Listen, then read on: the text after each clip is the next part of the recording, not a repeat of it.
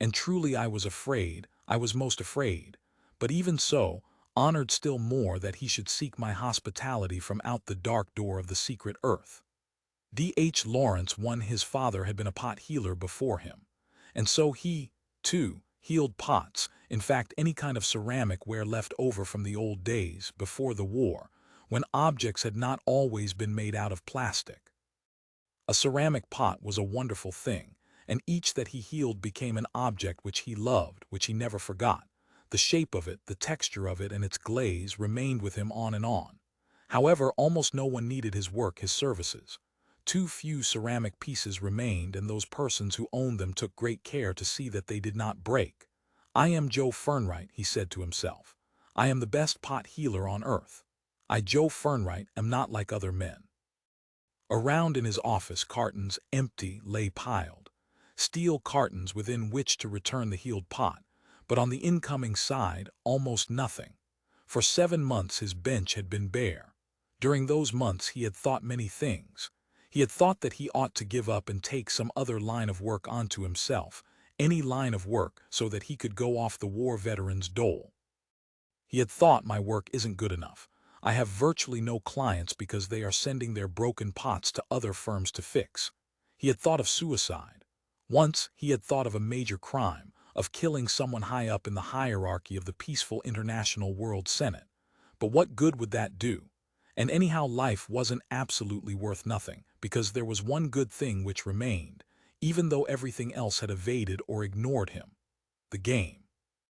On the roof of his rooming house, Joe Fernwright waited, lunch pail in hand, for the rapid transit hover blimp to arrive. The cold morning air nipped and touched him. He shivered. "It'll show up any time now," Joe informed himself, "except that it'll be full. And so it won't stop, it'll blipple on by, crammed to the brim. Well," he thought, "I can always walk." He had become accustomed to walking. As in every other field, the government had failed miserably in the matter of public transportation. "Damn them," Joe said to himself. Or rather, he thought, damn us. After all, he, too, was a part of the planet-wide party apparatus, the network of tendrils which had penetrated, and then in loving convulsion clasped them in a hug of death as great as the entire world. "I give up," the man next to him said with an irritable twitch of shaved and perfumed jowls. "I'm going to slide down the slide to ground level and walk. Lots of luck."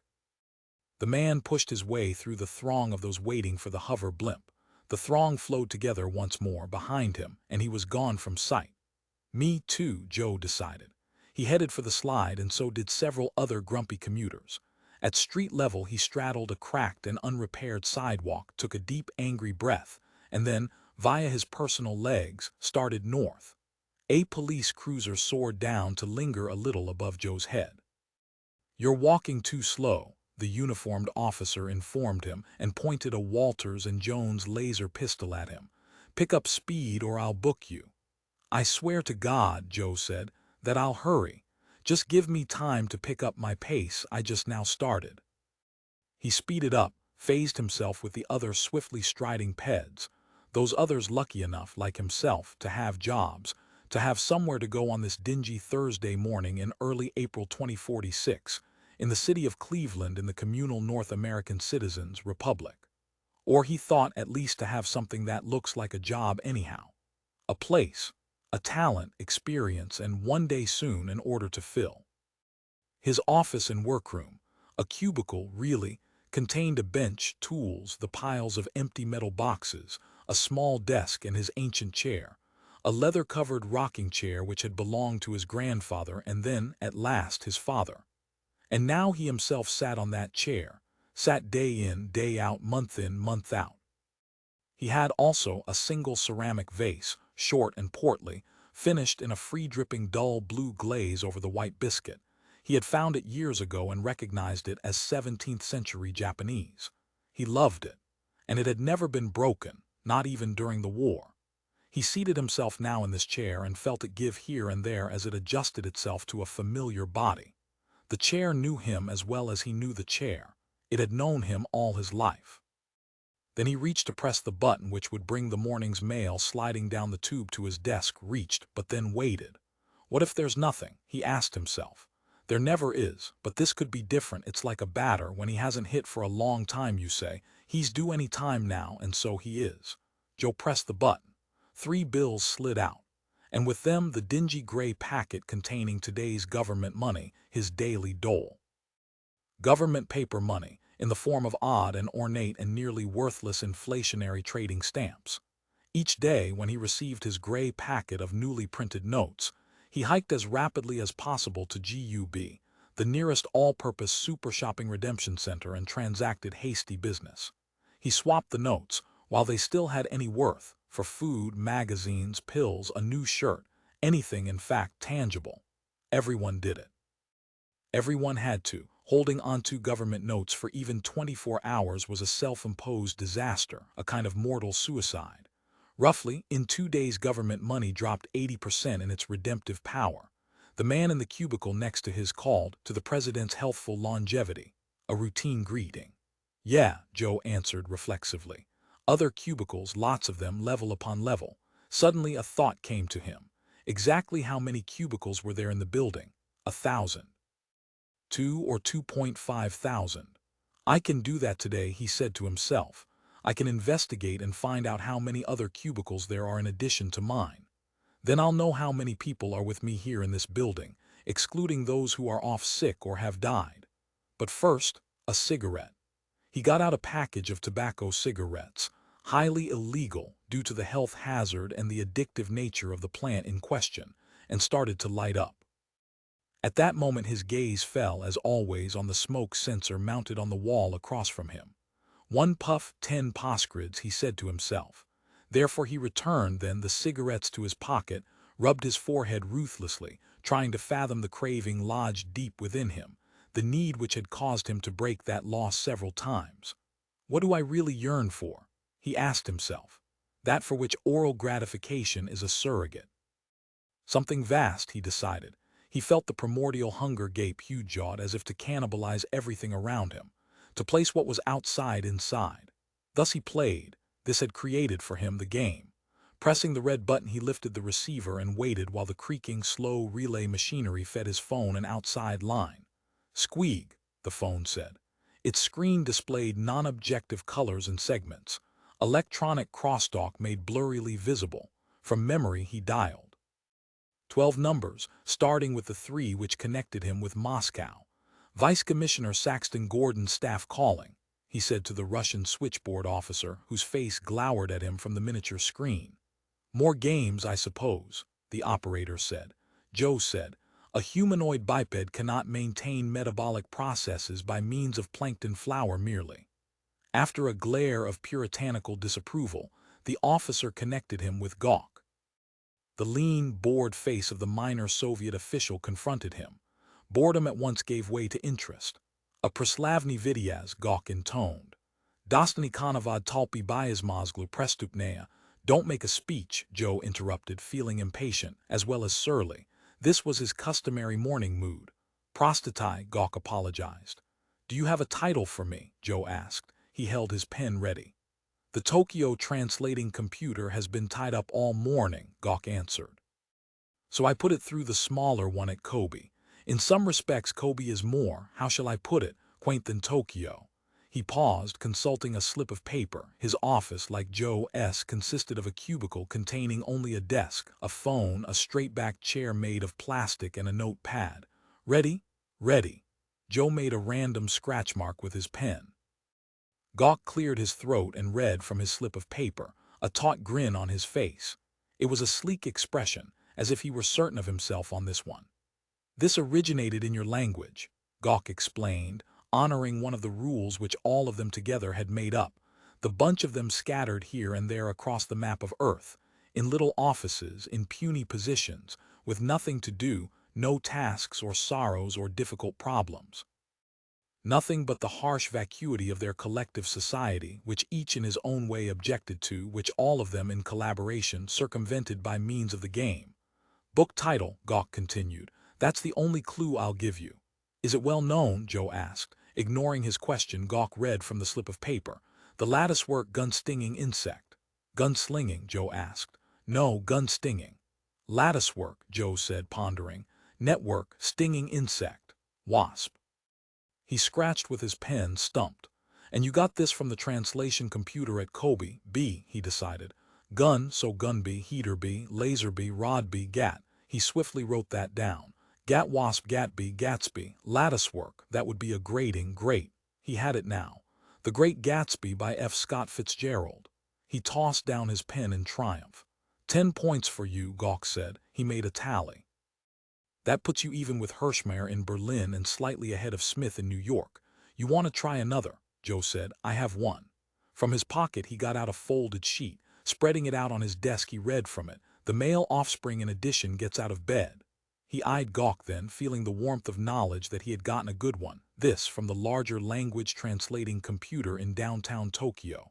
A phononym, Gawk said effortlessly. Sun. The sun also rises. 10 points for me. He made a note of that.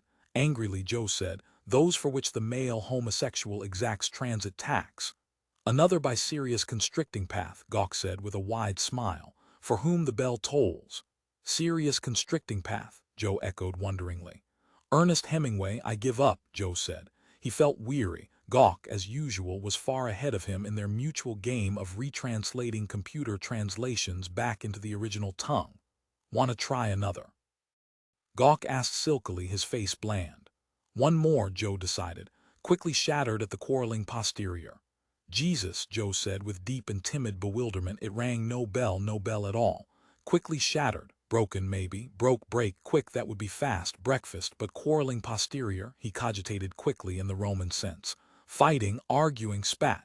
In his mind no solution appeared. Posterior, rear end, ass butt. For a time he meditated in silence in the yoga fashion. No, he said finally, I can't make it out, I give up. So soon? Gawk inquired, raising an eyebrow. Well, there's no use sitting here the rest of the day working that one over. Fanny, Gawk said. Joe groaned. You groan, Gawk said. At one you missed that you should have got. Are you tired, Fernwright? Does it wear you out to sit there in your cubbyhole doing nothing hour after hour like the rest of us?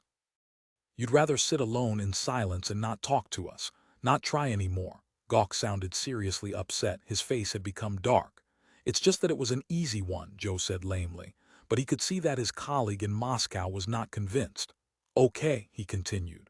I'm depressed. I can't stand this much longer. Do you know what I mean? You do know. He waited. A faceless moment poured past in which neither of them spoke. I'm ringing off, Joe said, and began to hang up. Wait, Gawk said rapidly. One more, Joe said. No. He hung up, sat emptily staring. On his unfolded sheet of paper he had several more, but it's gone, he said to himself bitterly. The energy, the capacity to fiddle away a lifetime without dignified work, and in its place the performance of the trivial, even the voluntarily trivial, as we have constructed here in the game. Contact with others, he thought. Through the game our isolation is lanced and its body broken. We peep out, but what do we see really? Mirror reflections of our own selves, our bloodless, feeble countenances devoted to nothing in particular insofar as I can fathom it. Death is very close, he thought. When you think in this manner, I can feel it, he decided, how near I am. Nothing is killing me. I have no enemy, no antagonist. I am merely expiring like a magazine subscription, month by month, because he thought I am too hollowed out to participate any longer. Even if they, the others who play the game, need me, need my corny contribution. And yet, as he gazed sightlessly down at his piece of paper, he felt dim action occurring within him, a kind of photosynthesis. A gathering of remaining powers on an instinctive basis. Left alone, functioning in its sightless way, the biological effort of his body asserted itself physically. He began to jot a further title. Dialing his phone, he obtained a satellite relay to Japan. He raised Tokyo and gave the digits for the Tokyo translating computer. With the skill of long habit, he obtained a direct line to the great, clanking, booming construct. He bypassed its host of attendants. Oral transmission, he informed it. The hulking GX9 computer clicked over to oral rather than visual reception. The corn is green, Joe said. He turned on the recording unit of his phone. At once the computer answered, giving the Japanese equivalent. Thank you and out, Joe said and rang off.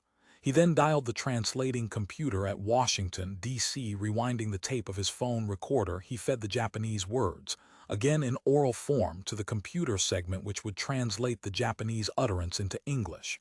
The computer said, "The cliché is inexperienced." "Pardon?" Joe said and laughed. "Repeat, please." "The cliché is inexperienced," the computer said with godlike nobility and patience. "That's an exact translation?" Joe inquired. "The cliché is, okay," Joe said. "Sign off." He hung up and sat grinning. His energy, aroused by human amusement, surged up and invigorated him. For a moment he sat hesitating, deciding, and then he dialed good Al Smith in New York. "Office of Procurement and Supply, Wing 7, Smith said. His beagle-like face, haunted by ennui, manifested itself on the little gray screen. "Oh, hey there, Fernwright, got something for me?" "An easy one," Joe said. "The cliché is—" "Wait till you hear mine," Smith interrupted. "Me first, come on, Joe, this is a great one, you'll never get it. Listen." He read swiftly, stammering over the words. "Bodish Persistentisms by Shaft Tackapple." "No," Joe said. "No what?" Smith glanced up, frowning. "You haven't tried, you just sit there, I'll give you time. The rules say 5 minutes, you've got 5 minutes. Joe said, "I'm quitting." "Quitting what? The game? But you're way up there." "I'm quitting my profession," Joe said. "I'm going to give up this work area and I'm going to cancel on my phone. I won't be here, I won't be able to play." He took a plunging breath, then spoke on. "I've saved up 65 quarters, pre-war. It took me 2 years. Coins." Smith gaped at him. "Metal money." "It's in an asbestos sack under the radiator in my housing room," Joe said. "I'll consult it today," he said to himself. "There's a booth down the street from my room at the intersection," he said to Smith. "I wonder," he thought, "if in the final analysis I have enough coins. They say Mr. Job gives so little, or, put another way, costs so much. But 65 quarters, he thought, that's plenty. That's equal to," he had to calculate it on his notepad. $10 million in trading stamps, he told Smith. "As per the exchange rate of today, as posted in the morning newspaper, which is official." After a grinding pause, Smith said slowly, "I see. Well, I wish you luck. You'll get 20 words from it for what you've saved up. Maybe 2 sentences. Go to Boston.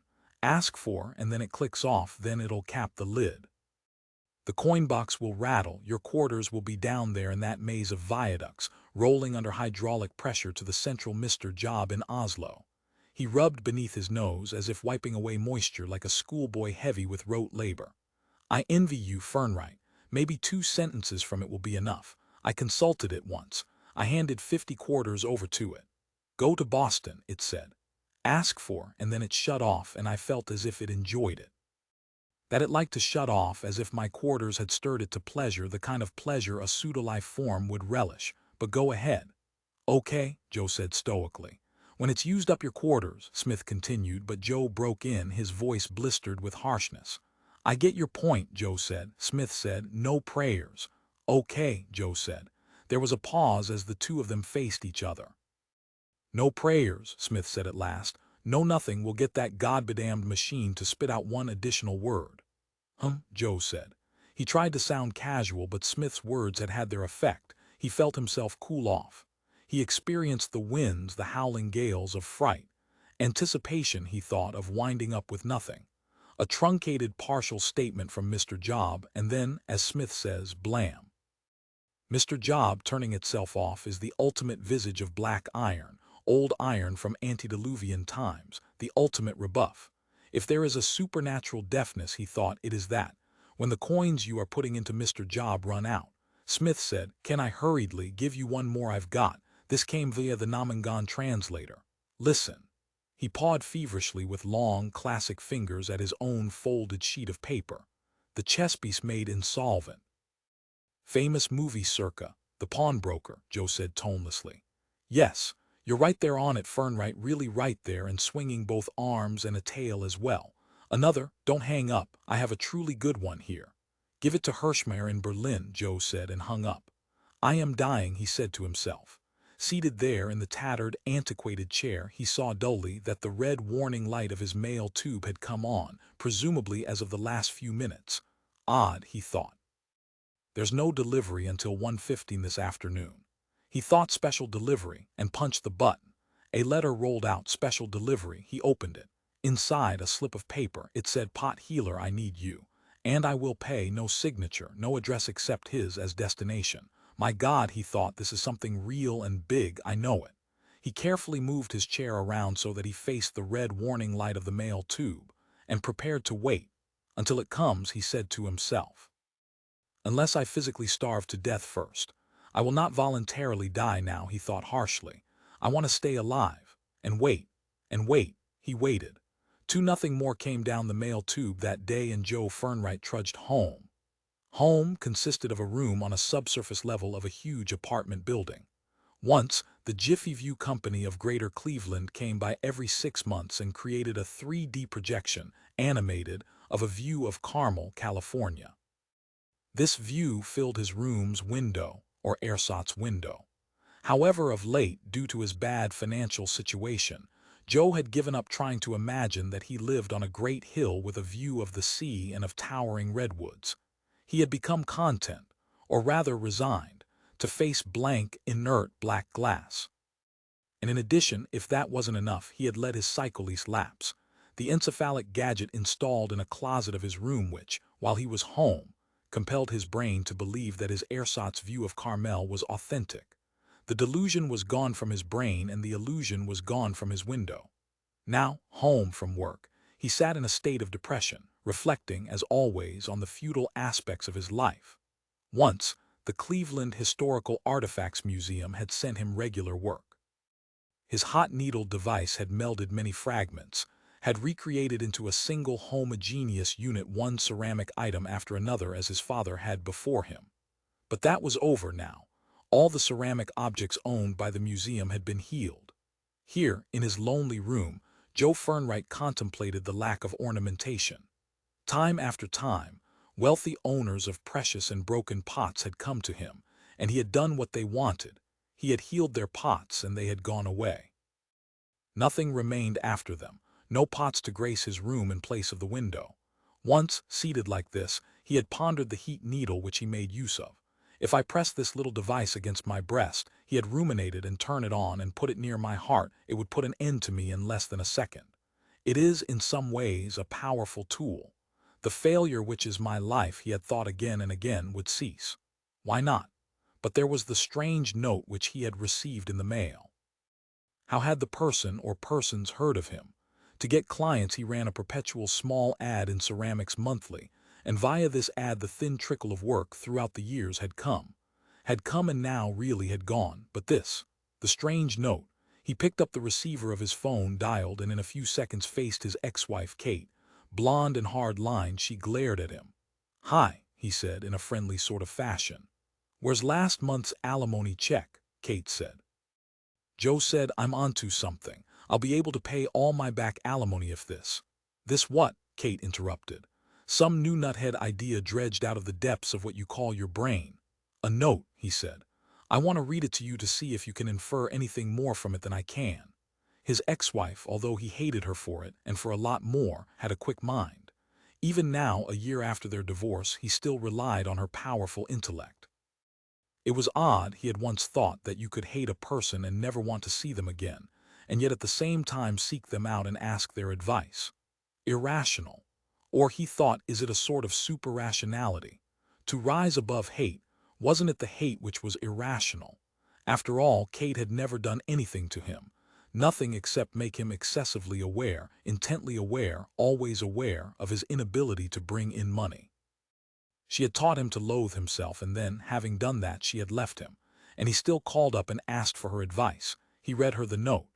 "Obviously it's illegal," Kate said. "But you know your business affairs don't interest me. You'll have to work it out by yourself or with whoever you're currently sleeping with, probably some 18-year-old girl who doesn't know any better, who doesn't have any basis for comparison as an older woman would have." "What do you mean, illegal?" he asked. "What kind of pot is illegal? Pornographic pots, the kind the Chinese made during the war." "Oh Christ," he said, he hadn't thought of that. Who but Kate would remember those? She had been lewdly fascinated by the one or two of them which had passed through his hands. "Call the police," Kate said. "Anything else on your mind?" Kate said. "Now that you've interrupted my dinner and the dinner of everyone who's over here tonight. Could I come over?" He said, Loneliness crept through him and edged his question with the fear which Kate had always detected. The fear that she would retract into her implacable chess-piece fort, the fort of her own mind and body out of which she ventured to inflict a wound or two and then disappear back in, leaving an expressionless mask to greet him. And by means of that mask, she used his own failings to injure him. "No," Kate said. "Why not?" "Because you have nothing to offer anyone in the way of talk or discussion or ideas. As you've said many times, your talent is in your hands. Or did you intend to come over and break one of my cups, my Royal Albert cups with the blue glaze, and then heal it, as a sort of magical incantation designed to throw everyone into fits of laughter?" Joe said. "I can contribute verbally." "Give me an example." "What?" he said, staring at her face on the screen of the phone. "Say something profound." "You mean right now?" Kate nodded. "Beethoven's music is firmly rooted in reality. That's what makes him unique. On the other hand, genius as he was, Mozart—" "Shove it," Kate said and hung up. The screen went blank. "I shouldn't have asked if I could come over," Joe realized with acute misery. It gave her that opening, that foot in the psychic door that she uses, that she preys on. Christ, he thought. Why did I ask? He got up and wandered drearily about his room. His motion became more and more aimless until at last he stopped and simply stood. "I have to think about what really matters," he told himself. "Not that she hung up or said anything nasty, but whether or not that note I got in the mail today means anything. Pornographic pots," he said to himself. "She's probably right. And it's illegal to heal a pornographic pot, so there goes that. I should have realized it as soon as I read the note," he said to himself. "But that's the difference between Kate and me. She would know right away. I probably wouldn't have known until I had finished healing it and then taken a good firm look at it. I'm just not bright," he said to himself, "compared to her, compared to the world." The arithmetical total ejaculated in a leaky flow, he thought fiercely. "My best. At least I'm good at the game. So what?" he asked himself. So what? "Mr. Job," he thought, "help me. The time has come. Tonight." Going rapidly into the tiny bathroom attached to his room, he grabbed up the lid of the water closet of the toilet. Nobody, he had often thought, looks into a toilet. There hung the asbestos sack of quarters, and in addition, a small plastic container floated. He had never seen it before in his life. Lifting it from the water, he saw, with disbelief, that it contained a rolled-up piece of paper. A note floating in the water closet of his toilet like a bottle launched at sea.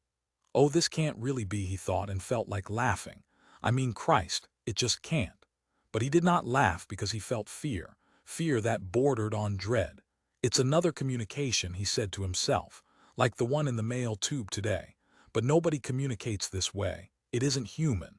He unscrewed the lid of the small plastic container and groped the enclosed piece of paper out. Yes, it had writing on it. He was right. He read the writing and then he read it again. "I will pay you 35,000 crumbles. What in God's name is a crumble?" he asked himself, and the dread sharpened into panic. He felt undernourished, strangulated heat rise to the back of his neck, a weak response somatically. His body, as well as his mind, was trying to adjust to this. It could not be done on a mental level alone, not this. Turning to the main room, he picked up the receiver of the phone and dialed the 24-hour-a-day dictionary service. "What's a crumble?" he asked when the robot monitor answered. "A crumbling substance," the computer fed to the monitor. "In other words, fine debris, a small crumb or particle, introduced into English 1577. "Other languages?" Joe asked. "Middle English Kremlin, Old English Gecrimian, Middle High Gothic. What about non-Terran languages?" "On Betelgeuse 7 in the Urdian tongue it means a small opening of a temporary nature, a wedge which—" "That's not it," Joe said. "On Rigel 2 it means a small life form which scuttles." "Not that either," Joe said. "On Sirius 5 in the Plabkian tongue crumble is a monetary unit." "That's it," Joe said. "Now tell me how much in Earth money 35,000 crumbles represents." The dictionary robot said, "I am sorry, sir, but you will have to consult the banking service for that answer. Please look in your phone book for the number." It clicked off, the screen died away. He looked up the number and dialed the banking service. "We are closed for the night," the banking service robot monitor informed him. "All over the world," Joe said in amazement. "Everywhere. How long do I have to wait?" 4 hours. My life, my entire future, but he was talking into a dead phone. The banking service system had abolished the contact. What I'll do, he decided, is lie down and sleep for 4 hours. It was now 7 o'clock. He could set the alarm for 11. A pressing of the proper button brought the bed sliding out from the wall, virtually to fill the room. It had been his living room, and now it was his bedroom. For hours, he said to himself as he set the mechanism of the bed's clock. He lay down, made himself comfortable, as much so as the inadequate bed permitted, and groped for the toggle switch that induced immediately and powerfully the most profound sleep state possible. A buzzer sounded. The damn dream circuit, he said to himself. Even early like this do I have to use it. He leaped up, opened the cabinet beside the bed, and got out the instructions. Yes, mandatory dreaming was required at any time he used the bed unless, of course, he threw the sex lever. I'll do that, he said to himself. I'll tell it I'm having knowledge in the biblical sense of a female person. Once more he lay down and activated the sleep switch. You weigh 140 pounds, the bed said, and there is exactly that weight extended over me. Therefore you are not engaged in copulation. The mechanism voided his throwing of the sleep toggle switch, and at the same time the bed began to warm up. The heating coils in it blatantly glowed beneath him. He could not argue with an angry bed, so he turned on the sleep-dream interaction and shut his eyes resignedly. Sleep came at once, it always did. The mechanism was perfect. And at once the dream, which everyone anywhere in the world who was now asleep was also dreaming, clicked on. One dream for everyone, but thank God, a different dream each night. Hello there, a cheerful dream voice declared. Tonight's dream was written by Reg Baker and is called In Memory Engraved. Now remember, folks, send in your dream ideas and win huge cash prizes. And if your dream is used, you receive an all-expense-paid trip off Earth entirely, in any direction you desire. The dream began.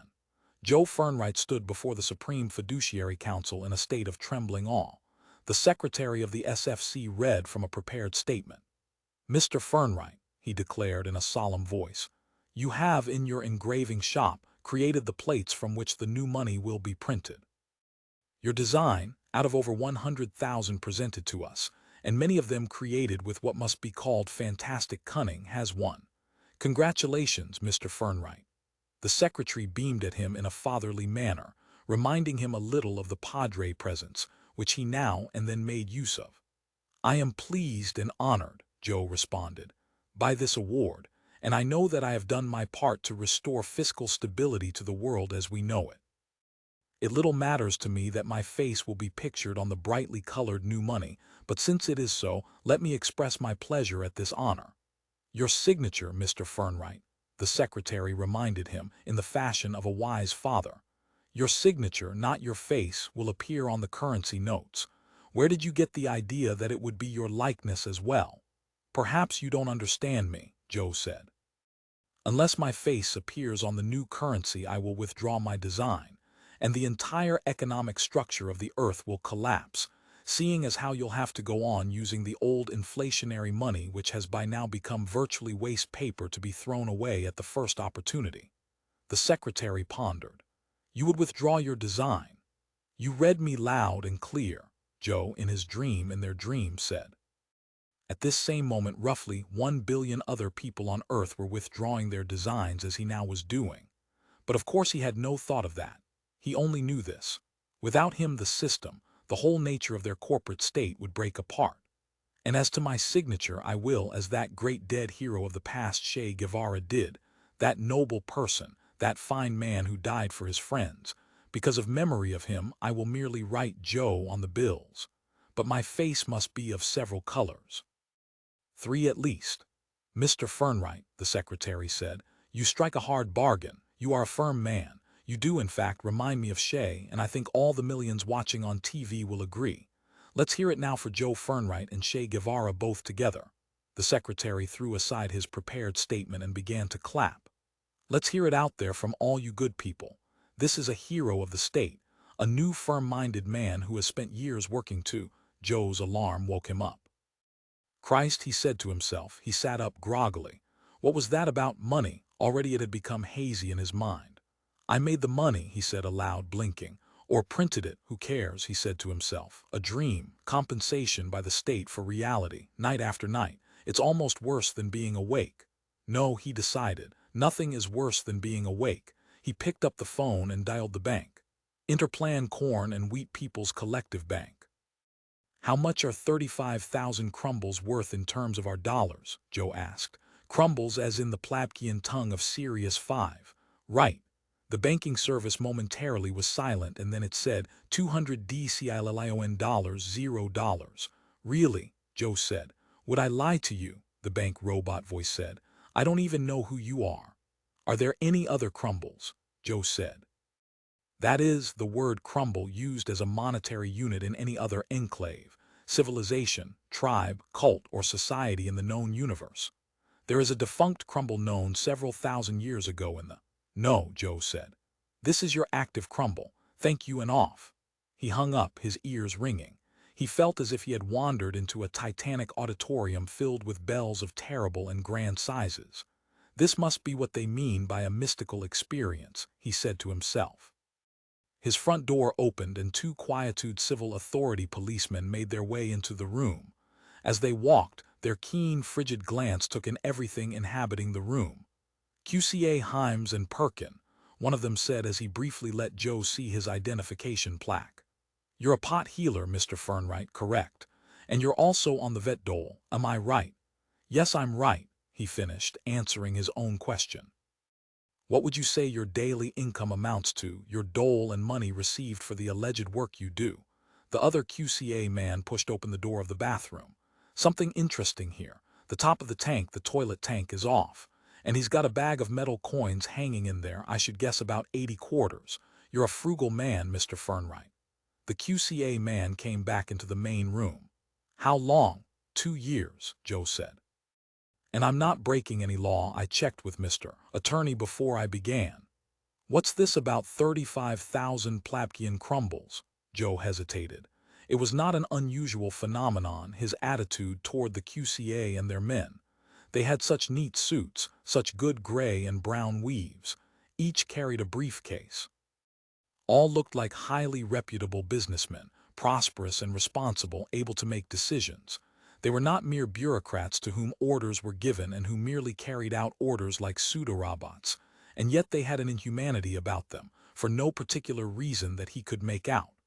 But then he thought, I have it. No one could ever imagine a QCA man holding a door open for a lady. That was it. That explained his feeling. A small thing, perhaps, but it seemed to be a comprehension of the severe essence of the QCA throughout.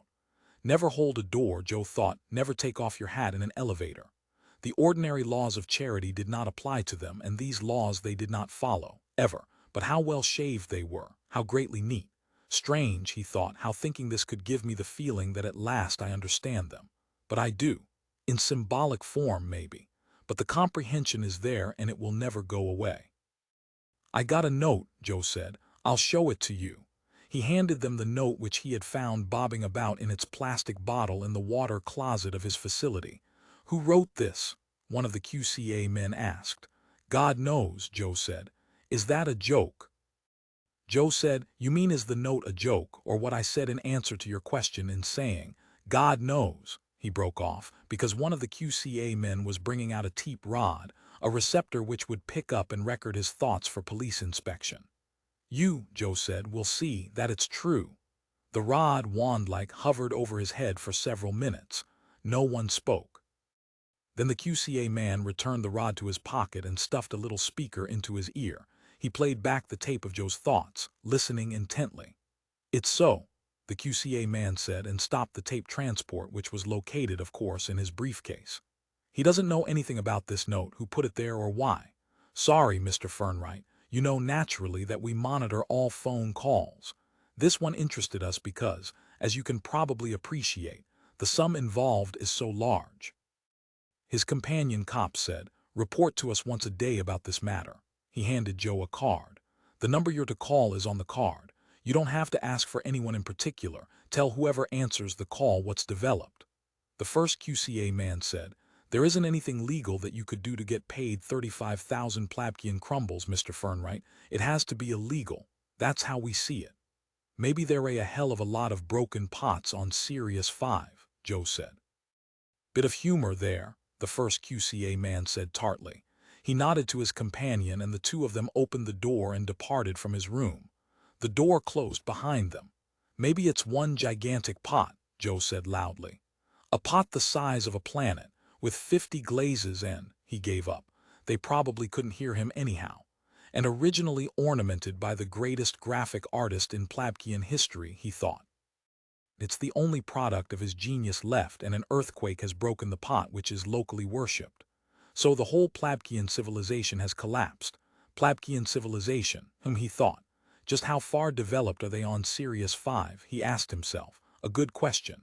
Going to the phone, he dialed the encyclopedia number. Good evening, a robotic voice said. What info do you require, sir or madam? Joe said. Give me a brief description of the social development on Sirius 5. Without the passing of even a 10th second, the artificial voice said, it is an ancient society which has seen better days. The current dominant species on the planet consists of what is called a Glimmung. This shadowy, enormous entity is not native to the planet. It migrated there several centuries ago, taking over from the feeble species such as wubs, words, clakes, trobes, and printers left over when the once ruling master species, the so-called fog things of antiquity, passed away. Glimmung, the Glimmung is all-powerful, Joe asked. His power, the encyclopedia's voice said, is sharply curtailed by a peculiar book, probably non-existent, in which it is alleged everything which has been, is, and will be is recorded. Joe said, where did this book come from? You have used up your allotted quantity of information, the voice said, and clicked off. Joe waited exactly 3 minutes and then redialed the number. Good evening. What info do you require, sir or madam? The book on Sirius 5, Joe said, which is alleged to tell everything that has been. Oh, it's you again. Well, your trick won't work anymore. We store voice patterns now. It rang off. That's right, Joe realized. I remember reading in the newspaper about that. It was costing the government too much money the way it was when we did what I tried to do just now. Nuts, he said to himself. 24 hours before he could get any more free information. Of course, he could go to a private enterprise encyclopedia booth, to Mr. Encyclopedia. But it would cost as much as he had stored in his asbestos bag. The government, when licensing the non-state-owned enterprises such as Mr. Attorney and Mr. Encyclopedia and Mr. Job, had seen to that. I think I got aced out, Joe Fernwright said to himself. As usual. Our society, he thought broodingly, is the perfect form of government. Everyone is aced out in the end. 3. When he reached his work cubicle the next morning, he found a second special delivery letter waiting for him. Ship out to Plowman's planet, Mr. Fernwright, where you are needed. Your life will signify something. You will create a permanent endeavor which will outlast me as well as you. Plowman's planet, Joe reflected. It rang a bell, although dimly. Absent-mindedly, he dialed the encyclopedia's number. Is Plowman's planet, he began, but the artificial voice interrupted him. Not for another 12 hours, Goodby. Just one fact, he said angrily. I just want to find out if Sirius 5 and Plowman-S click. The robot mechanism had rung off. Bastards, he thought. All robot servo mechanisms and all computers are bastards. Who can I ask, he asked himself, that would know offhand if Plowman's planet is Sirius 5? Kate. Kate would know. But he thought as he started to dial her office number, if I'm going to emigrate to Plowman's planet, I don't want her to know. She'll be able to trace me my back alimony payments. Once more he picked up the unsigned note, studied it, and in a gradual, seeping fashion, a realization concerning it suffused his mind and entered into his field of awareness. There were more words on the note in some kind of semi-invisible ink. Runic writing. He wondered, he felt a sort of wicked animal excitement as if he had found a carefully protected trail. He dialed Smith's number. If you got a letter, Joe said, with semi-invisible runic writing on it, how would you in particular, go about making it visible? I'd hold it over a heat source, Smith said. Why? Joe said. Because it's most likely written in milk, and writing in milk turns black over a heat source. Runic writing in milk, Joe said angrily. Sticks show. I can't imagine it, I simply can't imagine it. Runic writing in milk. He shook his head. Anyway, what statistics are there on runic writing? This is absurd. He got out his cigarette lighter and held it beneath the sheet of paper. At once black letters became visible. "We shall raise Heldscalla. What's it say?" Smith asked. Joe said, "Listen, Smith, you haven't used the encyclopedia in the last 24 hours, have you?" "No," Smith said. Joe said, "Call it. Ask it if Plowman's planet is another name for Sirius Five, and ask it what Heldscalla consists of. I guess I could ask the dictionary that," he said to himself. "What a mess," he said. "Is this any way to conduct business?" He felt fear overlaid with nausea. It did not appeal to him. It did not seem effective nor funny. It was merely strange. And he thought, "I have to report this to the police, so I'll be back cloistered with them again, and now there's probably already a file on me. Hell," he thought, "there has been since my birth. But now the file has new entries, which always was bad. As every citizen knew. Heldscalla," he thought, an odd and somehow impressive verbal integer. It appealed to him. It seemed totally opposed to such conditions as cubicles, phones, walking to work through endless crowds, fiddling his life away on the veteran's dole, meanwhile playing the game. "I am here," he thought, "when I should be there. Call me back, Smith," he said into the phone. "As soon as you've talked to the encyclopedia. Bye." He rang off, paused, then dialed the dictionary. "Heldscalla," he said. "What does it mean?" The dictionary, or rather its artificial voice, said, "Heldscalla is the ancient cathedral of the once ruling fog things of Sirius Five. It sank under the sea centuries ago and has never been placed back, intact and functioning with its old, holy artifacts and relics on dry land." "Are you hooked into the encyclopedia right now?" Joe asked. "That's an awful lot of definition." "Yes, sir or madam, I am hooked into the encyclopedia." "Then can you tell me any more?" "No more." "Thank you," Joe Fernwright said huskily, and hung up. He could see it. Glimmung, or the Glimmung, if that was correct.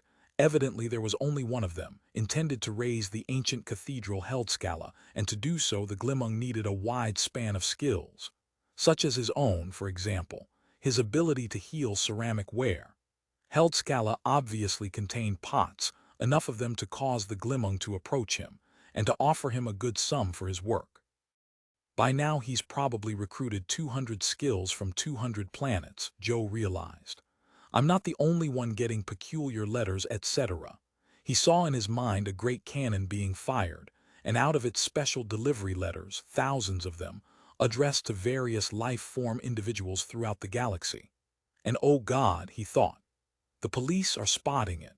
They barged into my room minutes after I consulted the bank.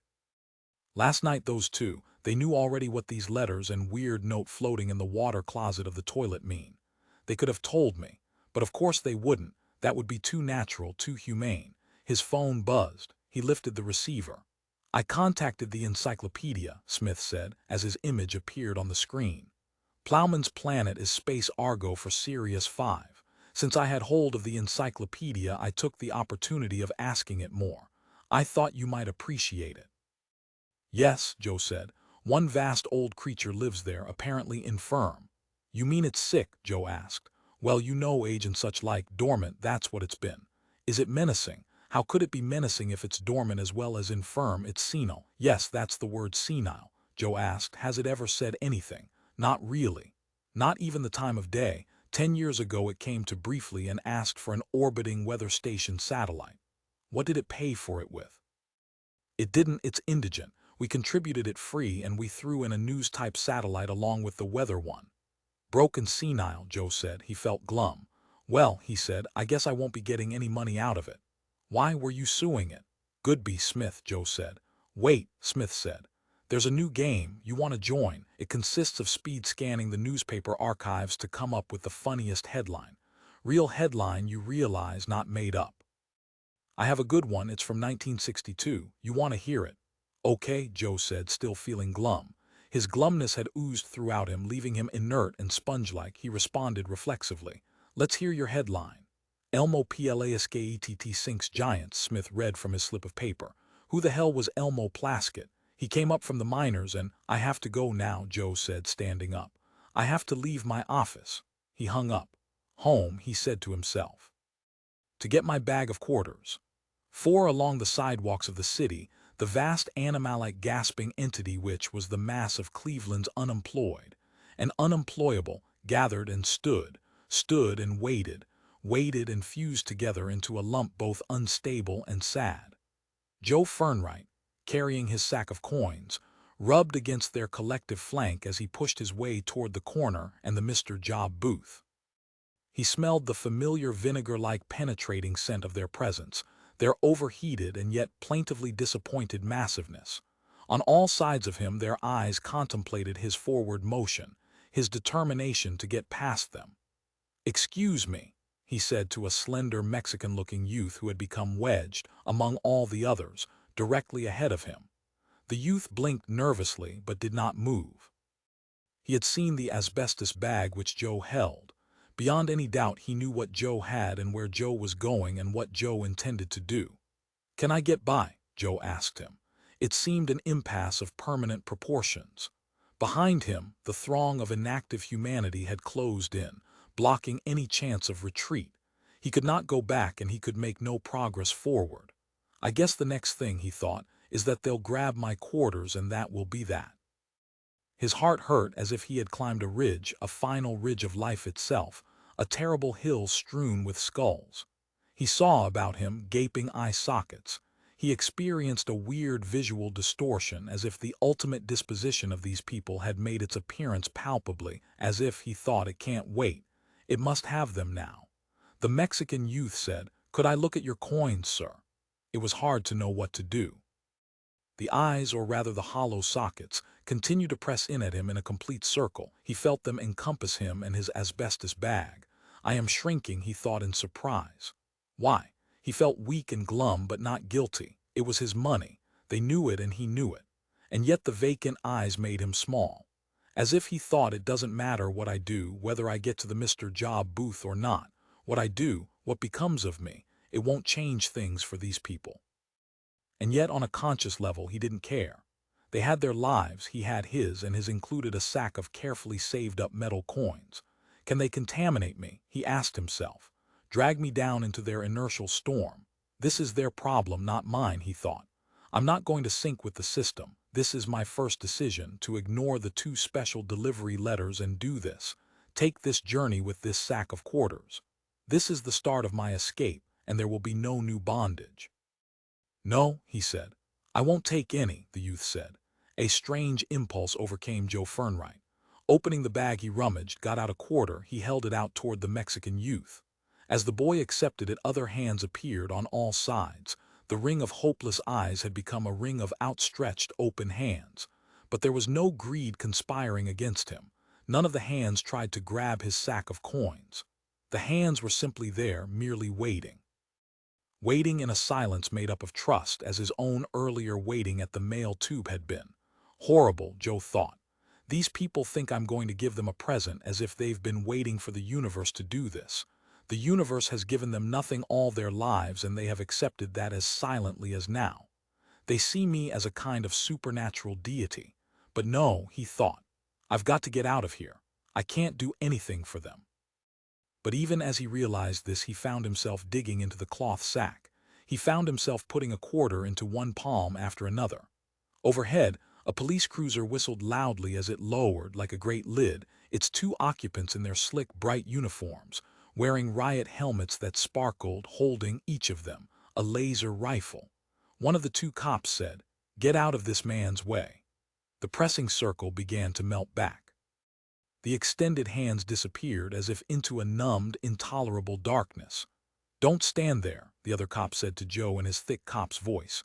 "Get moving. Get those coins out of here or I'll write you out a citation, after which you won't have one goddamn coin left." Joe walked on. "What do you think you are?" the other cop said to him, as the cruiser followed after him, holding its position directly above his head. "Some sort of privately endowed philanthropic organization." Saying nothing, Joe continued on. "You're required by law to answer me," the cop said. Reaching into his asbestos cloth sack, Joe got out a quarter. He handed it up toward the nearer of the 2 cops, and at the same time saw with amazement that only a few quarters remained. "My coins," he realized, "are gone. So there is only one door open to me, the mail tube and what it has brought in the last 2 days. Whether I like it or not, by what I've done just now it's been decided." "Why did you hand me this coin?" the cop asked. As a tip, Joe said, and at the same time felt his head burst as the laser beam on stun hit him directly between his eyes. At the police station, the swank young police official, blonde-haired, blue-eyed, slim in his swank clean uniform, said, "We're not going to book you, Mr. Fernwright, although technically you're guilty of a crime against the people." "The state," Joe said. He sat hunched over, rubbing his forehead, trying to make the pain stop. "Not the people," he managed to say. He shut his eyes and the pain flooded over him, radiating out from the spot where the beam had touched him. "What you're saying," the young police official said, "constitutes in itself a felony, and we could book you on that too. We could even turn you over to the Political Control Bureau as an enemy of the working class, engaged in a conspiracy to advocate agitation against the people and the servants of the people, such as ourselves." "But your record heretofore," he studied Joe with professional intensity. "A sane man doesn't start handing coins out to total strangers." The police official examined a document which had come unreeling itself out of a slot of his desk. "Obviously, you acted without deliberation." "Yes," Joe said, "without deliberation." He felt nothing in the way of emotions. He experienced only bodily discomfort, acute and still growing. It had preempted any feeling, any mental activity. "However, we're going to impound your remaining coins, for the present at least, and you'll be on probation for a year, during which time you will report here once a week and give us an account, a full account of your activities." "Without a trial," Joe said. "Do you want to be tried?" The police official eyed him keenly. "No," Joe said. He went on rubbing his head. "The QCA material apparently hasn't been fed to their computers yet," he decided. "But eventually it'll all be combined. They'll put it all together, my tipping the cop, my finding notes in the water closet of my toilet. I'm a nut," he said to himself. "I've gone mad from inactivity, the last 7 months have destroyed me, and now when I made my move, when I took my coins to Mr. Job, I couldn't do it." "Wait a minute," another cop said. "Here's something on him from Oka. It just rolled down the circuit from their computer bank central." Turning, Joe ran toward the door of the police station, toward the mass of people outside, as if to bury himself among them, to cease to be a finite part. 2 cops appeared ahead of him and they lunged toward him as he ran. They came closer unnaturally rapidly, as if on videotape speeded up. And then, suddenly, they were underwater. They, like slender silver fish, gaped at him and rhythmically maneuvered themselves among, good God, coral and seaweed. And yet he himself felt nothing, no water. But here was a tank of water instead of the police station, all the furniture like sunken wrecks, half buried in sand. And the police twisted and streaked by him, lovely in their glittering gliding movements. But they could not touch him because he, although standing in the center, was not in the tank. And he heard no sound. Their mouths moved, but only silence reached him. Bobbing and undulating, a squid swept past him. It was, he thought, like the soul of the sea. The squid all at once ejected clouds of darkness as if meant to efface everything. He saw no police officers now. The darkness propagated itself until it filled up the panorama, and then it became more intense, as if it were not opaque enough before. "But I can breathe," Joe said. "Hey," he said aloud, and heard his own voice. "I'm just not in the water," he realized, "like they are. I can identify myself, I'm split off, a separate entity. But why? What if I try to move?" he wondered. He took one step, another, and then clunk, he rebounded off a wall-like surface. "Another way," he said. He turned and took a step to his right, clunk. In panic he thought, "I'm in a box like a coffin. Did they kill me?" he asked himself. When I tried to run for the door, he reached his arms out into the darkness, groping, and something was placed in his right hand. Small, square, with 2 disc-like knobs. A transistor radio. He turned it on. "Hi there, folks." A happy, tinny voice sounded in the darkness. "This is cavorting Carrie Carnes here with 6 phones sitting in front of me and 20 switchboard circuits going, so that I can hear you all of you good people who want to discuss something, anything. The number is 394-950-911,111. So call in, folks, about anything at all. Whatever's on your mind, good, bad, indifferent, interesting, or dull. Just call Cavorting Carrie Carnes at 394-959-11111, and the whole radio audience out there will hear you and what you have to say, your opinion. A fact that you think everyone else should know. From the speaker of the transistor radio came the sound of a phone ringing. "Hello, we've got a caller already," cavorting Carrie Carnes declared. "Yes, sir. Yes, ma'am, I mean. Mr. Carnes," a shrill female voice said, "there ought to be a stop sign placed at the intersection of Fulton Avenue and Clover where all the little schoolchildren, and I see them every day." Something hard, some dense object bumped Joe's left hand. He took hold of it. A phone. Sitting down, he placed the phone and the transistor radio in front of him, and then he got out his cigarette lighter and zipped the butane flame on. It illuminated a meager circle, but within the circle he could make out the phone and the transistor radio. A Zenith transistor radio, he noted. Evidently a good one from the size of it. "Okay, folks out there," cavorting Carrie Carnes merrily prattled. "The number is 394-959-11111. That's where you'll reach me, and through me the whole world of." Joe dialed. At last he had painstakingly dialed the whole number. He held the receiver to his ear, listened to a busy signal for a moment, and then heard from both the receiver and the radio the voice of cavorting Carrie Carnes. "Yes, sir, or is it ma'am?" Carnes asked. "Where am I?" Joe said into the phone. "Hey there," Carnes said. "We've got somebody out there, some poor soul who's lost. Your name is, sir?" "Joseph Fernwright," Joe said. "Well, Mr. Fernwright, it's a downright pleasure to talk to you. Your question is, where are you? Does anybody know where Mr. Joseph Fernwright of Cleveland? You are in Cleveland, aren't you, Mr. Fernwright? Does anybody out there know where he is at this moment?" I think this is a valid question on Mr. Fernwright's part. I'd like to hold the lines open for anyone who can call in and give us some idea, at least a general idea, of the vicinity in which Mr. Fernwright is currently. So you other people who don't know where Mr. Fernwright is, could you not call in until we've located Mr. Fernwright? Mr. Fernwright, it shouldn't be long. We've got a 10 million audience and a 50,000-watt transmitter going, and wait. A call. Tinny sound of a phone ringing. "Yes, sir, or ma'am, sir. Your name, sir?" A male voice from the radio and from Joe's phone said, "My name is Dwight L. Glimmung of 301 Pleasant Hill Road, and I know where Mr. Fernwright is. He's in my basement, slightly to the right and a little behind my furnace. He's in a wooden packing crate that came with an air conditioning unit that I ordered from People's Sears last year." "You hear that, Mr. Fernwright?" cavorting Carrie Carnes whooped. "You're in a packing crate in Mr. Dwight L. What was the rest of your name, sir?" "Glimmung. Mr. Dwight L. Glimmung's basement of 301 Pleasant Hill Road. So all your troubles are over, Mr. Fernwright. Simply get out of the packing crate and you'll be just fine." "I don't want him to bust the crate, though," Dwight L. Glimmung said. "Maybe I better go down there into that basement and pry a few boards loose and let him out." "Mr. Fernwright," Carnes said, "just for the edification of our radio audience, how did you happen to get into an empty packing crate in the basement of Mr. Dwight L. Glimmung of 301 Pleasant Hill Road? I'm sure our audience would like to know." "I don't know," Joe said. "Well, perhaps then Mr. Glimmung. He seems to have rung off. Evidently he's on his way down into the basement to let you out, Mr. Fernwright.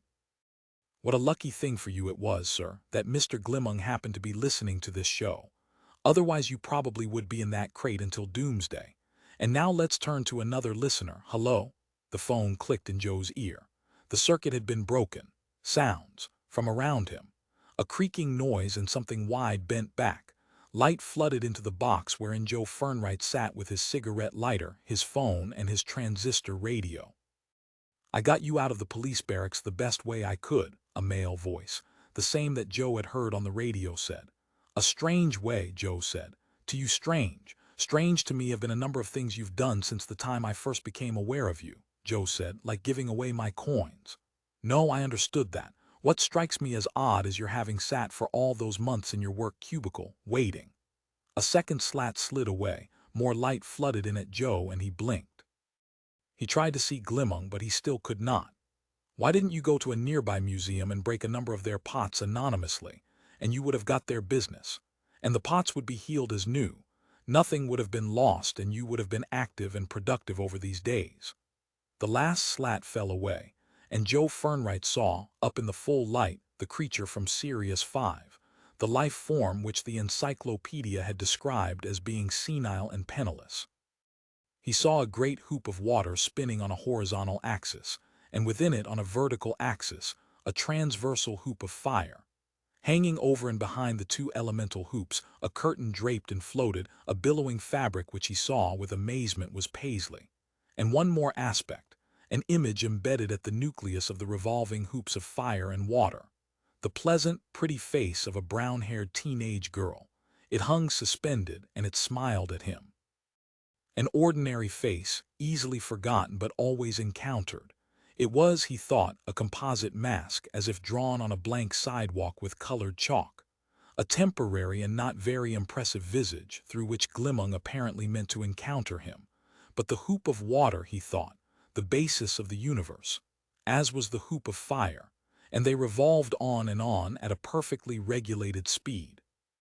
A superb and eternal self-perpetuating mechanism, he thought, except for the flimsy paisley shawl and the immature female face. He felt bewildered.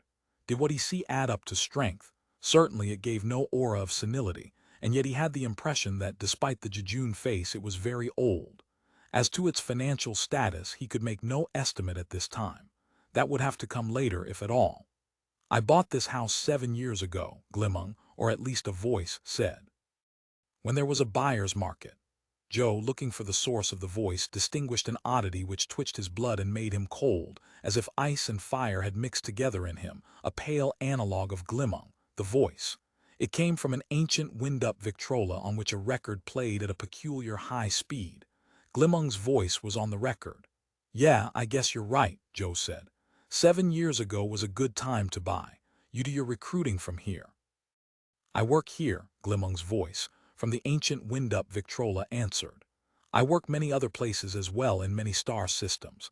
Now let me tell you where you stand, Joe Fernwright. To the police you simply turned and walked out of the building, and for some reason they seemed unable at the time to stop you. But an APB has been sent out regarding you, so you can't go back to your rooming house or your work cubicle.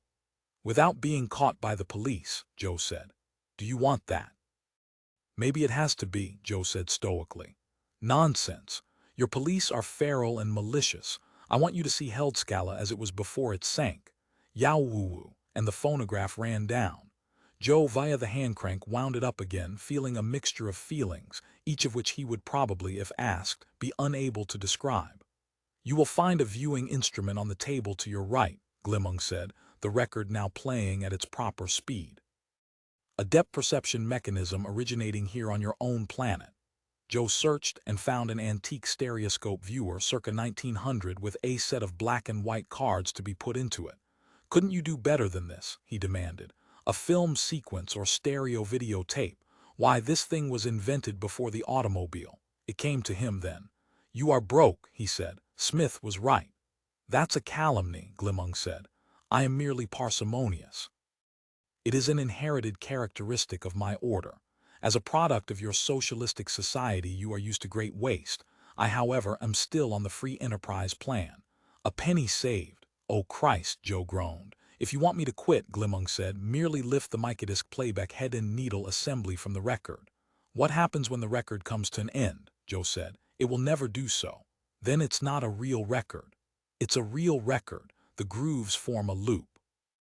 "What do you really look like?" Joe said. Glimmung said, "What do you really look like?" "Nettled," Joe said, gesticulating. "It depends on whether you accept Kant's division of phenomena from the Ding and Sich, the thing in itself which, like Leibniz's windowless monad." He halted because the phonograph had run down again. The record had ceased to turn. As he rewound it, Joe thought he probably didn't hear anything I said, and probably on purpose. "I missed your philosophical discourse," the phonograph declared when he had finished rewinding it. "What I'm saying," Joe said, "is that a phenomenon perceived is done so in the structural percept system of the perceiver. Much of what you see in perceiving me," he pointed to himself for emphasis, "is a projection from your own mind. To another percept system I would appear quite different, to the police, for instance. There are as many world views as there are sentient creatures." Glimmung said. "You understand the distinction I'm making," Joe said. "Mr. Fernwright, what do you really want? The time has come for you to choose, to act, to participate or not participate in a great historical moment. At this moment, Mr. Fernwright, I am in 1,000 places, committing or helping to commit an enormous variety of engineers and artisans. You are one craftsman out of many. I can't wait for you any longer. Am I vital to the project? Joe asked. A pot healer is vital, yes. You or someone else? Joe said. When do I get my 35,000 crumbles? In advance. You will get them when, Glimmung began to say, but again the old Victrola became unwound. The record slowed to a halt. Cagey bastard, Joe said to himself grimly as he rewound the phonograph. When, Glimmung said, and if only if the cathedral is raised once more as it was centuries ago. That's what I thought, Joe thought. Will you go to Plowman's planet? Glimmung asked. For a time Joe considered. In his mind he considered his room, the cubicle in which he worked, the loss of his coins, the police. He thought about it all and tried to make it add up. What ties me here? He asked himself. The known, he decided. The fact that I am used to it. You can get used to anything and even learn to like it. Pavlov's theory of learned reflex is correct. I am held by habit, and nothing more. Could I have just a few crumbles in advance? He asked Glimmung. I want to buy a cashmere sports jacket and a new pair of wash-and-wear shoes. The phonograph split apart. Pieces of it rained everywhere, lancing Joe's arms and face. And in the center of the hoops of water and of fire, a huge, contorted, furious face manifested itself. The feeble female countenance disappeared, and what glared at Joe now glared with the force of a sun. The face cursed at him, cursed in a language he did not know. He shrank back, appalled by the anger of Glimmung. The ordinary objects through which Glimmung had up to now manifested himself disintegrated into bits, the paisley shawl, even the two elemental hoops. The basement itself began to crack apart like a declining ruin. Pieces of cement fell to the floor, and then the floor itself broke like dried clay. Jesus, Joe thought, and Smith said it was senile. Now huge chunks of the house were dropping around him. A section of pipe banged him on the head, and he heard 1,000 voices singing 1,000 songs of fear. I'll go, he said aloud, his eyes shut, hands enwrapping his head. You're right, it's not a joke. I'm sorry. I know this has great importance to you. The fist of Glimmung clutched him around the waist. It lifted him up as it squeezed him like a roll of newspaper. He saw for an instant the raging, melting, burning eye, a single eye, and then the firestorm ebbed. The pressure around his waist relaxed just a trifle, but enough. He thought, I probably didn't get any ribs cracked. I better get a medical examination before I leave Earth, though, just to be sure. I will set you down in the main lounge of the Cleveland spaceport, Glimmung said. You will find that you have enough money for a ticket to Plowman's planet. Take the next flight. Do not go back to your room for your things. The police are waiting for you there. Take this. Glimmung thrust something into his hand. In the light it reflected many colors. The colors blended into one shape and then trickled out in thread-like streams to reform in another pattern. And then another, which leaped up at him wildly. A potsherd, Glimmung said. This is a piece of a broken vase of the cathedral, Joe said. Why didn't you show it to me right away? I would have gone, he thought, if I had seen this, if I had had any idea. Now you know, Glimmung said, what you will be healing with your talent. 5A man is an angel that has become deranged, Joe Fernwright thought. Once they, all of them, had been genuine angels, and at that time they had had a choice between good and evil, so it was easy being an angel. And then something happened. Something went wrong or broke down or failed. And they had become faced with the necessity of choosing not good or evil but the lesser of two evils, and so that had unhinged them, and now each was a man. Seated on the plush plastic bench at the Cleveland spaceport, waiting for his flight, Joe felt weak and unsure of himself, and ahead of him lay a terrible job, terrible in the sense that it would put inordinate demands on his waning strength. I am like a gray thing, he thought, bustling along with the currents of air that tumble me, that roll me like a gray puff ball on and on. Strength. The strength of being, he thought, and opposite to that the peace of non-being. Which was better? Strength wore out in the end every time, so perhaps that was the answer and no more was needed. Strength being was temporary, and peace non-being was eternal. It had existed prior to his birth and would resume for him after his death. The period of strength in between was merely an episode, a short flexing of borrowed muscles, a body which would have to be returned to the real owner. Had he not met Glimmung, he would never have thought this, realized it. But in Glimmung he witnessed eternal, self-renewing strength. Glimmung, like a star, fed on himself and was never consumed. And like a star, he was beautiful. He was a fountain, a meadow, an empty twilight street over which dwelt a fading sky. The sky would fade, the twilight would become darkness, but Glimmung would blaze on, as if burning out the impurities of everyone and everything around him. He was the light who exposed the soul and all its decayed parts. And with that light, he scorched out of existence those decayed portions here and there, mementos of a life not asked for. Seated there in the waiting room of the spaceport, seated upon the unpleasant plastic chair, Joe heard rocket motors winding up. He turned his head, saw through the great window an LB-4 rise upward, shaking the building and everything in it. And then in a matter of seconds it had gone, nothing remained. I gaze across the silence of the marshes, he thought, and out of them, mysterious and wild, pops the sound of giant vehicles. Getting to his feet, he crossed the waiting room to the Padre booth. Seated inside, he put a dime into the slot and dialed at random. The marker came to rest at Zen. "Tell me your torments," the Padre said, in an elderly voice marked with compassion. And slowly it spoke as if there were no rush, no pressure. All was timeless. Joe said, "I haven't worked for 7 months and now I've got a job that takes me out of the Sol system entirely and I'm afraid. What if I can't do it? What if after so long I've lost my skill?" The Padre's weightless voice floated reassuringly back to him. "You have worked and not worked. Not working is the hardest work of all." "That's what I get for dialing Zen," Joe said to himself. Before the Padre could intone further, he switched to Puritan ethic. "Without work," the Padre said in a somewhat more forceful voice, "a man is nothing. He ceases to exist." Rapidly, Joe dialed Roman Catholic. "God and God's love will accept you," the Padre said in a faraway, gentle voice. "You are safe in his arms. He will never," Joe dialed Allah. "Kill your foe," the Padre said. "I have no foe," Joe said, "except for my own weariness and fear of failure." "Those are enemies," the Padre said, "which you must overcome in a jihad. You must show yourself to be a man, and a man, a true man, is a fighter who fights back." The Padre's voice was stern. Joe dialed Judaism. "A bowl of Martian fatworm soup," the Padre began soothingly, but then Joe's money wore out. The Padre closed down, inert and dead, or anyhow dormant. Fatworm soup, Joe reflected. The most nourishing food known. Maybe that's the best advice of all, he thought. I'll head for the spaceport's restaurant. There on a stool he seated himself and picked up the menu.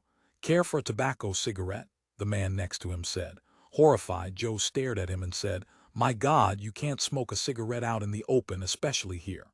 He turned toward the man in agitation. He started to speak on.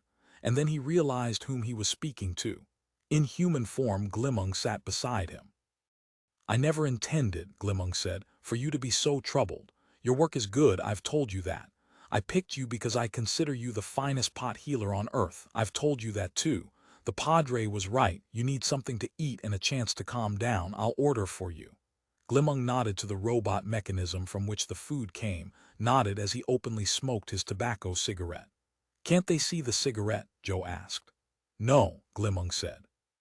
"And evidently the food dispensing mechanism can't see me either." Turning toward Joe, he said, "You order."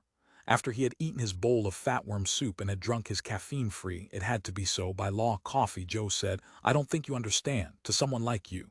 "What am I like?" Glimmung said. "Don't you know?" Joe said. "No creature knows itself," Glimmung said. "You don't know yourself. You don't have any knowledge, none at all, of your most basic potentials.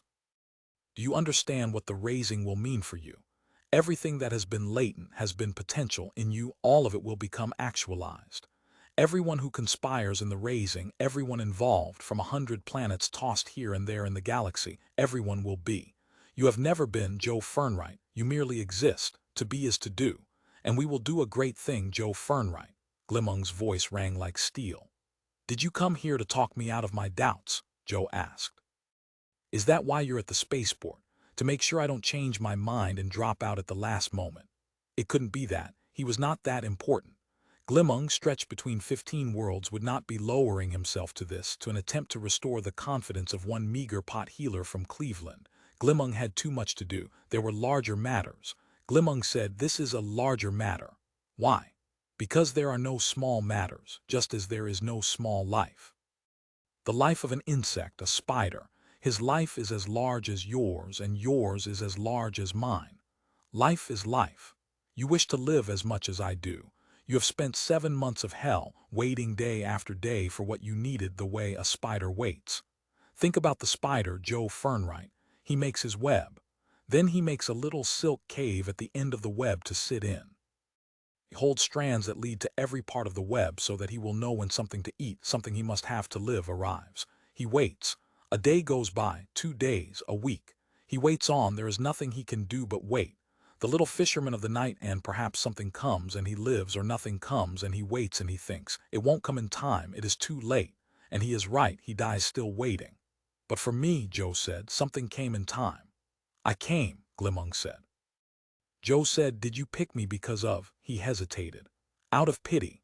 Never, Glimmung said. The raising will take great skill, many skills, many knowings and crafts, vast numbers of arts. Do you still have that potsherd with you? Joe got the small divine fragment from his coat pocket. He put it down on the lunch counter beside the empty bowl of soup. Thousands of them, Glimmung said. You have, I should guess, 100 more years of life. It can't be done in 100 years. You will step among them, the beautiful little pieces, until the day you die. And you will get your wish. You will be until the end. And having been, you will always exist. Glimmung looked at the Omega wristwatch that circled his humanoid wrist. They will be announcing your flight in 2 minutes.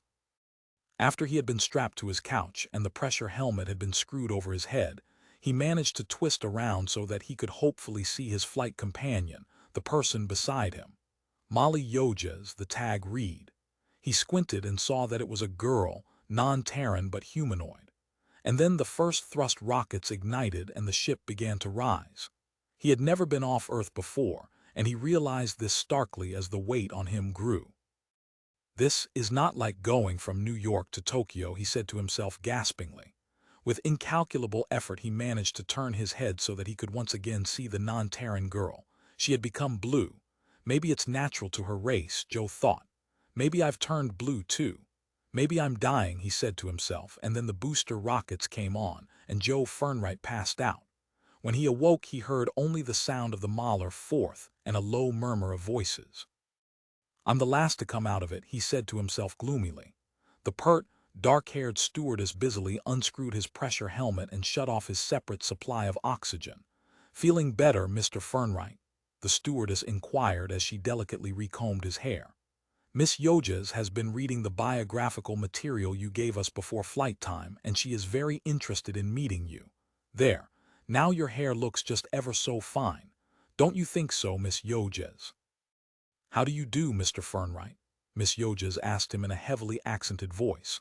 I have been glad to know you very. In the lengthitude of our trip I am surprised not to talk to you because I think we in common much have. May I see Miss Yojas's biographical material? Joe asked the stewardess. It was handed to him and he scanned it rapidly. Favorite animal, a squimp. Favorite color, reg. Favorite game, Monopoly. Favorite music, Kodo, classical and Kimio Edo. Born in the Prox system, which made her a pioneer of sorts. I think, Miss Yojas said, we are in the same undertaking, several of us with the inclusion of I and me.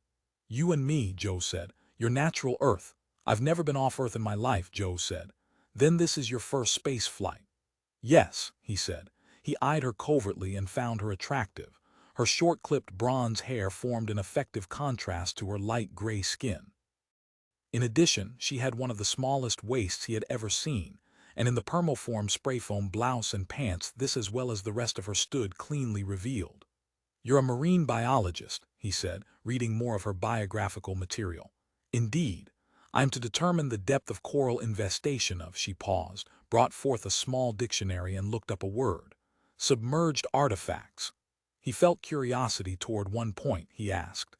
How did Glimmung manifest himself to you?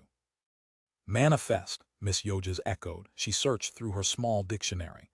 Materializing, the stewardess said brightly. There is a circuit of the ship linking us with a translation computer back on Earth. At each couch is an earphone and microphone. Here are yours, Mr. Fernwright, and here are yours, Miss Yojas. My Terran linguistic skills are returning, Miss Yojas said, rejecting the earphone. To Joe she said, how did Glimmung appear to you? Joe asked.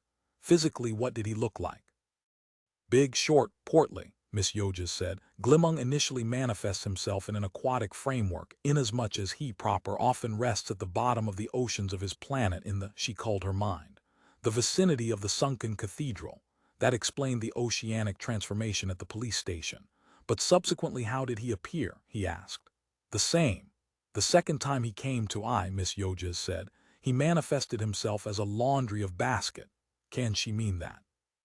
Joe wondered. A basket of laundry. He thought then of the game. The old preoccupation abruptly stirred into life inside him. Miss Yoges, he said, perhaps we could make use of the computer translator. They can be very interesting.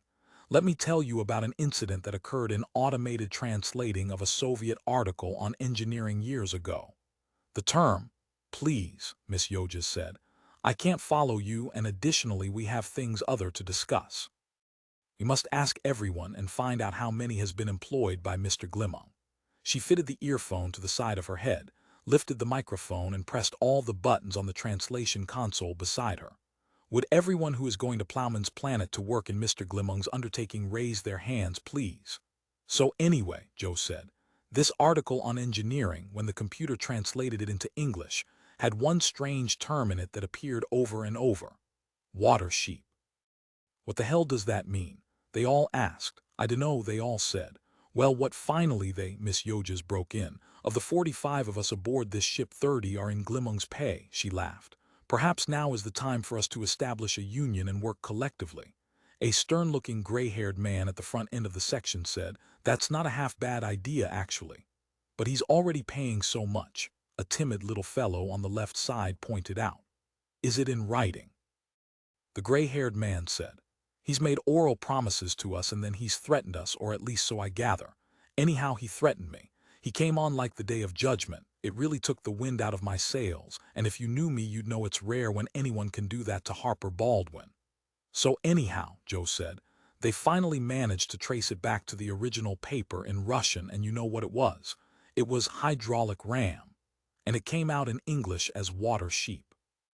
Now on the basis of this, I and a number of distinguished colleagues, oral promises, a sharp-faced middle-aged woman toward the rear of the section said, are not enough. Before we do any work for him, we should have written contracts. Basically, when you get down to it, he's gotten us on this ship by intimidation. Then think what a threat he'll be when we get to Plowman's planet, Miss Yoges pointed out. All the passengers were silent for a moment. We just call it the game, Joe said. In addition, the gray-haired man said, we must remember that we're only a small part of the workforce that Glimmung's been recruiting all over the galaxy. I mean, we can act collective to hell and gone, and what does it matter? We're just a drop in the bucket, we hear. Or eventually we'll be, when he gets the others onto his damn planet, which could be any time. What we'll have to do, Miss Yoges said, is to organize ourselves here, and then when we reach Plowman's planet we'll probably be staying at one of the major hotels, and once there we can contact some or all of the others he's recruited, and then possibly we can form a union effective. A heavyset red-faced man said, but isn't Glimmung he gestured, a supernatural creature, a deity? There are no deities, the timid little fellow on the left side of the compartment said. I used to put strong faith in them at an earlier age of my life, but after keen and very recurrent frustration and disappointment and disillusionment I gave up. The red-faced man said, in terms of what he can do, what does it matter what you call it? Vigorously, he declared, in relation to us, Glimmung has the power and nature of a deity. For example, he can manifest himself simultaneously on 10 or 15 planets all over the galaxy, and yet still remain on Plowman's planet. Yes, he manifested himself to me in a scary fashion, as that gentleman up front just pointed out, but I'm convinced it's the real thing. Glimmung made us come here. He coerced us. I know he did. In my case, the police became peculiarly interested in my affairs about the same time that Glimmung first approached me. The way it worked out was that I more or less wound up having a choice between picking up on Glimmung's proposition or going to jail as a political prisoner. In the name of God, Joe thought. Perhaps Glimmung played a hand in getting the Oka to drop in on me. And then the harness bulls who hung over me when I was giving away quarters, the cops who busted me, They may have been steered there by Glimmung. Several people were talking at once now. Listening intently, Joe made out the general drift of their discourses. They, too, were telling about rescues from police vehicles and stations by Glimmung. "This changes everything," Joe said to himself. "He got me to do an illegal act," a matronly woman was saying. "He got me to write a check to one of the government's beneficial organizations in a fit of passion. The check bounced, and of course the police pulled me right in. When I got on this ship I jumped bail. I'm amazed they let me go, the QCA, I mean. I thought they'd stop me at the spaceport." That is strange, Joe reflected. The QCA could have stopped all of us. Glimmung didn't take us to Plowman's planet by some vast display of his power. He had us take a regular flight, was himself, in fact, at the spaceport, apparently to see that we didn't back out. Does that mean, Joe asked himself, that there is no genuine antagonism between Glimmung and the QCA? He tried to remember the current law dealing with knowledge and skills of unusual value. It was a felony, he recalled, for a person to leave Earth if that person had skills which couldn't be made available to the government or people in his absence. My statement as to my skills and knowledge was routinely okayed, he remembered. They just glanced at it and stamped it and went on to the next one. And the next one was probably someone else, with a special and highly useful skill, on his way to Plowman's planet. And they okayed him too, it would seem. He felt a deep and abiding insecurity, thinking this. A common basis between Glimmung and the police, if that were the case he was, for all intents and purposes, as much in the hands of the authorities as he would have been if he had remained at the police station. Perhaps even more so. On Plowman's planet he would not be covered by the modicum of statutes protecting the accused. As someone had said already, once they reached Plowman's planet they would be entirely in Glimmung's possession for whatever he wanted done. They would be, in essence, extensions of Glimmung. It was another corporate existence toward which he was heading, and he had in no sense escaped from anyone or anything. And this would be true for all the others, hundreds or perhaps even thousands of them, flowing to Plowman's planet from all over the galaxy. Jesus, he thought in despair. But then he thought of something that Glimmung in humanoid form had said in the restaurant of the spaceport. There are no small lives, and the little fisherman of the night, as Glimmung had called the lowly spider. "Listen," Joe said aloud into his microphone, and he had all the buttons down. Everyone in the compartment was hearing him, whether they wanted to or not. "Glimmung told me something," he said, "at the spaceport. He told me about life waiting for something to come along and sustain it, and that thing, that event, never coming for many lives. He said that this undertaking, this raising of Heldscalla, was that tiling, that event for me." In his mind he felt his conviction grow until it became absolute and powerful, and he felt it change him. It woke him up until, by now, he could say, as Glimmung put it, "I am everything that has been latent." Glimmung said, "That has potential, all of it will be actualized." I felt, Joe hesitated, trying to find the exact word he wanted. He knew, he said finally as the other passengers listened in silence, about my life. He knew it from the inside as if he were inside it with me looking out.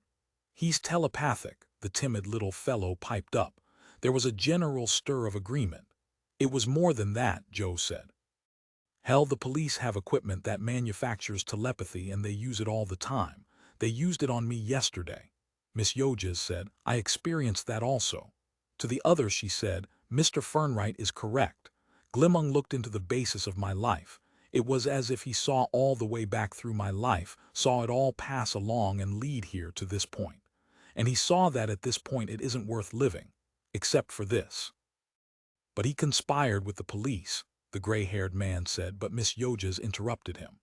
"We don't know that he did. I think we're experiencing panic. I think Glimmung planned this undertaking to save us. I think he saw us all, the futilities of our various lives and where they were leading, and he loved us because we were alive. And he did what he could to help us. The raising of Heldscalla is only a pretext. All of us, and there may be thousands, are the real purpose of this." She paused a moment and then said, "3 days ago I tried to kill myself. I attached the tube of my vacuum cleaner to the tailpipe of my surface car, and then I put the other end of the tube inside the car and I got in and started the motor. And then you changed your mind. a slender girl with wispy cornsilk hair asked. No, Miss Yoges said. The turbine misfired and knocked the tube loose. I sat for an hour in the cold for nothing. Joe said, would you have tried again? I plan to do it today, she said levelly, and this time in a fashion that wouldn't fail. The red-faced, red-haired man said, hear what I have to say for what it's worth. He sighed, a ragged, hoarse noise of resignation and unease. I was going to do it too. Not me, the gray-haired man said. He looked exceedingly angry. Joe felt the strength of the man's wrath. I signed on because there was a great deal of money involved. Do you know what I am? He glanced around at all of them.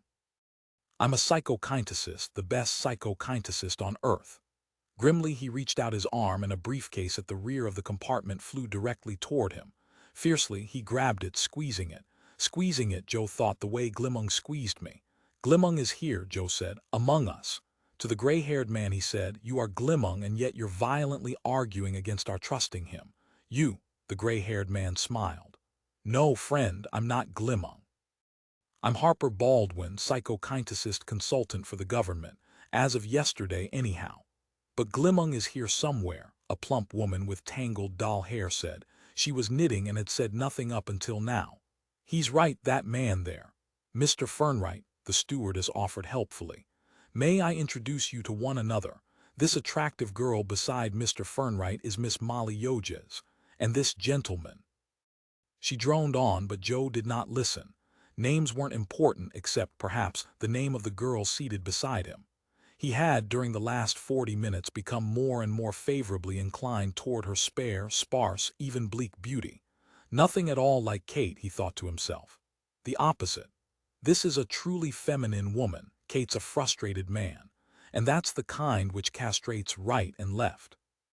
Harper Baldwin, the introductions over, said in his overbearing, ultra-firm voice, I think our status, our true status, is that of slaves. Let's stop a minute and review this whole matter, how we happen to be here. The stick and the carrot. Am I right? He glanced from side to side, seeking confirmation. Plowman's planet, Miss Yoges spoke out, is not a backward, deprived planet. It has an advanced society active and evolving on it. True, it's not yet a civilization in the strict sense of the word, but it's not herds of food gatherers nor even clans of food planters. It has cities, laws, a variety of arts ranging from the dance to a modified form of 4D chess. That's not true, Joe said with scathing anger. Everyone turned toward him, startled by his tone. One vast old creature lives there, apparently infirm. Nothing about an advanced city society. Wait a minute, Harper Baldwin said. If there's one thing Glimmung is not, it's infirm. Where'd you get your information, Fernwright? From the government encyclopedia, Joe said uncomfortably. Yes. And second-hand, too. If the encyclopedia described Glimmung as infirm, Miss Yoges said evenly, I'd be interested to know what else it said. I'm just curious to see how far your knowledge of Plowman's planet departs from the reality situation. With growing discomfort, Joe said, dormant. Advanced age, hence senile, hence harmless. And harmlessness had not been apparent in Glimmung, at least as he had appeared to Joe, and to the others. Standing, Molly Yoges said, if you'll please excuse me, I think I'll go sit in the lounge and perhaps read a magazine or nap. In brisk, short steps she departed from the passenger compartment.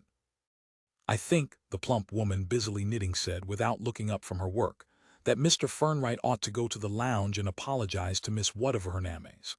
His ears red and the back of his neck prickling, Joe got to his feet and followed after Molly Yoges. As he descended the 3 carpeted steps, an eerie feeling came over him. As if he thought, I'm going to my death. Or is it life for the first time, the process of being born? Someday he would know, but not now. 6. He found Miss Yoges, as she had declared, seated in one of the great soft couches of the lounge, reading Ramparts. She did not look up at him, but he took it for granted that she was aware of him. Therefore he said, how do you happen to know so much about Plowman's planet, Miss Yoges? I mean, you didn't get your knowledge out of the encyclopedia. Obviously, as I did. Reading on, she said nothing. After a pause, Joe seated himself near her, hesitated then, wondering what to say. Why had her statements about the society on Plowman's planet angered him so? He didn't know. It seemed as irrational to him now as it had seemed to the others. We have a new game, he said finally. She continued reading. You search the archives for the funniest headlines ever printed, each player topping the others. She still did not speak. I'll tell you the headline that struck me as the funniest, he said. It was hard to find. I had to look all the way back to 1962. Molly glanced up.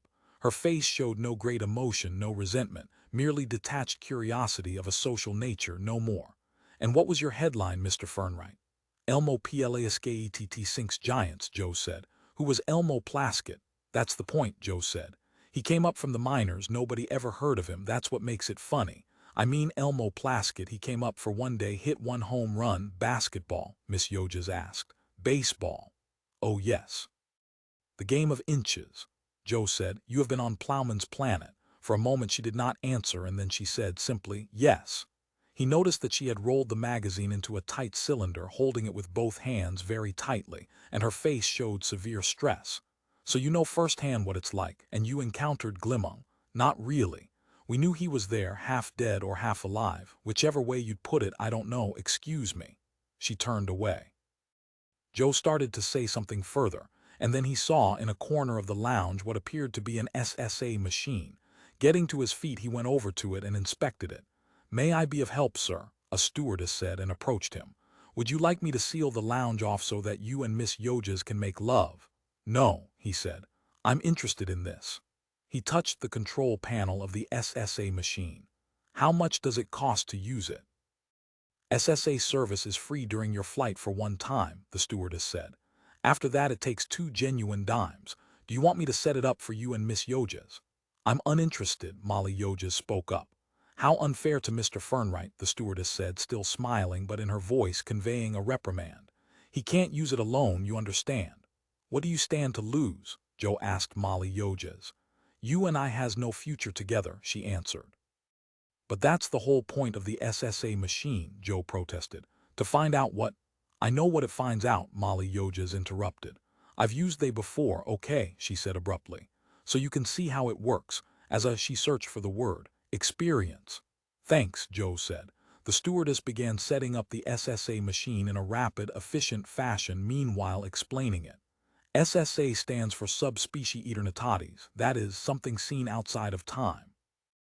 Now, many individuals imagine that an SSA machine can see into the future, that it is precognitive. This is not true. The mechanism, basically a computer, is attached via electrodes to both your brains, and it swiftly stores up immense quantities of data about each of you. It then synthesizes these data, and on a probability basis, extrapolates as to what would most likely become of you both if you were, for example, joined in marriage or perhaps living together. I will have to shave 2 spots of hair on both your heads, please, in order to attach the electrodes. She brought out a little stainless steel instrument. How far ahead are you interested in? She asked as she shaved the 2 spots on Joe's skull and then on Molly Yoges'. A year, 10 years, you're free to choose, but the less time elapse you pick, the more accurate the extrapolation will be. A year, Joe said. 10 years seemed too remote, probably he would not even be alive then. Is that agreeable to you, Miss Yoges? The stewardess asked. Yes. It will take the computer 15 to 17 minutes to gather, store, and process all the data, the stewardess said as she attached 2 electrodes to Joe's scalp and then 2 to Molly Yoges'. Merely sit still and relax. There is of course no discomfort. You won't feel a thing. Molly Yoges said tartly, you and I, Mr. Fernwright, together a whole year. What a mellow, friendly year. You did this before? Joe asked. With another man. Yes, Mr. Fernwright. And the extrapolation was unfavorable, she nodded. I'm sorry I rubbed you the wrong way back there, Joe said, feeling humble and profusely apologetic. You called me a, Molly Yoges flipped through her dictionary, a liar in front of all, and I have been there and you have not. What I meant to say, he began, but the stewardess interrupted him. The SSA computer is gathering data from your minds now. It would be best if you would relax and not quarrel for a time. If you could sort of gently free float, let your minds open wide and let the probes gather data. Think of nothing in particular. That's hard to do, Joe reflected, under these circumstances. Maybe, he thought, Kate was right about me. In 10 minutes I managed to insult Miss Yoges, my flight companion and an attractive girl. He felt gloomy and oppressed. All I have to offer her is Elmo Plaskett sinks giants. But maybe, he thought suddenly, she would be interested in pot healing. Why didn't I talk about that the first time around, he asked himself. After all, that's the basis on which we're here, our skills, experience, knowledge, training. I'm a pot healer, he said aloud. I know, Molly Yoges said. I read your biographical material, remember. But she did not sound so miffed now.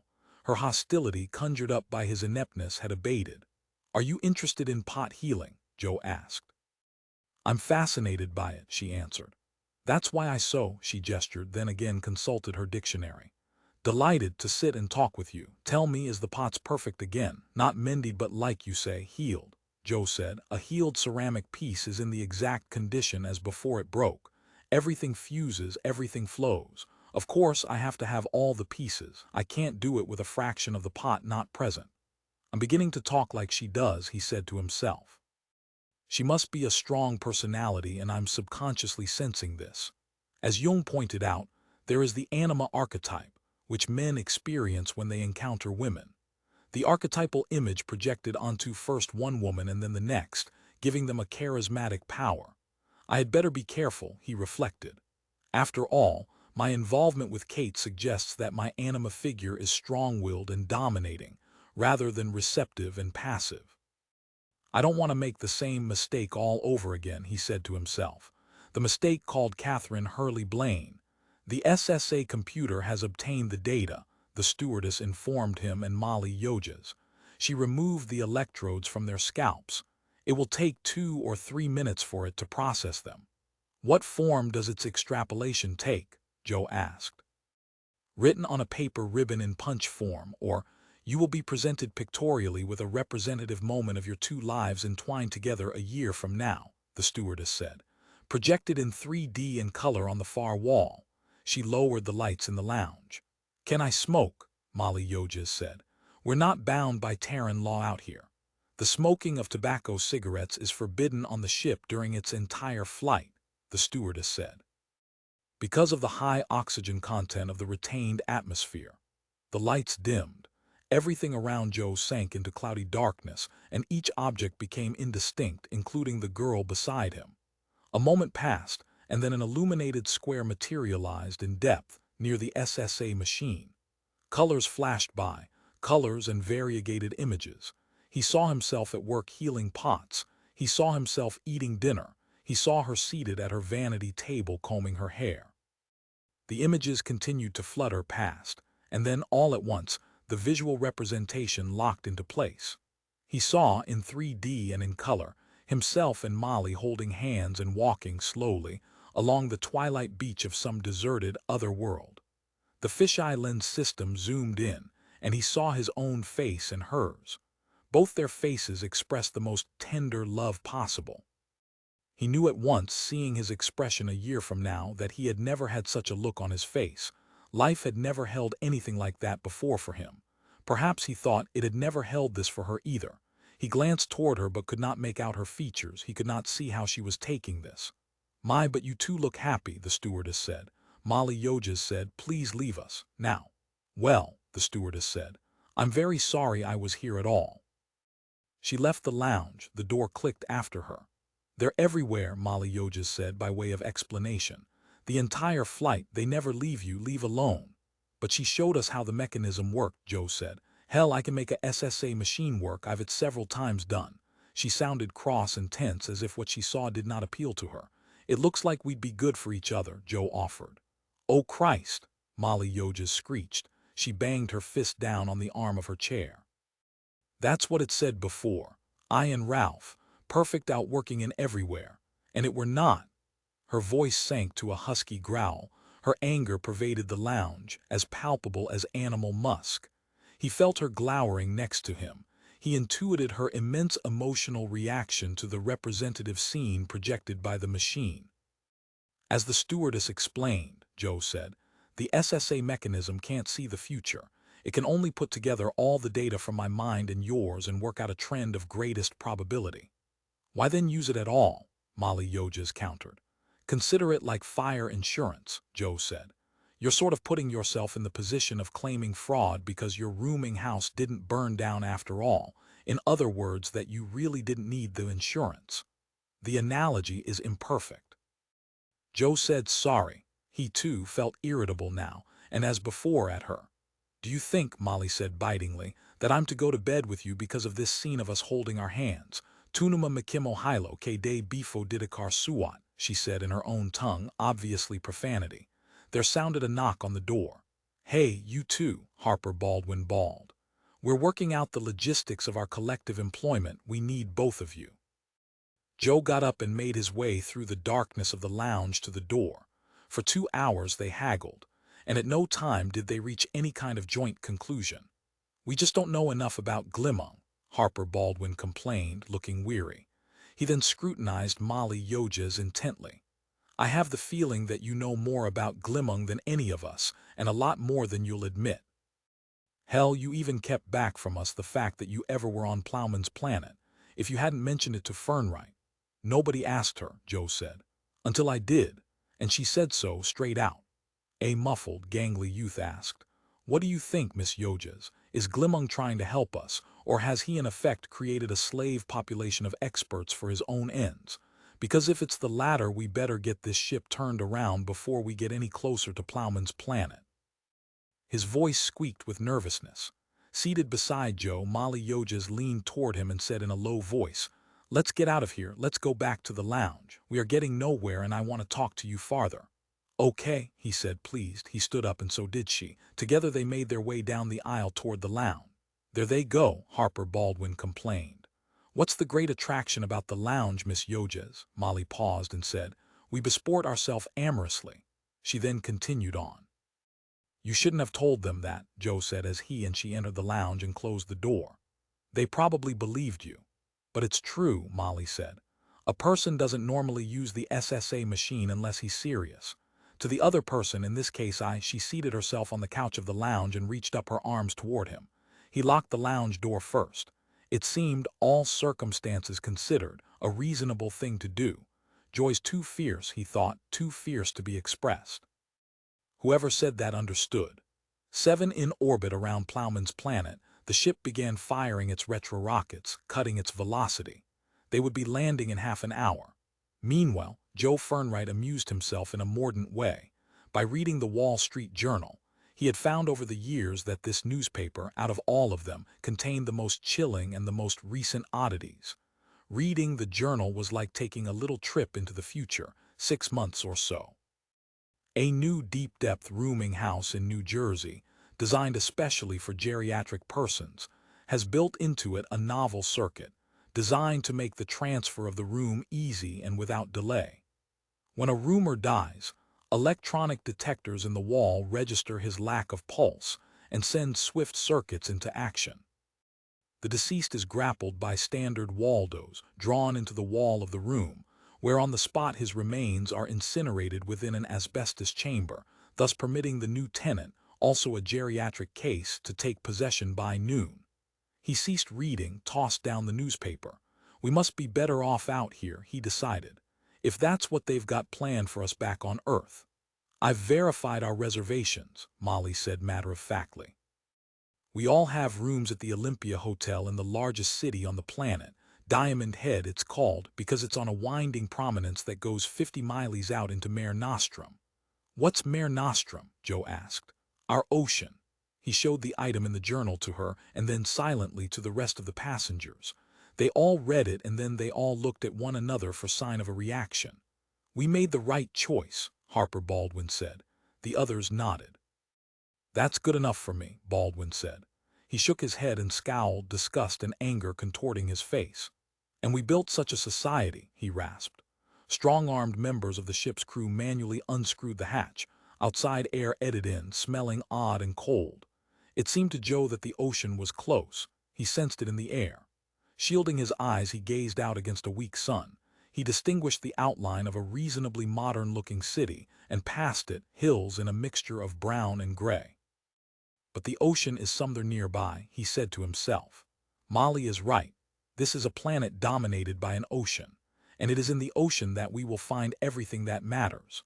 Smiling with mechanical courtesy, the stewardesses escorted them to the open hatch and the flight of stairs which led down to the damp surface of the field. Joe Fernwright took Molly by the arm and led her down. Neither of them spoke for a time.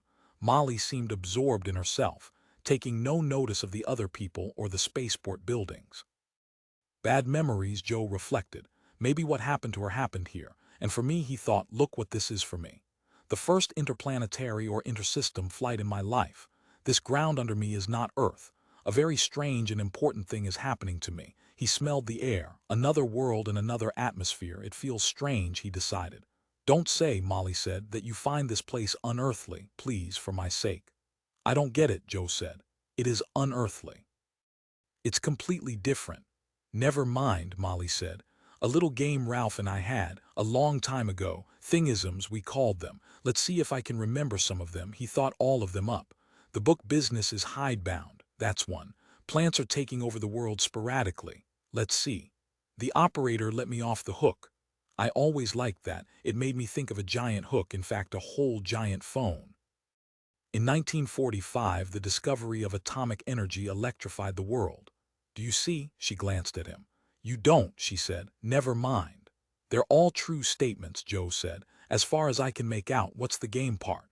The Senate inquiry into modern use of sidearms was muzzled. How do you like that one? I saw that in a newspaper. I think Ralph found the others in newspapers or heard them over TV. I think all they were real. She added somberly, everything about Ralph was real, for the beginning, but then later no. A careful brown, large creature resembling a rat approached Joe and Molly. It held what appeared to be an armload of books. Spittles, Molly said, pointing to the careful rat-like creature and to a second one which had accosted Harper Baldwin. One of the native life forms here, unlike Glimmung, you will find, let me see. She counted on her fingers. Spittles, wubs, words, clakes, trobes, and printers. Left over from the old days, all of them older species when the fog things of antiquity passed away. It wants you to buy a book. The spittle touched a tiny tape recorder mounted on its belt. The tape began to speak for the spittle. Fully documented history of a fascinating world, it said in English, and then evidently repeated this in a variety of other tongues. Anyhow, it had stopped speaking in English. Buy it, Molly said. Pardon. Joe said, buy its book. You know this book. What book is it? Molly said with rigorous patience. There is only one book in this world. By world, Joe said, you mean planet, or in the larger sense. On Plowman's planet, Molly said, there is just this one book. Don't the people get tired of reading it? It changes, Molly said. She handed the spittle a dime, which it accepted gratefully. A copy of the book was passed to her, and she in turn passed it to Joe. Examining it, Joe said, it has no title and no author. It is written, Molly said as they walked on toward the spaceport buildings, by a group of creatures or entities I don't the English know that records everything that passes on Plowman's planet, everything, great and small. Then it's a newspaper. Molly halted. She turned to face him, her eyes burning with exasperation. It is recorded first, she said, as steadily as she could manage. The Kalens spin the story, they enter it in the ever-changing book without a title, and it comes to about finally. Precognitive, Joe said. That raises a question, which is cause, which is effect? The Kalens wove in their altering, evolving script that the fog things would pass away. They did pass away. Did then the Kalens make them pass away? The Spittles think so, she added, but the Spittles are very superstitious. They naturally believe that. Joe opened the book at random. The text was not in English. He did not recognize the language or even the letters of its alphabet.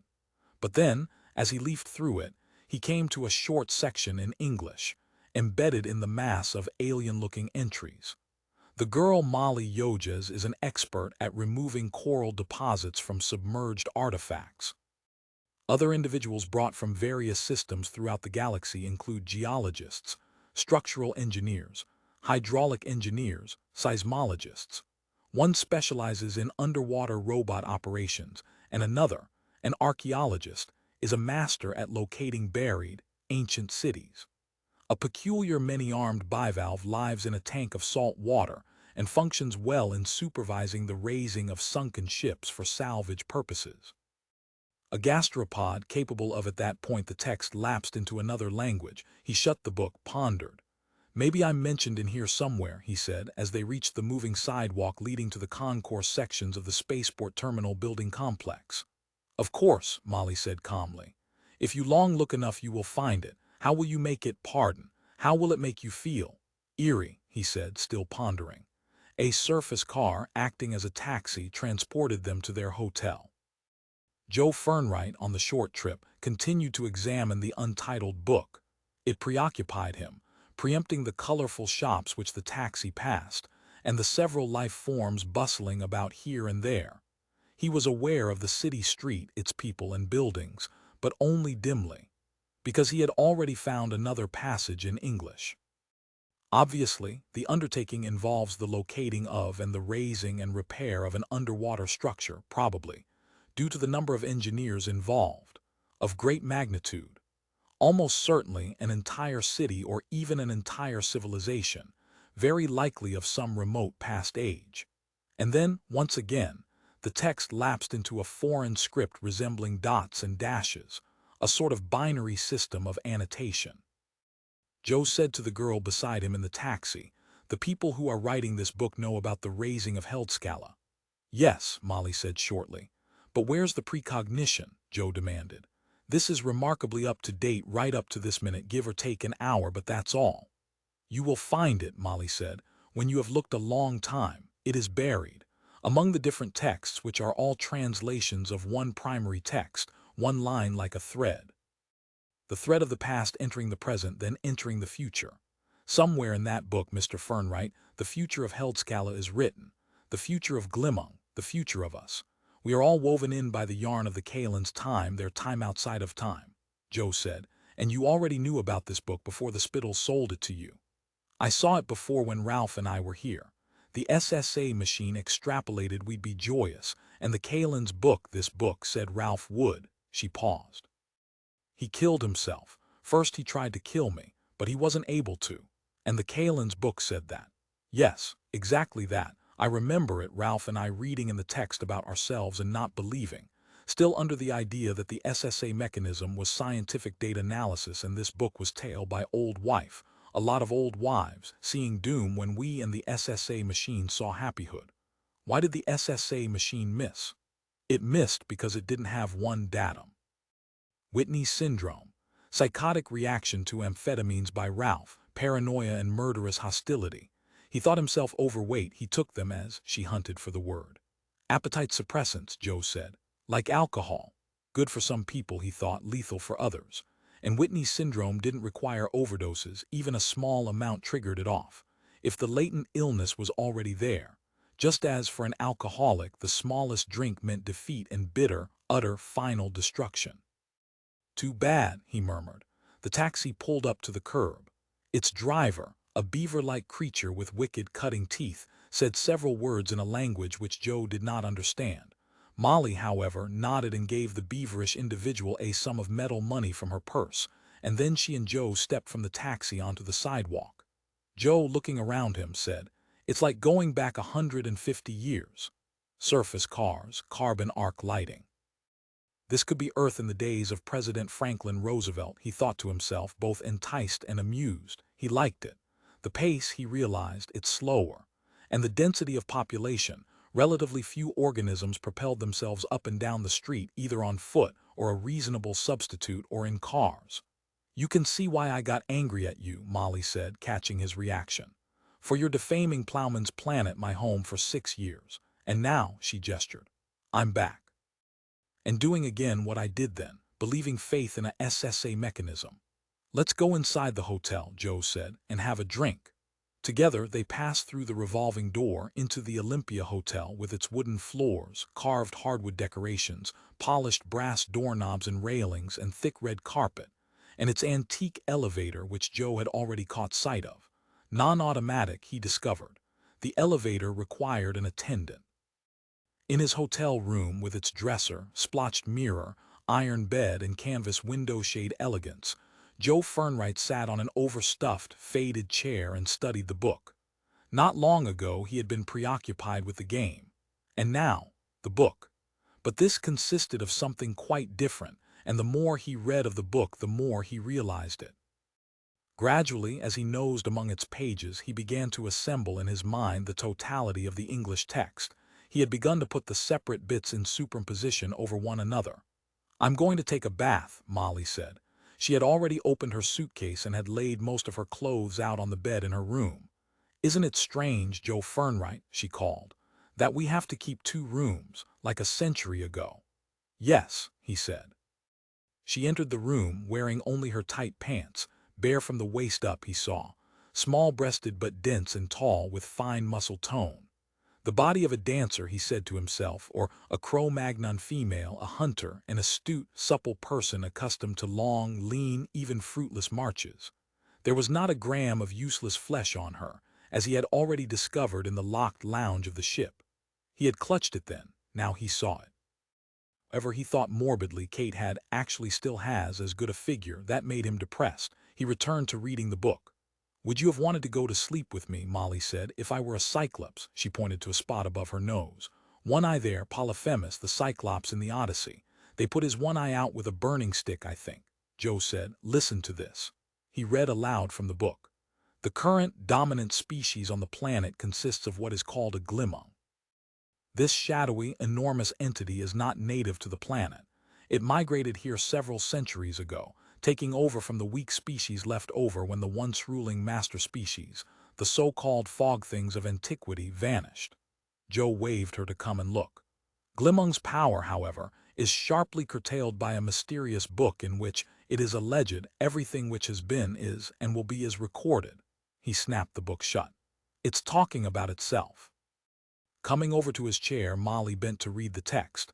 "Let me see what else it says," she said. "That's all. The English part ended there." Taking the book from him, Molly began to glance through it. She had begun to frown, her face was tense and stern. "Well, here you are, Joe," she said at last. "As I told, you're in here by name." He took the book from her and read rapidly. Joseph Fernwright learns that Glimmung considers the Kaelins and their book his antagonist, and is said to be plotting to undermine the Kaelins once and for all. How he will do this, though, is not known. Here the rumors begin to differ. "Let me turn the pages," Molly said. She examined the subsequent pages and then, her face darkening, paused. "In my language," she said. For a long, long time she studied the passage, and as she read and reread it, her expression became more intense, shadowed by her own intense urgency into starkness. "It says," she said at last, "that Glimmung's undertaking is the raising of the cathedral Heldscalla to dry land once more, and that he will fail." "Is there more?" Joe said. He had a feeling there was, her face showed it. Molly said, "It says that most of those recruited to help Glimmung will be destroyed when the undertaking fails." She corrected herself. "Tujic, damaged or made to unexist, maimed, that's it. They will be permanently altered beyond immediate repair." "Do you think Glimmung knows about these passages?" Joe said. "That he'll fail and will be? Of course he knows. It's there in the text, in that section you read. Glimmung considers the Kaelins and their book his antagonist and plots to undermine them. And he's raising Heldscalla to undermine them." "It didn't say that," Joe said. "It reads, how he will do this, though, is not known." Here the rumors begin to differ. "But obviously it's the raising of Heldscalla." She paced about the room in agitation, her hands clasped tightly together. "You said it yourself. The people who are writing this book know about the raising of Heldscalla. All you have to do is put the two passages together. I told you it was all there, our future, Heldscalla's, Glimmung's, and ours is to unexist, to die." She halted, stared at him frantically. "That's the way the fog things perished. They challenged the book of the Kaelins. As the Spittles can tell you, the Spittles are still chattering about it." Joe said, "We had better tell the rest of the people here at the hotel about it." A knock sounded on the door. It opened, and Harper Baldwin peered apologetically into the room. "I'm sorry to bother the two of you," he rumbled, "but we've been reading this book." He held up his copy of the Book of the Kaelins. "There's stuff in it about all of us. I'm having the hotel management notify all its guests to meet in the main conference room in half an hour." "We'll be there," Joe said, and beside him, Molly Yoges nodded, her partially disclosed body rigid with concern. Half an hour later, all of them, a hotel full of sentient organisms of 40 kinds, filled the main conference room. Joe, looking about at the enormous variety of life forms, saw, among them, several which he had eaten, back on Earth. Most of the forms he did not recognize. Glimmung had in fact gone to many star systems to get the talent he wanted, more than Joe had realized. "I think," Joe said quietly to Molly, "that we ought to prepare ourselves for a full manifestation of Glimmung. He'll probably show up here as he really is." Molly grated. He weighs 40,000 tons. If he manifested himself here as he really is, he'd collapse the building. He'd fall through the floor and down to the basement. Then in some other form, such as that of a bird. On the stage at the microphone, Harper Baldwin rapped for silence. "Come on, folks," he said, and in all that vast variety of tongues needed, his words were translated into each earphone. "You mean such as a chicken," Molly said. Joe said, "That's not a bird. A chicken is fowl, barnyard fowl. I mean like a soaring, great, long-winged albatross." "Glimmung isn't above lowly things," Molly said. "Once he manifested himself to me," she broke off. "Never mind." "What this meeting is about, folks," Harper Baldwin continued, "has to do with a book they have here that we've run across. Now, those of you who have been on this planet longer probably know about it. If so, you've already formed your own." A multi-legged gastropod rose up and spoke into its microphone. "Of course we are familiar with the book. The Spittles sell it at the spaceport." Molly said into her own mic, "Our edition, being later than yours, may contain material you haven't read." "We buy a new edition each day," the gastropod said. "Then you know it says that the raising of Heldscalla will fail," Joe said, "and that we'll be killed." "It does not precisely say that," the gastropod answered. "It says that those he employs will suffer, will receive some sort of blow which will permanently change them." An immense dragonfly took the floor by the simple expedient of flying up to Harper Baldwin's entrenchment and landing on his shoulder. Challenging the gastropod, it said, "There is no doubt, however, that the Book of the Kalends predicts the failure of the attempt to raise Heldscalla." The gastropod yielded the floor to a reddish jelly supported by a metal frame that held it upright. Hence it could join in the discussion. As it spoke, it flushed darkly, obviously very shy. "The burden of the text seems to state that the raising of the cathedral will fail." "Seems to state," I put it to you. "I am a linguist brought here by Mr. Glimmung for that reason. Under the water in the cathedral there are countless documents.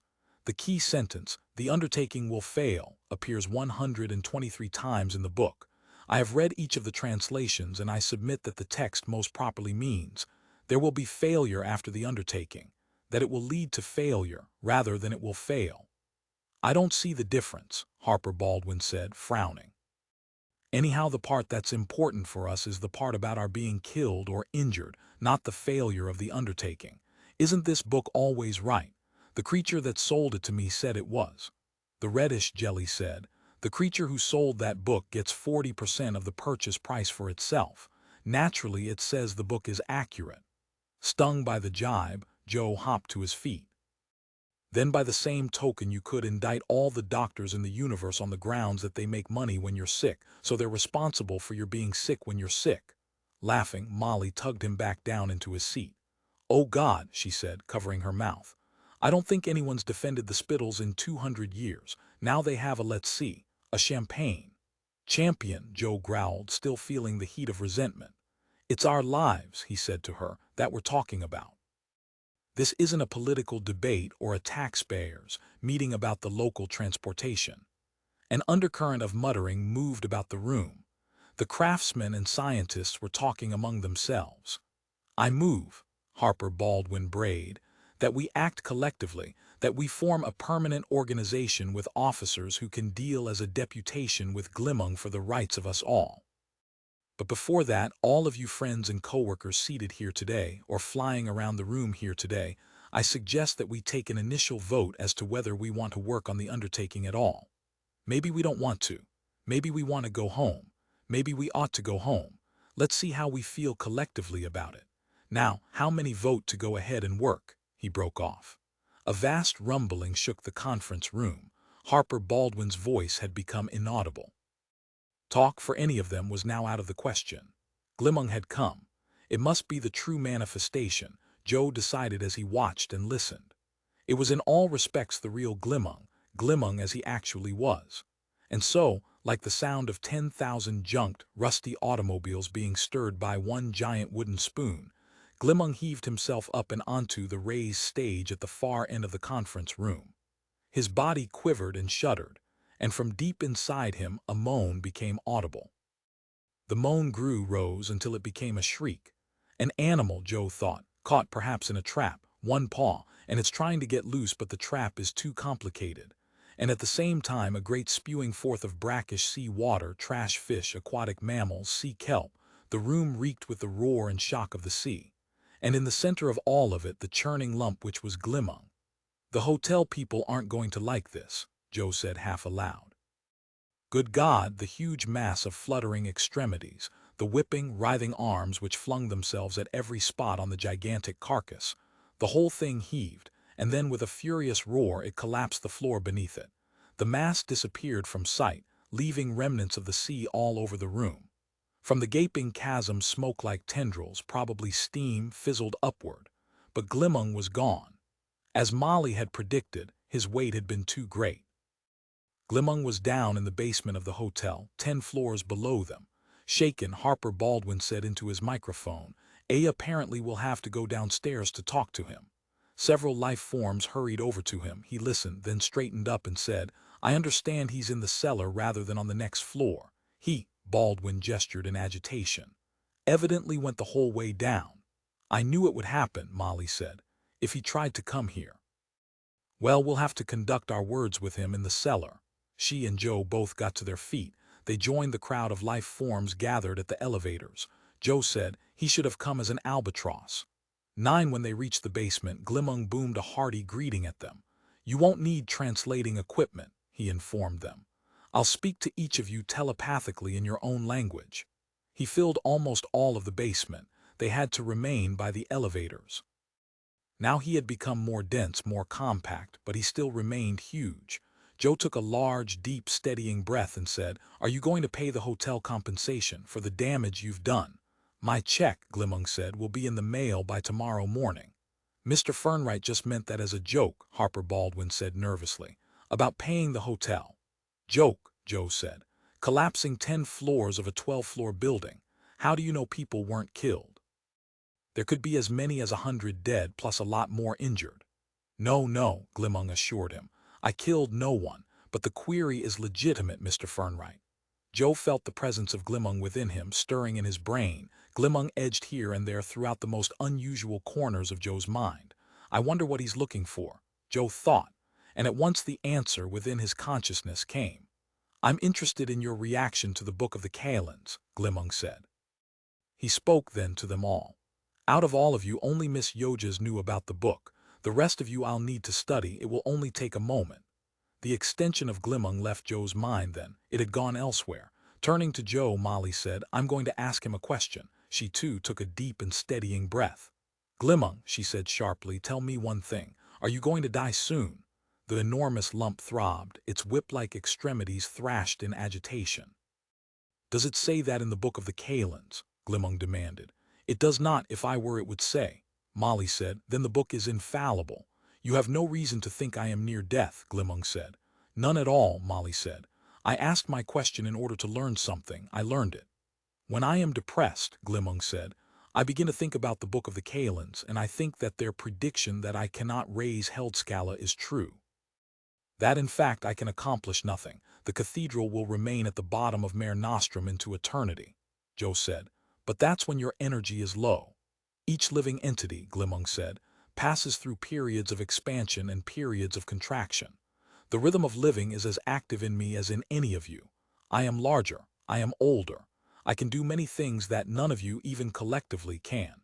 But there are times when the sun is low in the sky, toward evening before true night. Small lights come on here and there, but they are a long way off from me. Where I dwell there are no lights. I could of course manufacture life, light, and activity around me, but they would be extensions of myself alone. This, of course, is changed now that you have begun to come here. The group today is the final group. Miss Molly Yojas and Mr. Fernwright and Mr. Baldwin and those with them are the last who will be coming. I wonder," Joe thought, "if we will leave this planet again." He thought about Earth and his life there. He thought about the game and his room with its dead, black window. He thought about the government's Mickey Mouse money that came in baskets. He thought of Kate. "I won't be calling her again," he thought. "For some reason I know that, it is a fact. Probably because of Molly. Or perhaps," he thought, "the larger situation, Glimmung and the undertaking. And Glimmung's falling through the floor," he thought, "descending 10 stories and winding up in the basement." That meant something, he realized, and then he realized something else. Glimmung knew his weight.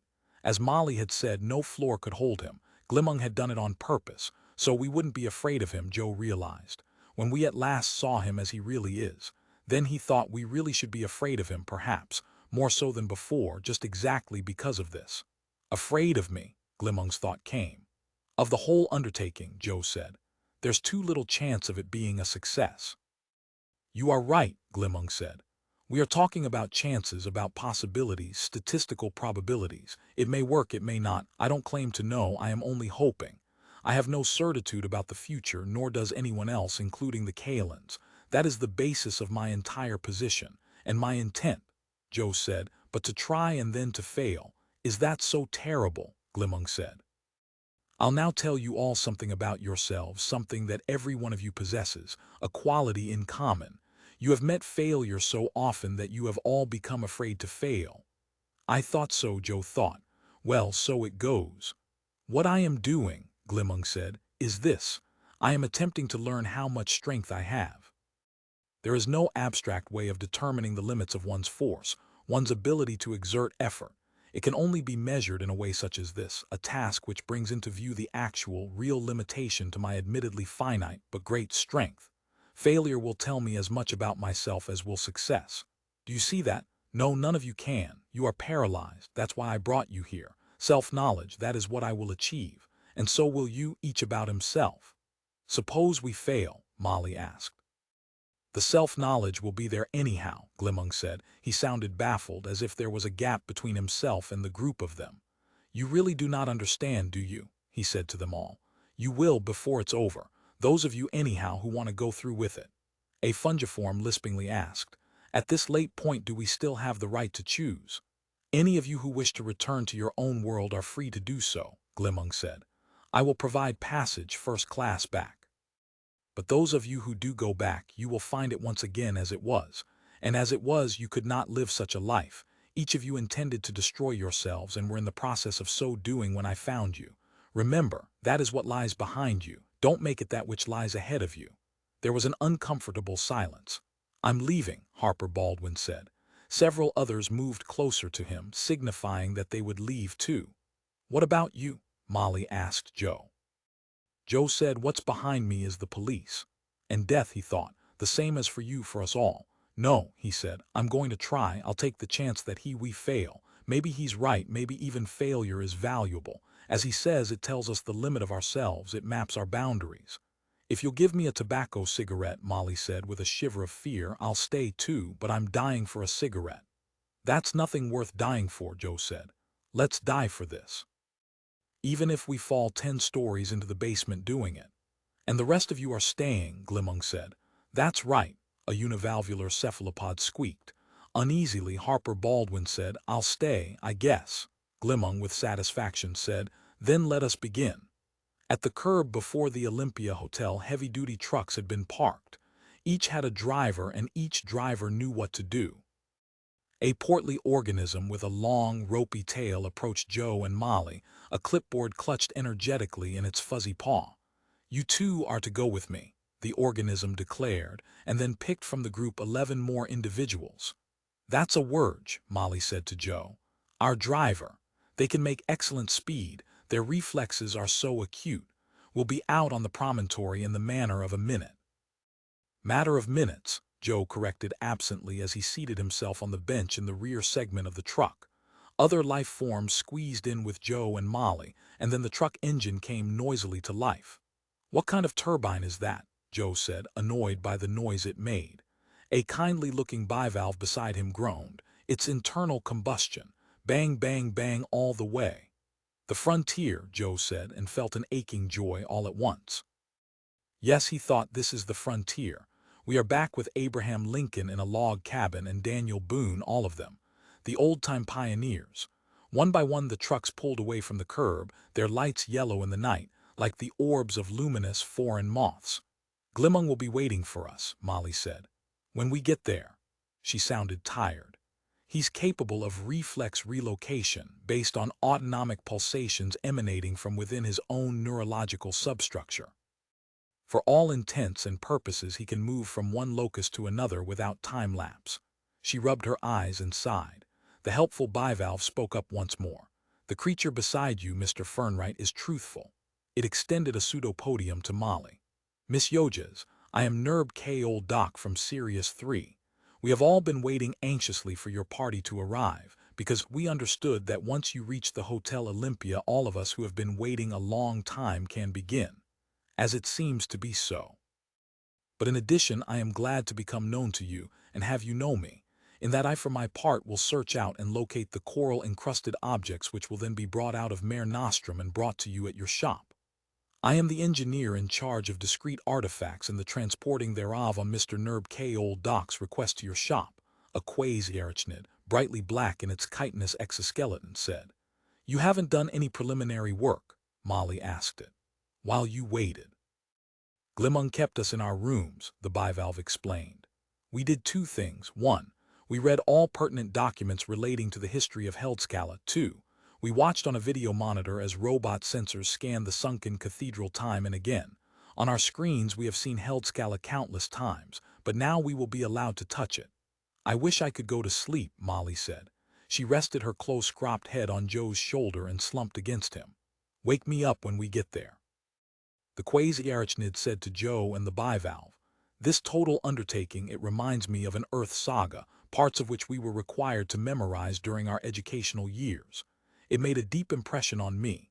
He means the Faust theme, the bivalve told Joe. Faustian man, striving upward, never satisfied. Glimmung is like Faust in certain respects, unlike him in others. Rustling its antennae in agitation, the quasi-arachnid said, Glimmung resembles Faust in all respects.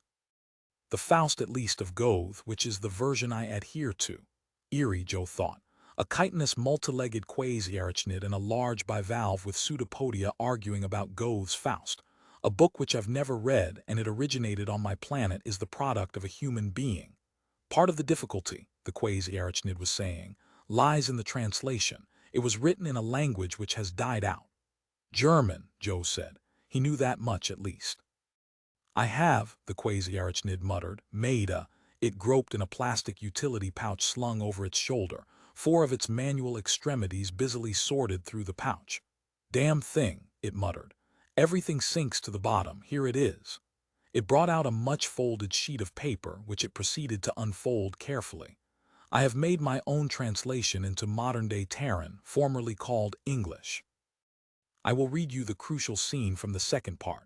The moment at last when Faust pauses in contemplation of what he has done and his content.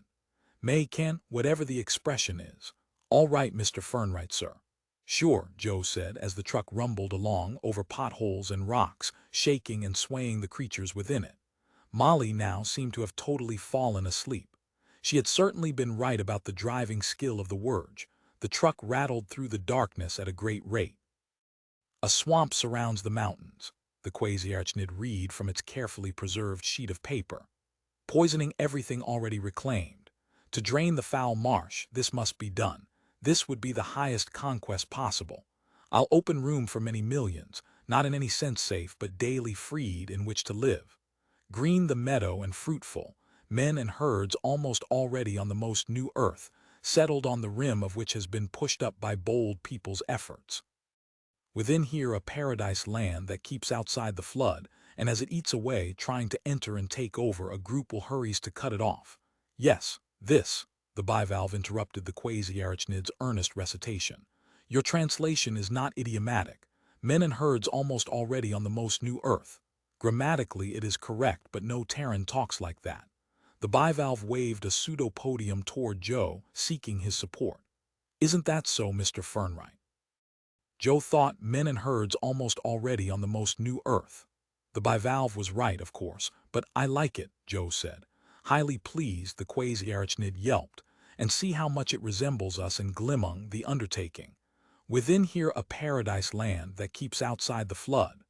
The flood is a symbol for everything that eats away structures which living creatures have erected. The water which has covered Heldscalla, the flood won out many centuries ago, but now Glimmung is going to push it back. A group will which hurries to cut it off, that is all of us. Perhaps Goethe was a precog, perhaps he foresaw the raising of Heldscalla. The truck slowed. We're there, the Wurge driver informed them. He applied his brakes and the truck came to a squeaking halt, causing everyone aboard to pitch violently. Molly stirred, opened her eyes. She glanced around in each direction, panic shaping her face. Obviously, she could not orient herself immediately. "We're there," Joe said to her and hugged her against him. "And now it begins," he reflected, "for better or worse, for richer, for poorer. Until death," he thought, "do us part." Odd that he should think of that, the litany of the marriage vows, yet it seemed to fit. Death, in some indistinct form, seemed to hover close by. Stiffly he rose, helped Molly up. They and the others began creakily to get down from the back of the truck. The night air with its smell of the sea, he took a deep breath. It is really close now, he realized. The sea, the cathedral, and Glimmung trying to separate them. The sea pushed back from Heldscalla, like God did, he thought, separating the dark from the light, or however it goes, and the water from the land. To the quasi-arachnid he said, "God in Genesis was very Faustian." Molly moaned. "Good Lord," theology in the middle of the night. In the damp, cold air she shivered, peering around her. "I don't see a damn thing. We're in the center of no place." Against the dim nocturnal sky Joe made out what appeared to be a geodesic dome. "There it is," he said to himself. The other trucks had arrived by now. All had stopped, and from each of them the throng of life forms emerged, each in its own peculiar fashion. Some helped others. The reddish jelly, for example, had a difficult time until a spiny apparition resembling a hostile bowling ball helped it down. A hovercraft, illuminated and large, manifested itself above them, gradually descending until at last it had parked itself in the midst of their group. "Hello," it said. "I am your conveyance to your work areas. Board me carefully and I will take you there if you would, please. Hello, hello." "Hello to you too," Joe said to himself as he and the rest of them slithered, flapped, and bumbled aboard. Inside the geodesic dome they were met by a herd of robots. Joe stared in disbelief. "Robots? They're not illegal here," Molly pointed out. "You must get it into your mind you're not on Earth anymore," Joe said. "But Edgar Mahan proved that a synthetic life form can't come into existence. Life has to come from life, and therefore in the construction of self-programming mechanisms." "Well, you're looking at 20 of them," Molly said. "Why were we told they couldn't be made?" Joe asked her. "Because there are too many unemployed people on Earth as it is. The government faked scientific evidence and documentation to say robots couldn't be done.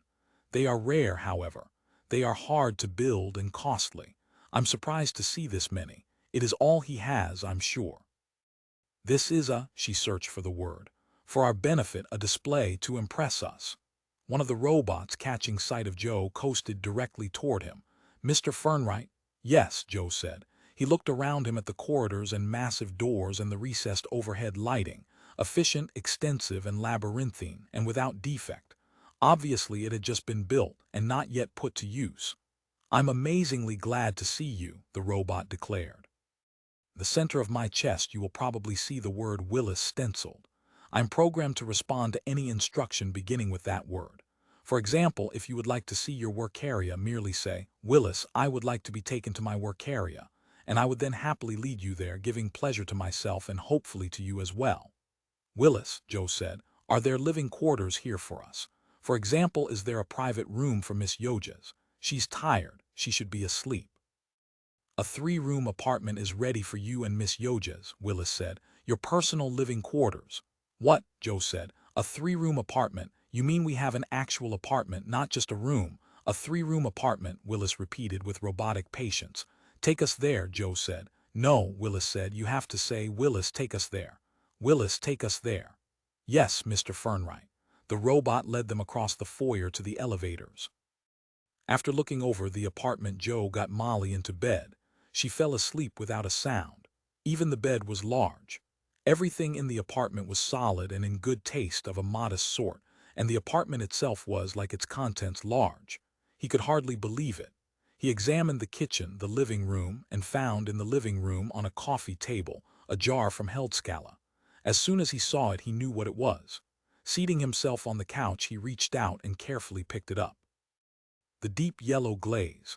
He had never seen such a rich yellow before. It surpassed even the yellows of Delft tiles, surpassed, in fact, Royal Albert yellow. That made him wonder about bone china. "Are there bone beds here?" he asked himself. And if so, what percentage bone are they using? 60%, 40. And are their bone beds as good as the people's bone bed in Moravia? Willis, he said. Yasha. Questioningly, Joe said, Yasha. Why not yes, sir? The robot said, I just done been readin' Earth history massa Fernwright, sah. Are there bone beds here on Plowman's planet? Well, Masha Fernwright, I don rightly know. Ogs dat you all kin as the central computator ifin. I order you to talk correctly, Joe said. You all gotta say Willis fust. Ifin you all want me to, Willis talk correctly. Yes, Mr. Fernwright. Willis, can you take me to my work area? Yes, Mr. Fernwright. Okay, Joe said. Take me there. The robot unlocked the heavy steel and asbestos door and stood to one side, permitting Joe Fernwright to enter the enormous dark room. Overhead lights came on automatically as he crossed the threshold. He saw, at the far end of the room, a major workbench and fully equipped, 3 sets of Waldos, glare-free lighting which operated from a pedal console, self-focusing magnifying glasses, 15 inches and more in diameter, the separate heat needles, all the known sizes. To the left of the workbench he saw protective cartons, a kind which he had read about but never seen. Going over, he picked up one, dropped it experimentally, and watched it float downward, gently landing without impact, and the sealed containers of glazes. Every tint, shade, and hue was represented. The row of containers lined one side of the room in 4 rows. With them he could match virtually the glazes of every pot coming onto his bench. One more item. He walked over to it and inspected it with wonder. A weightless area, where gravity was balanced by a ring of invisible counterspin. This was the ultimate workshop device for a pot healer, this weightless area. He would not need to secure the pieces of pot in order to meld them together. The pieces, in the weightless chamber, would simply remain where he put them. By means of this, he could handle 4 times the number of pots he had turned out in former times, and those were times of prosperity. And the positioning would be absolutely exact. Nothing would slip, slide, or tilt during the healing process. He noted, too, the kiln which might be needed if a shard were missing, and the need to create a duplicate came into being. Thus he could complete pots of which he did not have all the pieces. This aspect of the craft of pot healing was not generally dealt with publicly, but it existed. Never in his life had he seen such a well-equipped shop for pot healing. Already a number of broken pots had been brought in. A pile of filled protective cartons had accumulated at the incoming end of the bench. I could start right now, he realized. All I have to do is to flip a half-dozen switches and I'm in business. Tempting, he walked over to the rack of heat needles, took one down, held it. Well balanced, he decided. Quality product, the best. He opened one of the filled cartons, gazed down at the potsherds. His interest became emergent instantly. Setting down the heat needle, he took the shards out one by one, enjoying the glazes and the glazed texture of the pot. A fat, short pot. A funny pot, perhaps.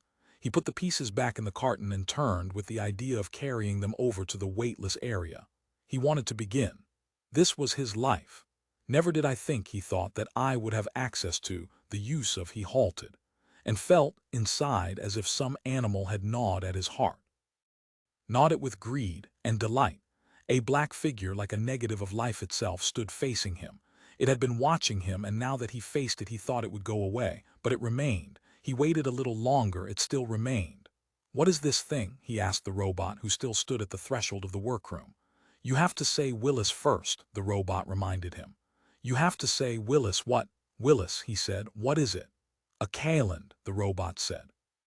10 with them, Joe Fernwright thought. There is not life, but merely a synopsis of life. We are a thread that passes through their hands, always in motion, always flowing. We slip by and are never fully grasped. The slipping away is continuous and carries all of us with it on, toward the dreadful alchemy of the tomb. To Willis he said, can you contact Glimmung? You have to say, Willis, he said, can you contact Glimmung? Across the room from him the calend stood silently, not silently as an owl might stand, absorbing and subduing noise with its feathers, but silent in the mechanical sense, as if its audio portion had been severed. Is it really there? Joe wondered. It appeared to be substantial. It did not have a ghostly, vaporous, wraith-like quality. It really is there, he said to himself.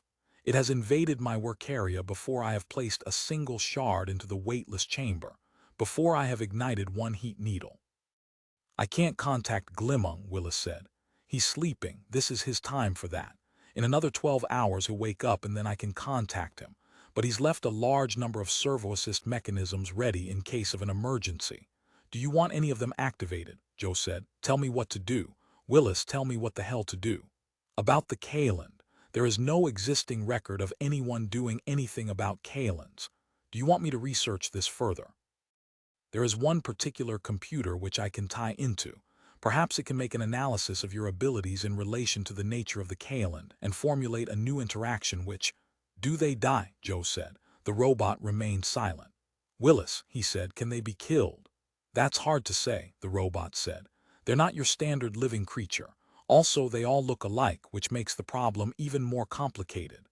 The Kaland laid a copy of the book on the table beside Joe Fernwright. Waited for him to pick it up. Silently, he picked up the book, held it for a time, and then opened it to the page marked. The text read, "That which Joe Fernwright finds in the sunken cathedral will cause him to kill Glimmung, and in doing so halt forever the raising of Heldscalla.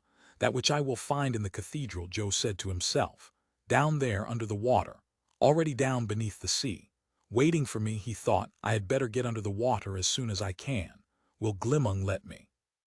He wondered, especially after he has read this, and he is probably reading it right now as I stand here. Certainly he follows every alteration of the text as it grows, changes, corrects itself day after day, hour by hour. If he is smart, Joe thought, he will kill me first, before I go under water. Kill me, in fact, now. He stood there waiting for Glimmung's violence to come onto him. It did not come. That's right, he remembered. Glimmung is asleep. On the other hand, he meditated, maybe I should not go down there. What would Glimmung recommend? Perhaps that should decide it. If Glimmung wanted him to go under water and inspect the sunken cathedral, then he would, if not, then not. Odd, he thought, that my first reaction would be to want to go under water. As if I can't wait to make my discovery, a discovery which will destroy Glimmung and with him the project of raising the cathedral. A perverse response, he decided. A slip on the part of unconscious inhibitions. Maybe this told him something about himself, something which he had not known, something evoked by the Kaland and its book. The Kalands woke this in me, he realized. This is the principle on which they operate.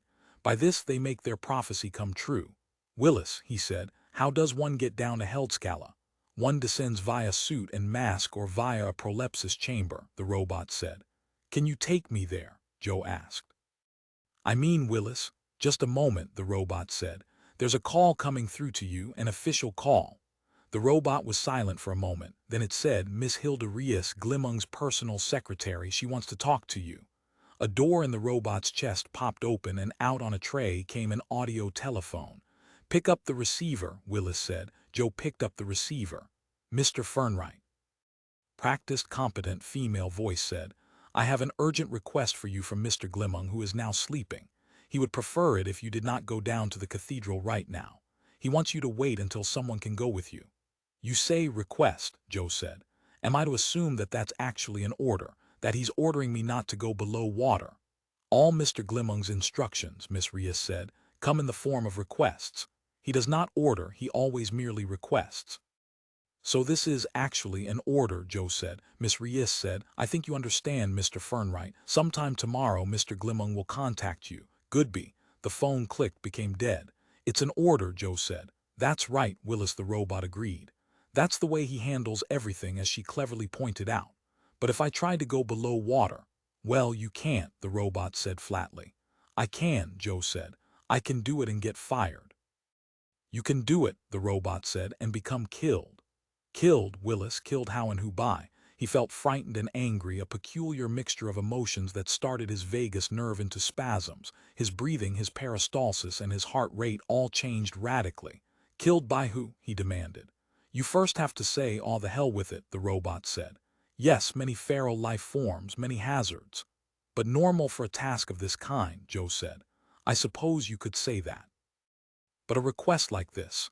I'm going underwater, Joe said. You will find terrible decay down there. Decay which you cannot imagine. The underwater world in which Heldscalla lies is a place of dead things, a place where everything rots and falls into despair and ruin. That is why Glimmung intends to raise the cathedral. He is unable to endure it down there. Neither will you be able to. Wait until he goes underwater with you. Wait a few days, heal the pots in your workshop and forget about going below. Glimmung calls it the aquatic subworld. He is right. It's a world made up of its own self, entirely separate from ours, with its own wretched laws under which everything must decline into rubbish. A world dominated by the force of unyielding entropy and nothing else, where even those with enormous strength, such as Glimmung, become vitiated and lose their power in the end.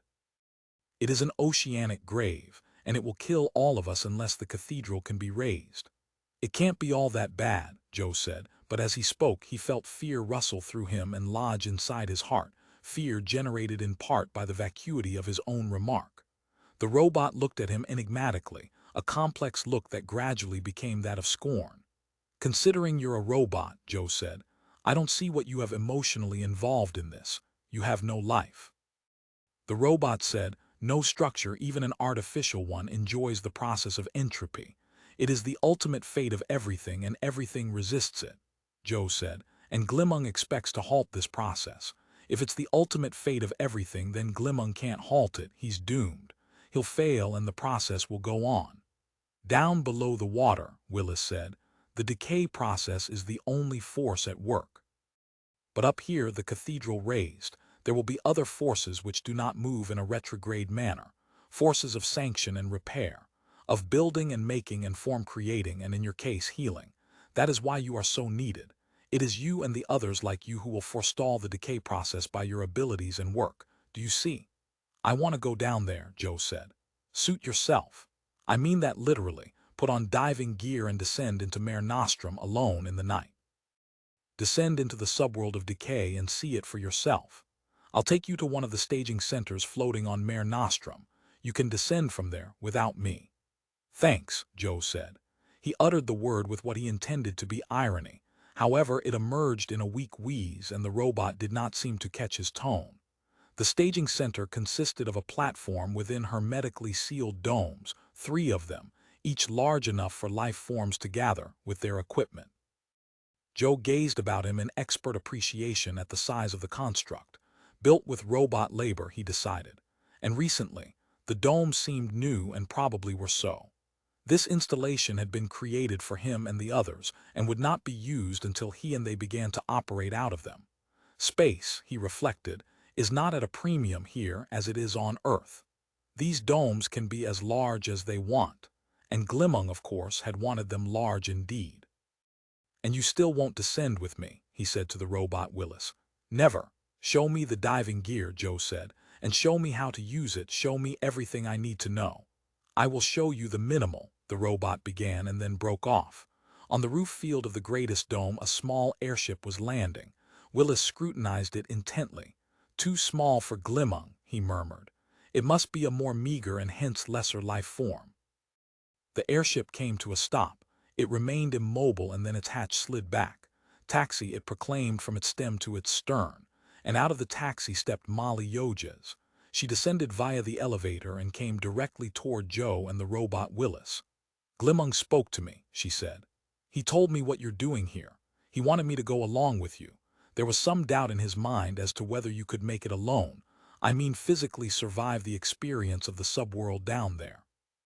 And he thinks you can, Joe said.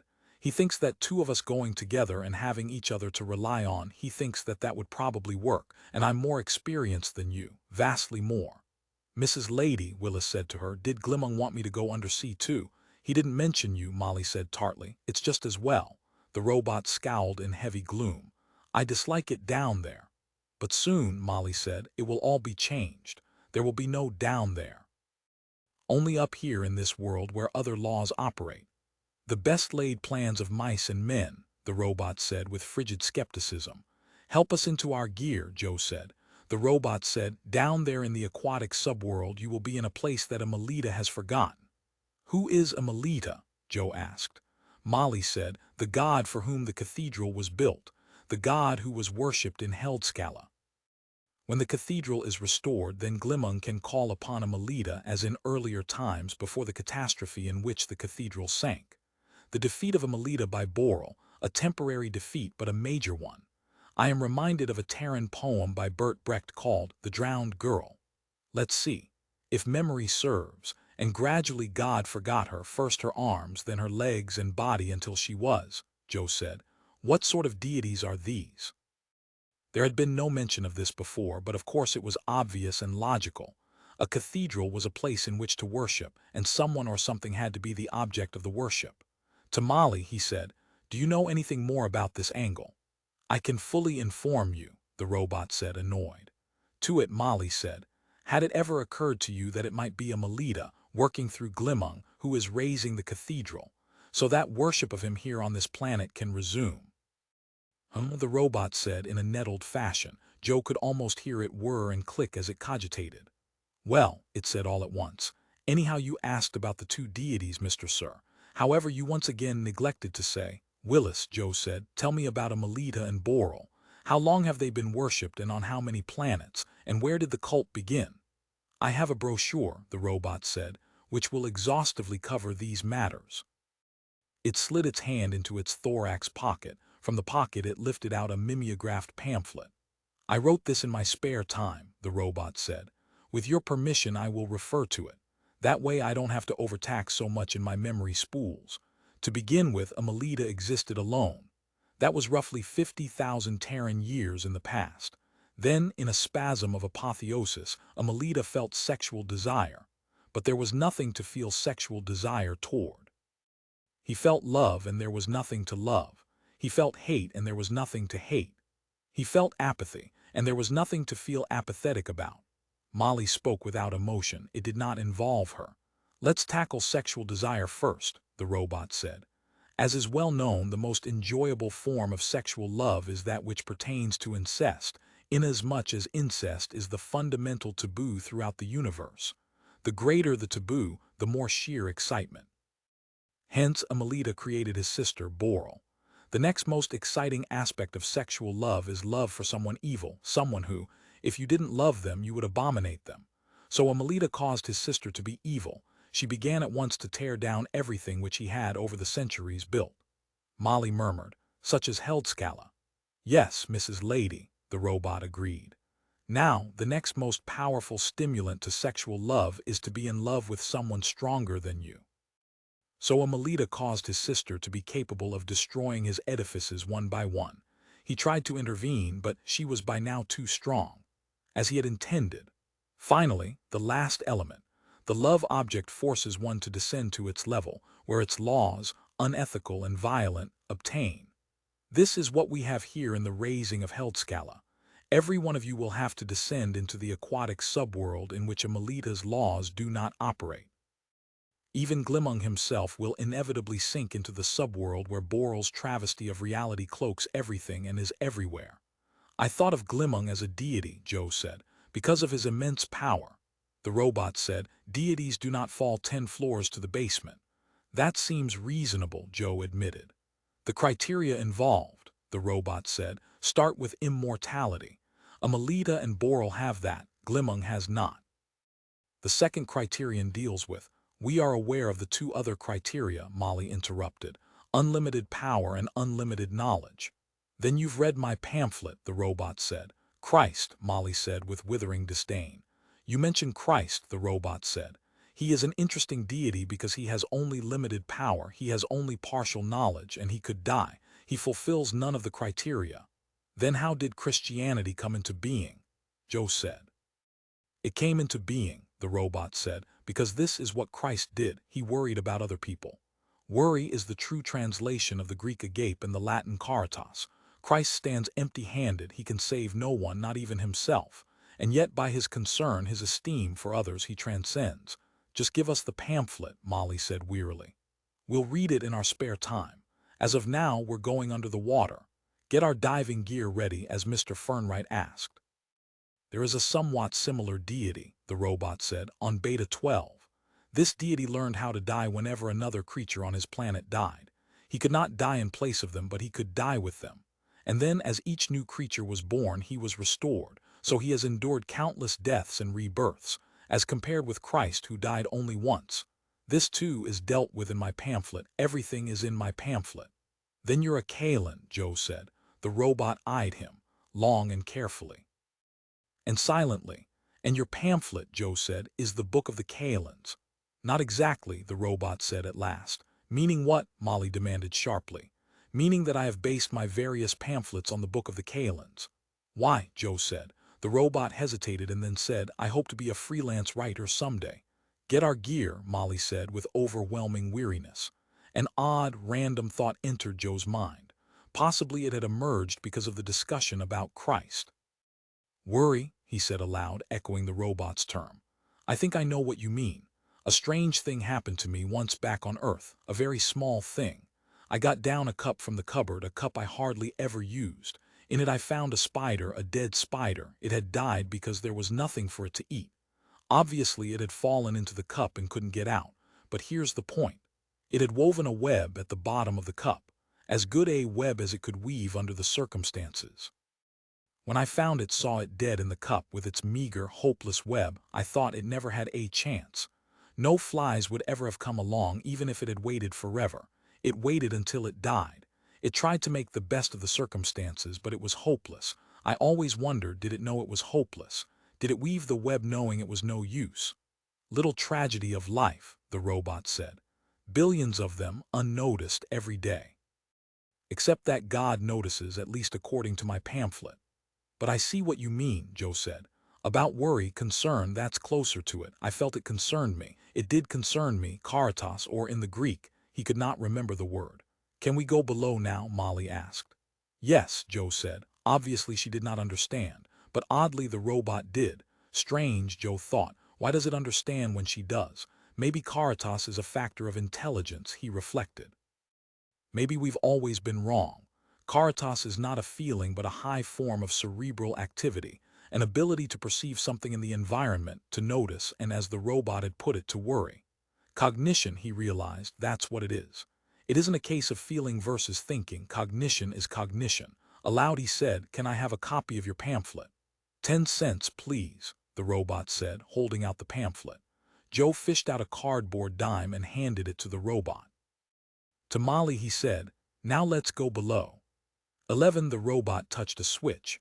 A wall locker opened its sliding door and Joe saw within complete sets of diving gear, oxygen masks, pedal flippers, plastic skin suits, waterproof light sources, weights, pry bars, crossbows, oxygen and helium tanks, everything, including many assorted items of equipment which he could not identify.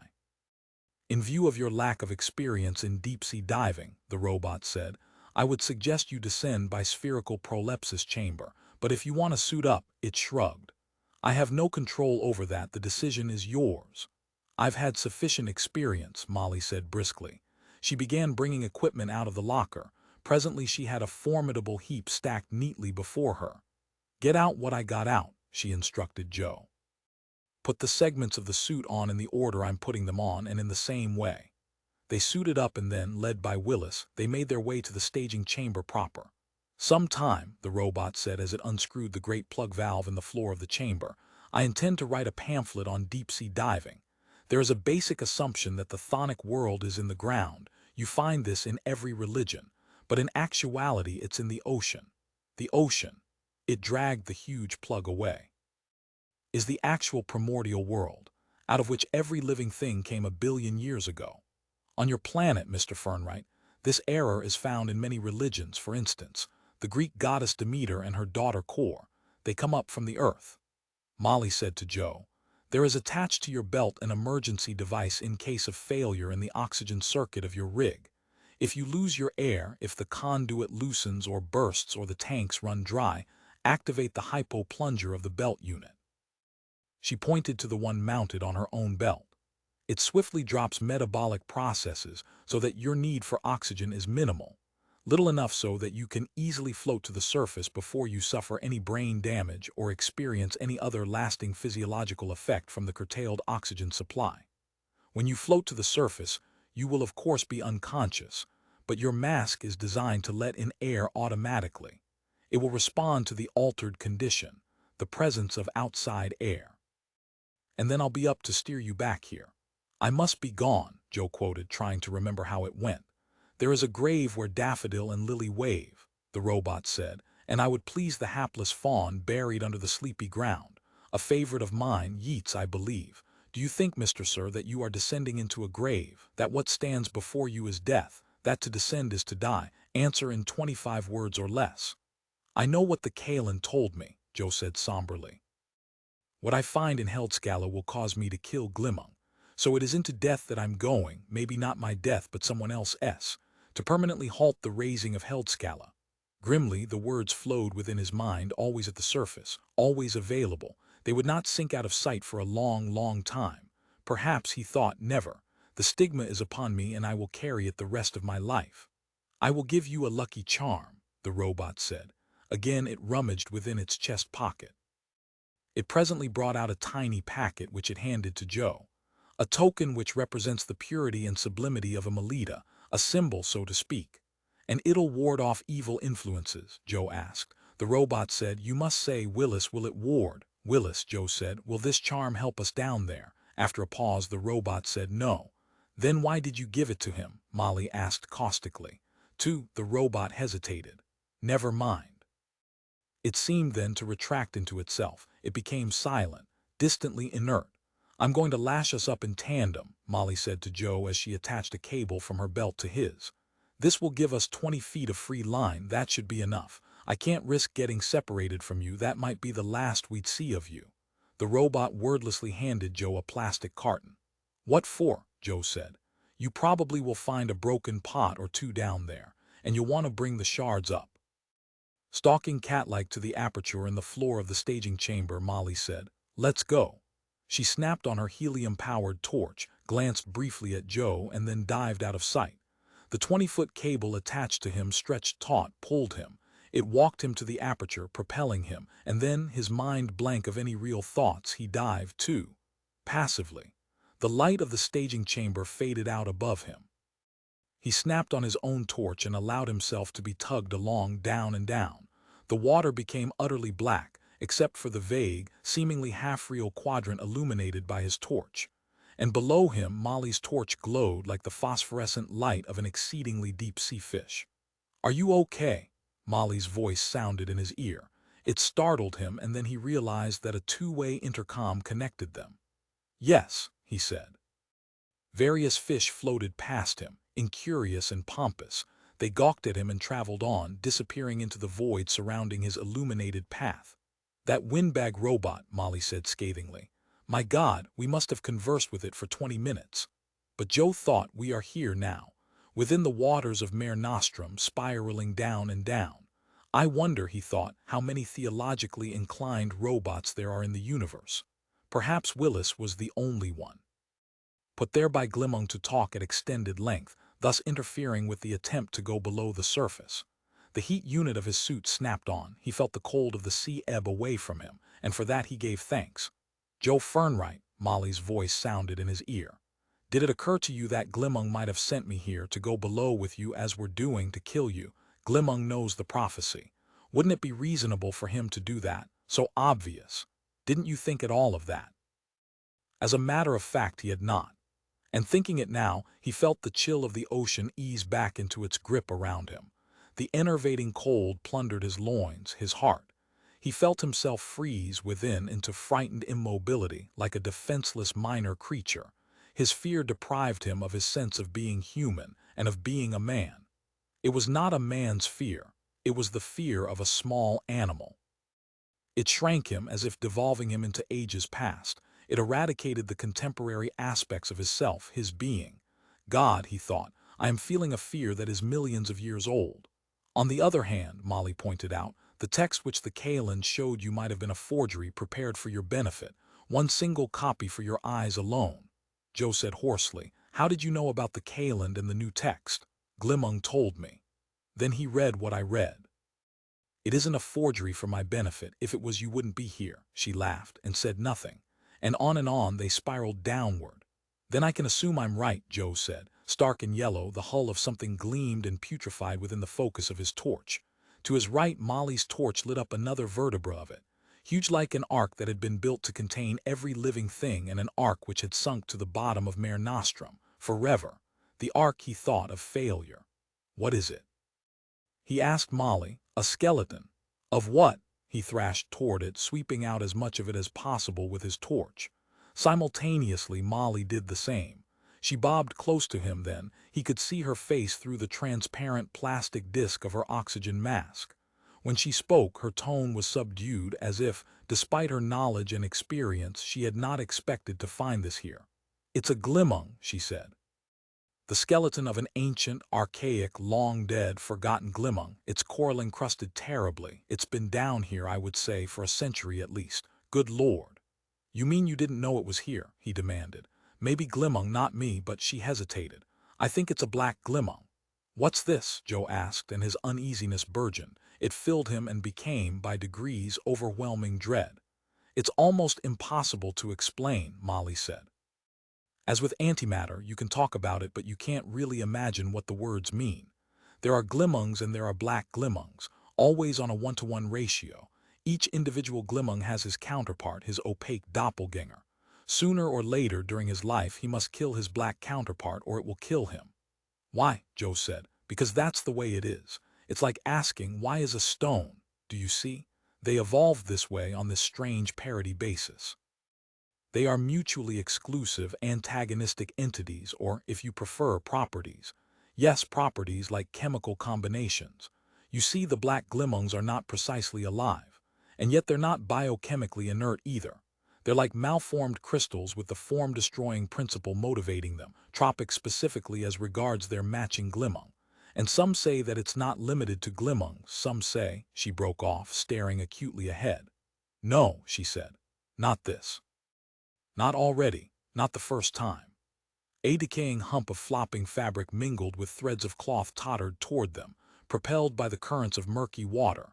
It had a humanoid look, as if once, long ago, it had held itself erect, had walked on strong legs. Now it bowed from the waist, and its legs dangled as if the bones had been scooped out of them. He stared at it, and it came nearer, and he continued staring, because it seemed somehow to want to eddy into his vicinity. Clumsily, so that its pace was slow, and yet it made progress forward. He made out its face now and felt the world within him disintegrate. It's your corpse, Molly said.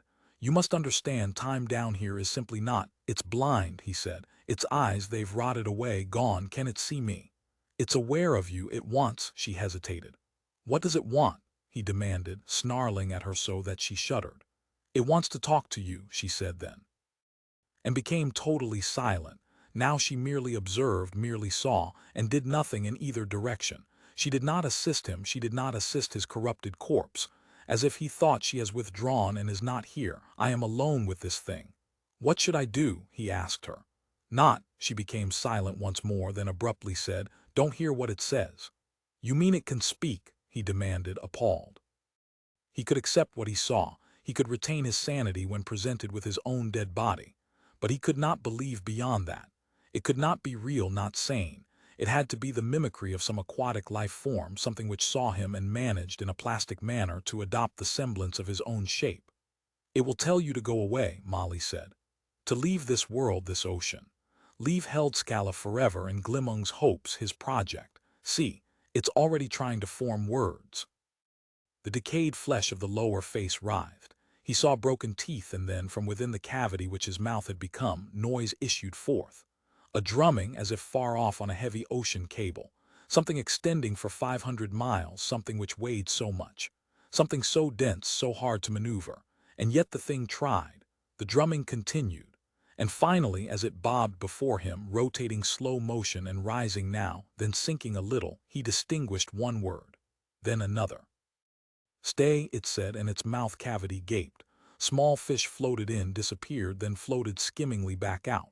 You must go ahead, lift, Heldscalla. Are you still alive? He asked it. Molly said, nothing down here is really alive in the strict sense. Residual amounts, partial changes in a damaged battery.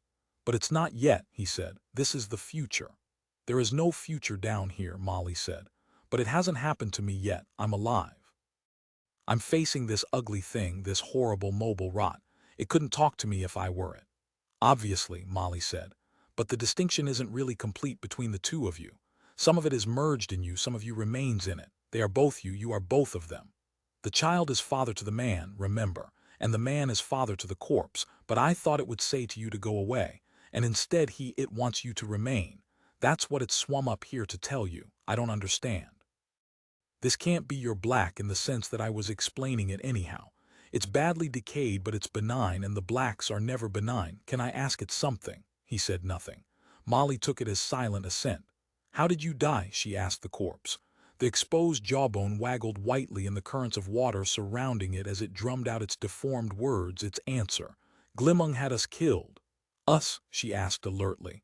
How many of us? All of us. Us. It extended a decomposed arm toward Joe. We too. It became silent then, and by degrees drifted away. But it isn't so bad. I have a box I've made. It helps protect me. I get inside it and put up a barrier where the door, the entrance is, and very few of the fish, the really dangerous fish, get in. You mean you're trying to protect your life, Joe said, but your life is over. He did not comprehend. It made no sense, and it was eerie and bizarre.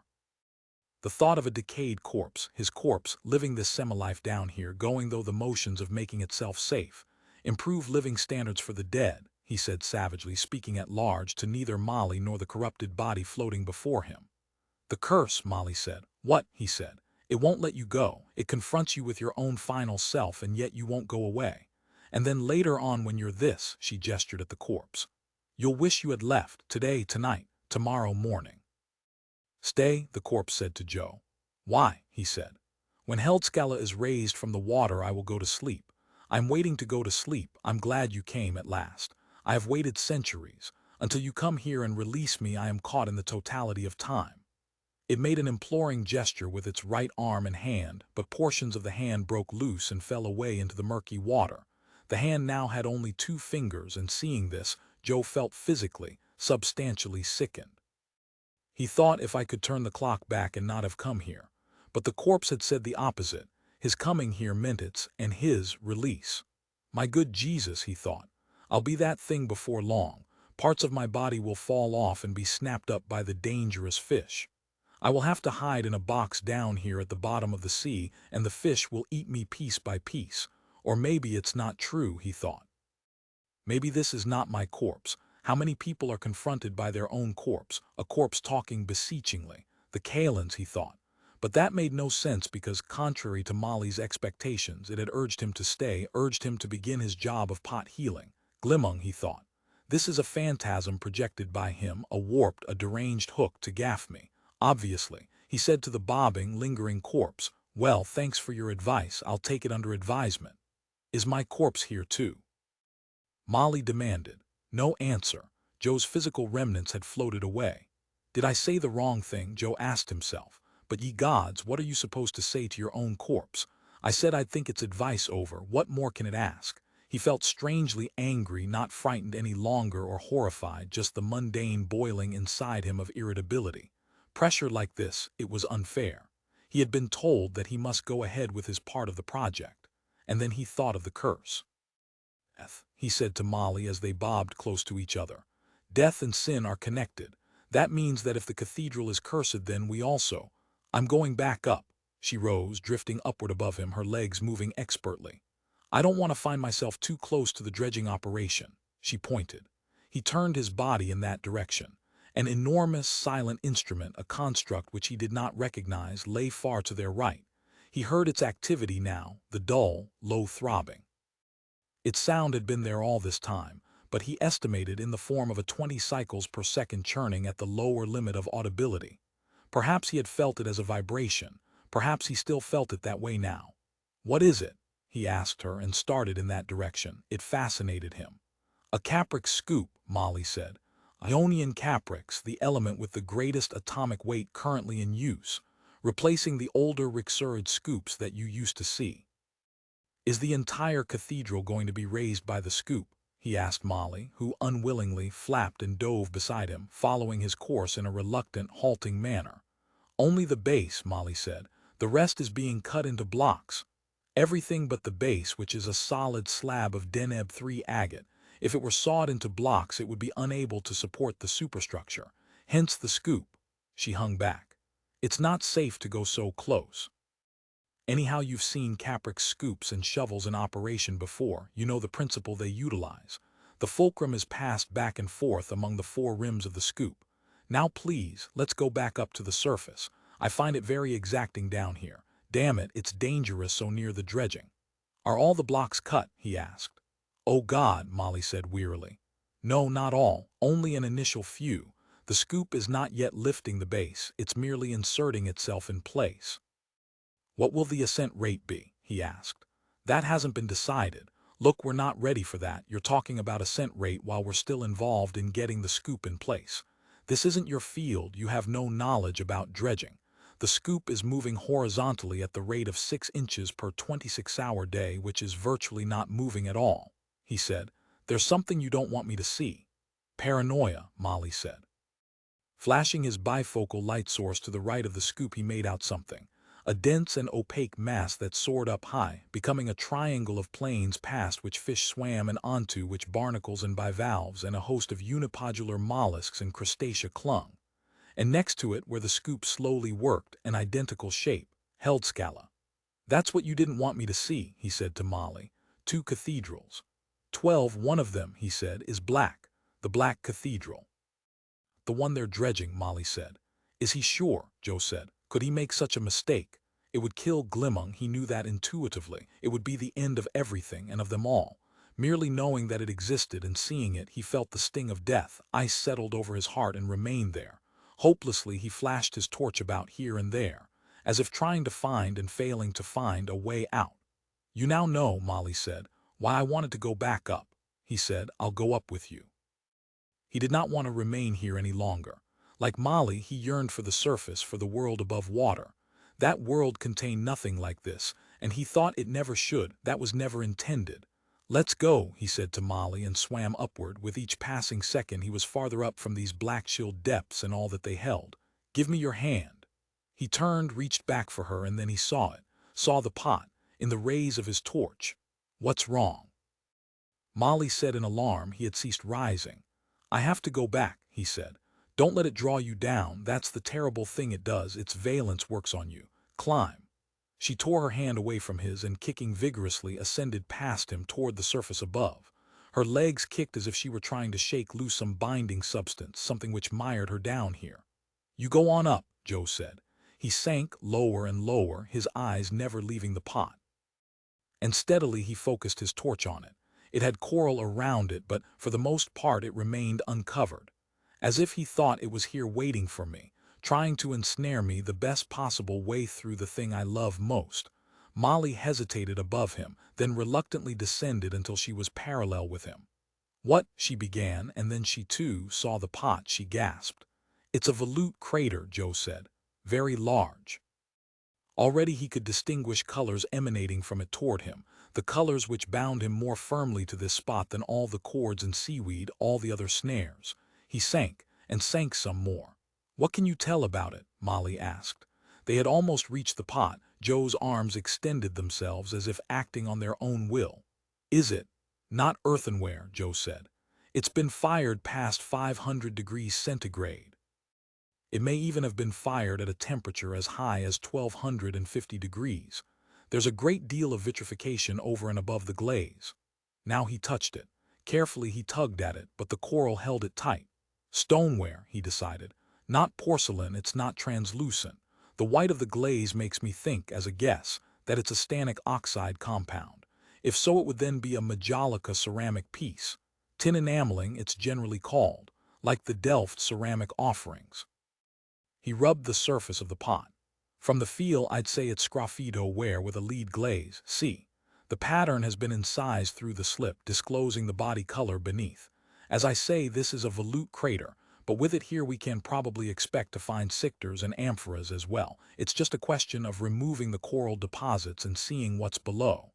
Is it a good pot? Molly asked. I mean, to me it looks unique. I think it's terribly pretty. But in your expert opinion? It's superb, he said simply. The red glaze is probably from reduced copper. It passed through a reducing atmosphere in the kiln. And ferrous iron, look at the black. And the yellow, of course, is obtained from antimony, which produces an excellent yellow. The color of glaze, he reflected, which attracts me the most. The yellows, the blues, I will never change, he thought. It's almost as if someone put this here for me to find. He rubbed the surface on and on, appreciating it by tactile sense impressions rather than sight. Cupric oxide blues, he said to himself. This pot has everything but that. Did Glimmung have this put here, he asked himself. To Molly he said, has coral been removed from this, recently? It seems strange it wasn't completely covered. For a time Molly poked about the pot, examining its surface and that of the coral holding it from below. As she did so he studied the design on the pot. A complex and ornate scene, more ornate even than the Historiato style of Urbino. What did the scene show? He studied it, pondering. Not all of the design was visible, and yet he was accustomed to filling in missing segments removed from pottery pieces. What does this tell? He asked himself. A story, but of what? He peered.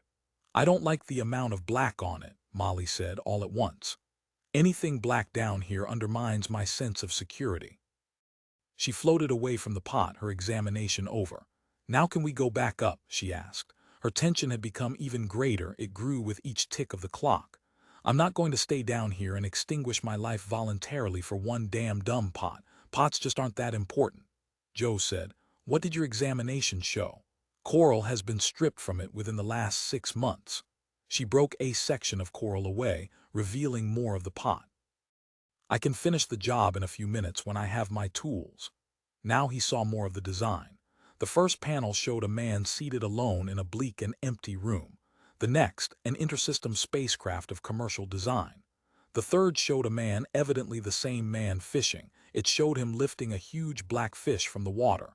That was where the black glaze which Molly objected to came in, the enormous fish. The next panel he could not see.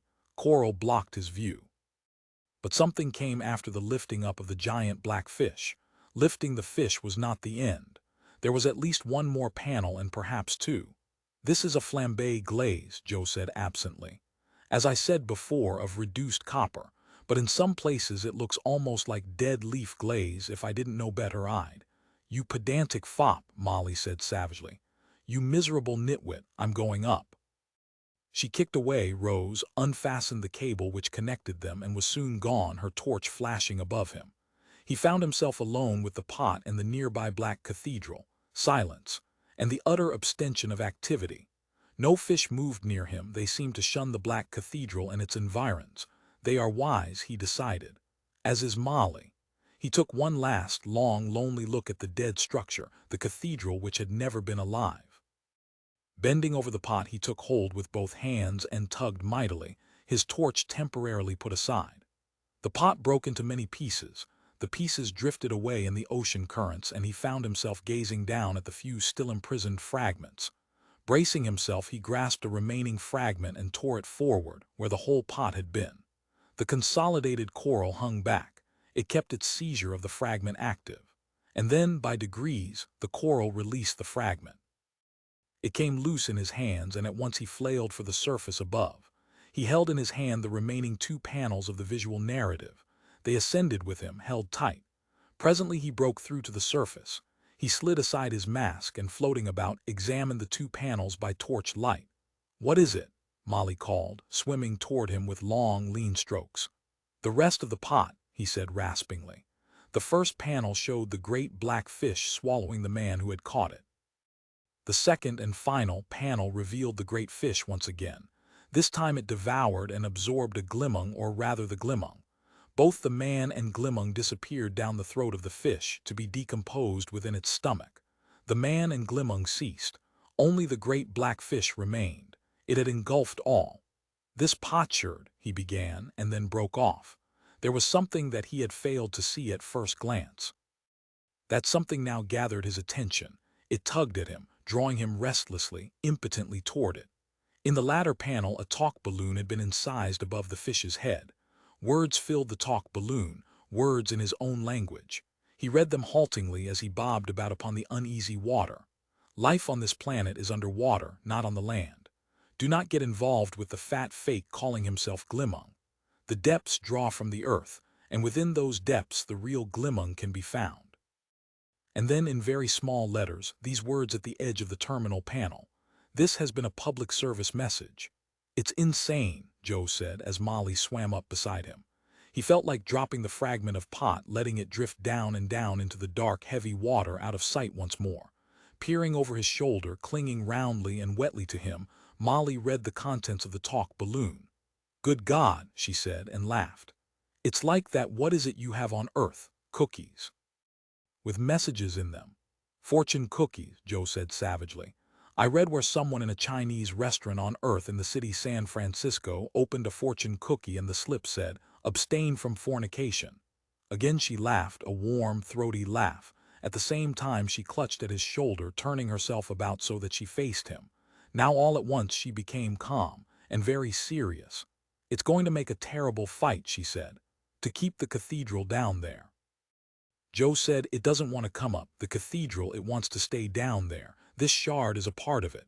He dropped the fragment of pot and at once it sank into oblivion below him. He watched for a second, saw only ebbing water and then turned back toward Molly once again. "That was the cathedral talking to us," he said. It was a somber thought, a thought he did not like. "Didn't the pot belong to the black?" "No," he said, "not from the black one. It had to be faced by all of them, himself, the others, and Glimmung." "I don't think he knows," Joe said aloud. "It's not merely a question of the Book of the Kalends, what they write is fate. It's not a problem in hydraulic engineering either." "The soul," Molly said faintly. "What?" he demanded with anger. "I guess I don't mean that," Molly said after a pause. "You're damn right you don't," Joe said, "because it's not alive." Despite the message on the potsherd, he said to himself, "It's the semblance of life only. Inertia. Like any physical object, it remains where it's at until enough force is brought to bear against it, and then it moves reluctantly. Below us," he thought, "that cathedral contains a mass of infinite enormity, and we will break ourselves trying to move it. We will never recover, none of us, Glimmung included. And it will remain down there," he thought, "as it is now. World without end," he thought, as they say in the church. But what a strange cathedral, he thought, to scratch messages on coral-encrusted pots. There must be a better way by which it can communicate to us up here, we who live on the land. And yet Glimmung's way of communicating, his note bobbing around in the water closet of a toilet on Earth, that had been equally bizarre. A planet-wide propensity, he decided. An ethnic custom, probably sanctioned down through centuries. Molly said, "It knew you would find that pot." "How?" "In the Book of the Kalends. Buried somewhere in a footnote halfway through in squirrel agate type." "But for example, they were wrong," Joe said, "when they said I would find something in Heldscalla that would cause me to kill Glimmung. So it could only be a guess, and maybe a bad one. Yet," he thought, "it did work out. I did find the pot. And maybe someday," he thought, "the tidal currents of reality will sweep Glimmung and me along so that, at last, I kill him, if enough time elapses. In fact," he reflected, "if enough time passes, everything will happen." Which in a sense was the way the Kalends book worked. Worked and did not work. Probability, Joe said to himself. A science in itself. Bernoulli's theorem, the Bayes-Laplace theorem, the Poisson distribution, negative binomial distribution, coins and cards and birthdays, and at last random variables. And hanging over it all, the brooding specter of Rudolf Carnap and Hans Reichenbach, the Vienna Circle of philosophy and the rise of symbolic logic. A muddy world in which he did not quite care to involve himself, in spite of the fact that it pertained immediately to the Book of the Kalends, muddier by far than the water realm which lapped at him and Molly. "Let's get back to the installation," Molly said, and shivered. She abruptly paddled off, leaving him. He saw, ahead of her, the lights which the robot Willis had previously turned on for their benefit. Those lights still burned. The robot waited for them. Amelita did not get us, Joe reflected as the two of them paddled toward the staging center with its blaze of lights. And for that he was thankful. It had been as awful as Willis and Molly had said. His own corpse. He could still see, in his mind, the exposed jawbone as it waggled, white and dead in the current of the aquatic subworld. Amelita's world with its own laws, filled with refuse and everything half dead. He reached the illuminated staging area with its 3 hermetically sealed domes, and there was Willis, waiting to help him up. The robot seemed irritable as Joe and Molly removed their diving gear. "It's about time, sir and lady," Willis said fussily as it gathered up their equipment. "You disobeyed me and stayed too long." It corrected itself. Disobeyed Glimmung, I mean. Joe said, what's the matter with you? Oh, a goddamn radio station, Willis said. Now it worked with Molly's oxygen tanks. Its strong hands lifted them without effort. Just consider this. It stripped her suit from her, gathered up everything, and began to lug it toward the supply locker. I'm sitting here waiting for you to come up and listening to the radio. They're playing Beethoven's Ninth.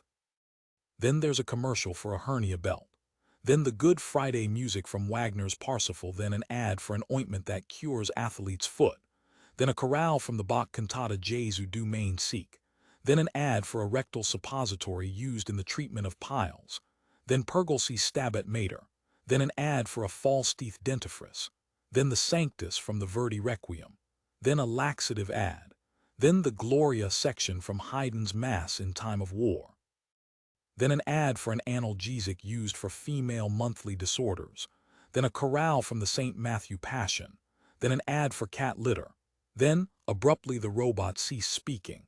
It tilted its head as if listening, and now Joe heard it. And beside him, Molly seemed to have heard it, too. She turned swiftly, then loped to the building's entrance. Outside, in the meager light, she peered up. He followed after her. So did Willis. A huge bird hung in the night sky, containing two hoops, one of water, one of fire. Within the two, an adolescent female face gazed out, partially covered by its paisley shawl. Glimmung, as he had first appeared to Joe, yet now elevated into an enormous bird form. An eagle, Joe thought wonderingly, screaming as it came, plowing up the nocturnal sky with its talons. He moved backward a space, into the security of the building's doorway. And still the great bird soared toward them, the rectangle hoops spinning with shrill intensity. It's the old fellow, Willis said, showing no anxiety. I asked him to come, or did he ask me? I forget. Anyhow, the two of us conversed, but it's a little blurred now in my mind. We have that problem, my colleagues and I, Molly said. He's landing. The bird came to rest in the air, its beak working in spastic agitation. The yellow eyes glowered at Joe, specifically at Joe and no one else. And then from the huge craw of the bird, words came, shouted into the darkness of the night.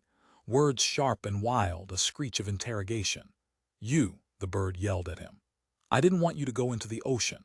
I didn't want you to see what's there, buried at the bottom. You are here to cure POTS. What did you see? What did you do? The shrieks of the bird had a frantic quality about them, an overpowering urgency. Glimmung had come here because he could not wait to find out. He had to know at once what had happened at the ocean bottom. I found a pot, Joe said. The pot lied, Glimmung shrieked. Forget what it said, listen to me instead. Do you understand? Joe said. The pot only told me. There are 1,000 lying pots down there, Glimmung broke in. Each has a separate, false tale to tell to anyone who happens to come by and notice it. A great black fish, Joe said. It showed that. There is no fish. Nothing is real down there except Heldscalla. I can bring it up any time. I can do it alone with no help from you or from anyone. I can bring each pot up myself. I can free them one by one from the coral, and if they break I can repair them or get someone who can. Shall I send you back to your cubicle to play your game? To deteriorate over the years, to sink into decay gradually over the years until you become debris without mind or plans. Is that what you want? No, Joe said. That's not what I want. You are going back to Terra, Glimmung shrilled. The beak snapped open and shut, biting the air savagely. I'm sorry, Joe began, but the bird cut him off with ruthless fury, and as before with overwhelming agitation. I will return you to the crate in my basement, Glimmung declared. You can stay there until the police catch up with you. Further, I will tell them where you are. They will get you and they will reduce you to tatters. Do you understand? Didn't it occur to you that if you disobeyed me, I'd expel you? I have no use for you. As far as I am concerned, you no longer exist. I'm sorry to yell at you this way, but this is the way I get when I'm thoroughly teed off. You'll have to excuse me. Joe said, It seems to me you're going overboard. What in fact have I done? I went below, I found a pot. You found the pot I didn't want you to see. The frigid eyes of the bird bored relentlessly, stultifyingly down at him. Don't you see what you've done? You've forced my hand. I have to react now. I can't wait.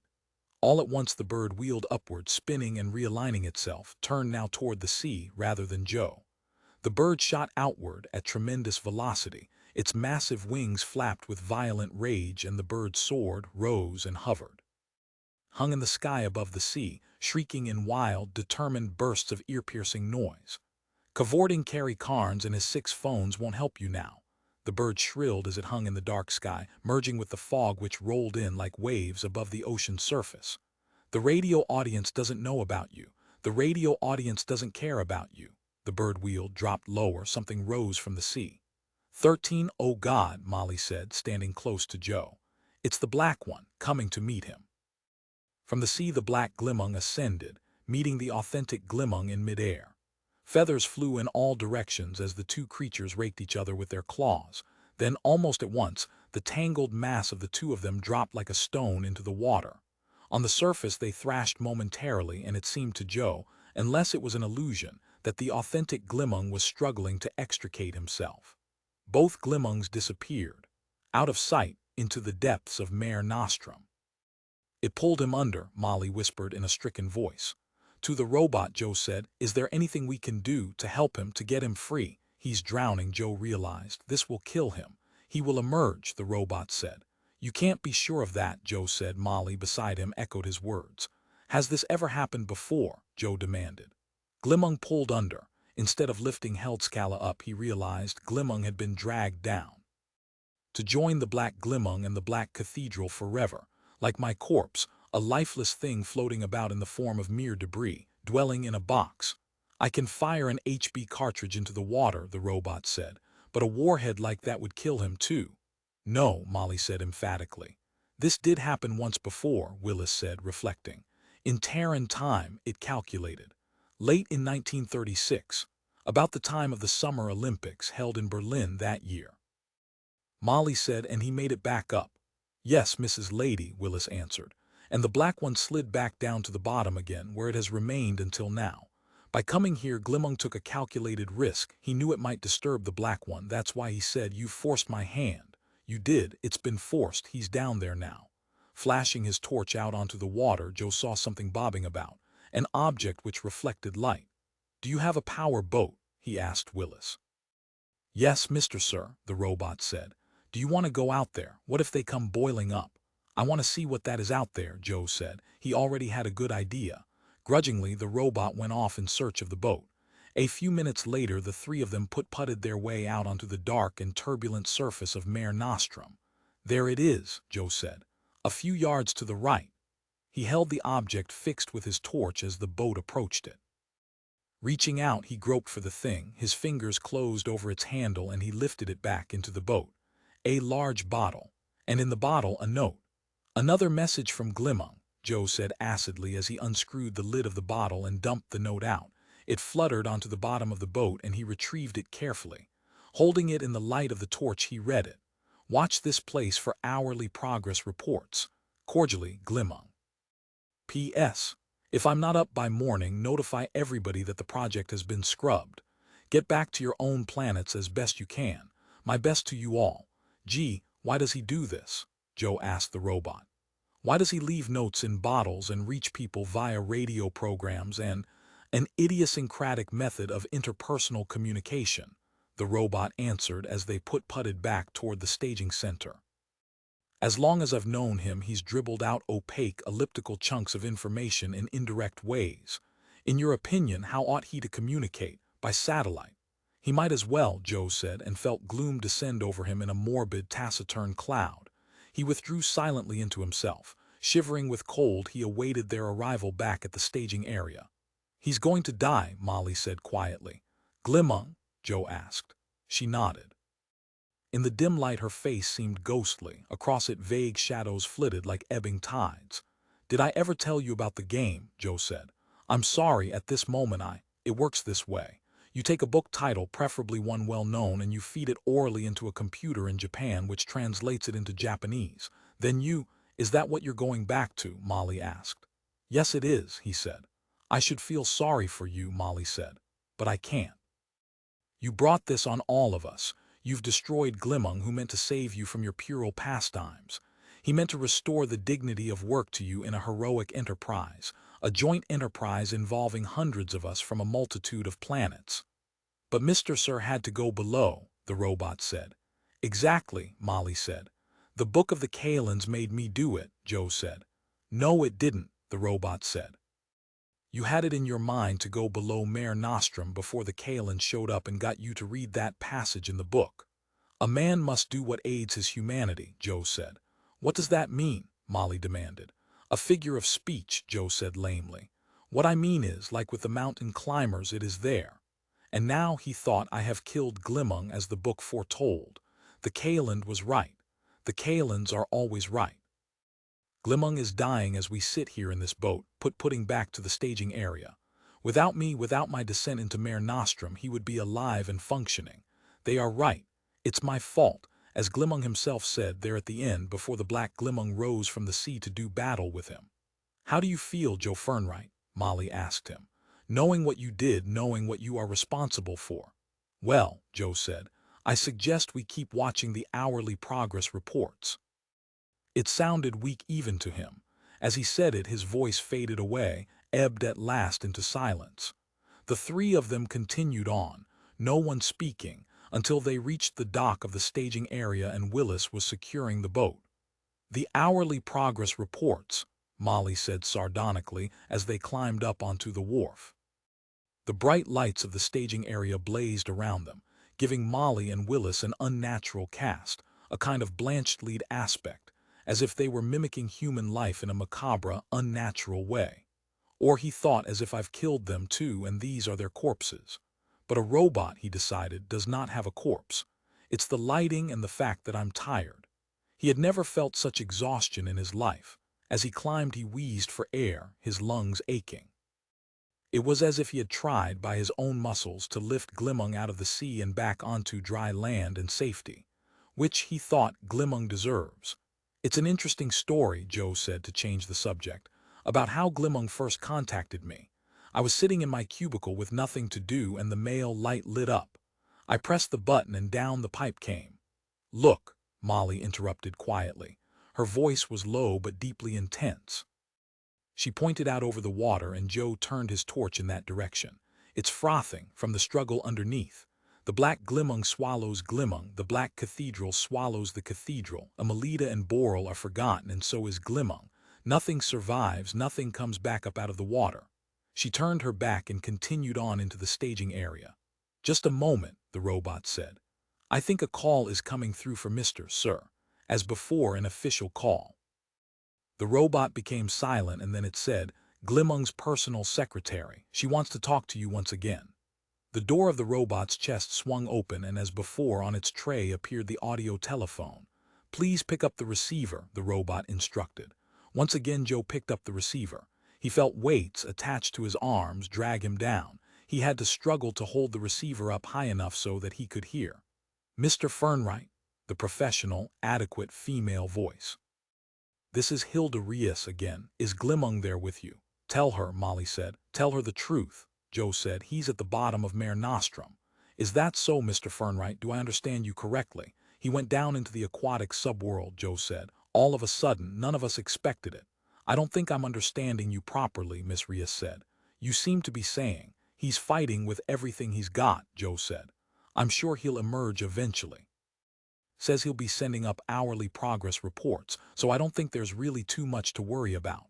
Mr. Fernwright, Miss Rias said briskly, Glimmung only sends out hourly progress reports when he's in distress. Joe said. Do you understand me? Miss Rias snapped. Yes, Joe nodded. Did he go under voluntarily or was he dragged under? A little bit of both, Joe said. There was a confrontation. He gesticulated, finding it difficult to bring forth the right words. Between the two of them, but Glimmung decidedly seemed to have the upper hand, or should I say pseudo-podium. Let me talk to her, Molly said. She seized the phone, tugged it from his hand, and spoke into it. This is Miss Yoges. An interval of silence. Yes, Miss Rias, I know that. Yes, I know that too. Well, as Mr. Fernwright says, he may emerge victorious. We must have faith, as the Bible says. Again a prolonged period of listening. Then she glanced up at Joe, held her hand over the mouthpiece of the phone, said, She wants us to try to get a message down to Glimmung. What message? Joe said. Into the phone, Molly said, What message? No message, Joe said to Willis, is going to be of any help to him. There isn't anything we can do. He felt utterly impotent, more so than at any other time of his life. The sense of the proximity of death, which had haunted him during his depressed periods, dilated in him, and in undismayed fury, he felt it numb his guts, his heart, his nervous system. Awareness of guilt clung to him like a satin, ornate cloak. Shame so pure that it had virtually an archetypal quality to it, as if he were re-experiencing the primordial shame of Adam, the first sense of conspicuousness before the sight of God. He felt hatred for himself for the fecklessness of his conduct. He had brought his benefactor into jeopardy and the entire planet as well. "I'm a Jonah," he said to himself. "The Kalins are right. I have come here to blight this planet with my presence. And Glimmung must have known, yet he brought me here anyhow. Perhaps because I needed this for my sake, Christ," he thought. "And this is now the end. Look how I've paid him back with death." Molly hung up the phone. Her face, strained and taut, moved until she confronted Joe Fernwright directly. She gazed at him without blinking for a long, long time. She gazed at him with fire-swollen intensity, and then she shuddered and ducked her head down as if swallowing. "Joe," she said huskily, "Miss Rios says for us to give up, to leave here and go back to the Olympia Hotel for our things. And then," she paused, her face nodding profoundly, "and then leave Plowman's planet and return to our own worlds." "Why?" Joe said, "Because there's no hope, and once Glimmung she made a convulsive gesture, is dead, then the scourge will descend on everybody on the planet, so we should get out," Joe said, but the note in the bottle said to watch for hourly progress reports. "There will be no progress reports." "Why not?" She said nothing. She did not amplify. Chilled with fear, Joe said, "Is she going to leave?" "Yes, but first Miss Rios will be staying behind to route everybody to the spaceport. There's an intersystem ship that can begin loading at any time. She hopes to have everyone on it within the next hour." To Willis, Molly said, "Call me a taxi." "You have to say, Willis, call me a taxi," the robot said. "Willis, call me a taxi." "You're leaving?" Joe asked. He felt surprise and, in addition, a further sinking of his life sense. "We've been told to," Molly said simply. Joe said, "We've been told to watch for hourly progress reports." "You damn fool," Molly said. "I intend to stay here," Joe said. "All right, stay here." To Willis she said, "Did you call for a cab?" "You have to say, Willis, did you call for a cab?" "They're all busy," the robot said, "shuttling people from every corner of this rusty old world of ours to the spaceport." Joe said, "Let her have the vehicle you and I came here in." "Then you're sure you don't intend to leave?" the robot asked. "I'm sure," Joe said. "I think I can follow your reasoning," Molly said. "It was you who made this come about, this trouble crisis. So you feel it would be immoral to leave to save yourself?"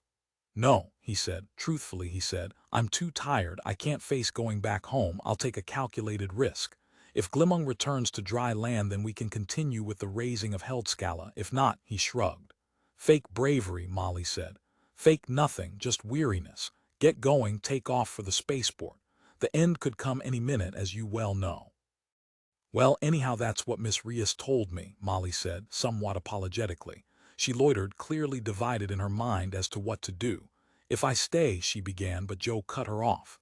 "You're not staying, you and everyone else except me." "May I interpose a point?" Willis inquired. Neither of them replied, so it continued. "It was never Glimmung's intention that anyone die with him. Hence Miss Rios's instructions to all of you. She is following his dictates. Undoubtedly he left a standing order with her that if he were killed she would get everyone off the planet, hopefully in time. Do you see, Mr. Sir?" "I see," Joe said. "Then you'll leave with Miss Lady?" "No," Joe said. "Terrans are known for their stupidity," Molly said scathingly. "Willis, drive me to the spaceport direct. I'll leave my things in my apartment. Let's go." "Good be, Mr. Sir," Willis said to Joe. "Rots of ruck," Joe said. "What does that mean?" Molly demanded. "Nothing, an archaic drollery." He walked away from the two of them to the wharf. Standing there he gazed sightlessly down at the moored boat and in it the bottle and note. "Rots of ruck to me too," he thought. "It was never a very good drollery anyhow," he said to no one in particular. To Glimmung, he thought. "Luck to him, down in Mare Nostrum where I ought to be, where we all should be. Fighting, as he is fighting, the black entities that have never lived. Death on the move," he thought, "animated death. Death with an appetite." He said aloud, "Cursed with an appetite keen I am." They had gone. He stood alone in the staging center, and presently he heard rockets, a low murmur of power that shook the building. They had taken off. From Princess Ida, he said to no one, sung by Cyril in Act 2 in the gardens of Castle Adamant. He was silent then, listening. He could no longer hear rockets. What a hell of a thing, he thought.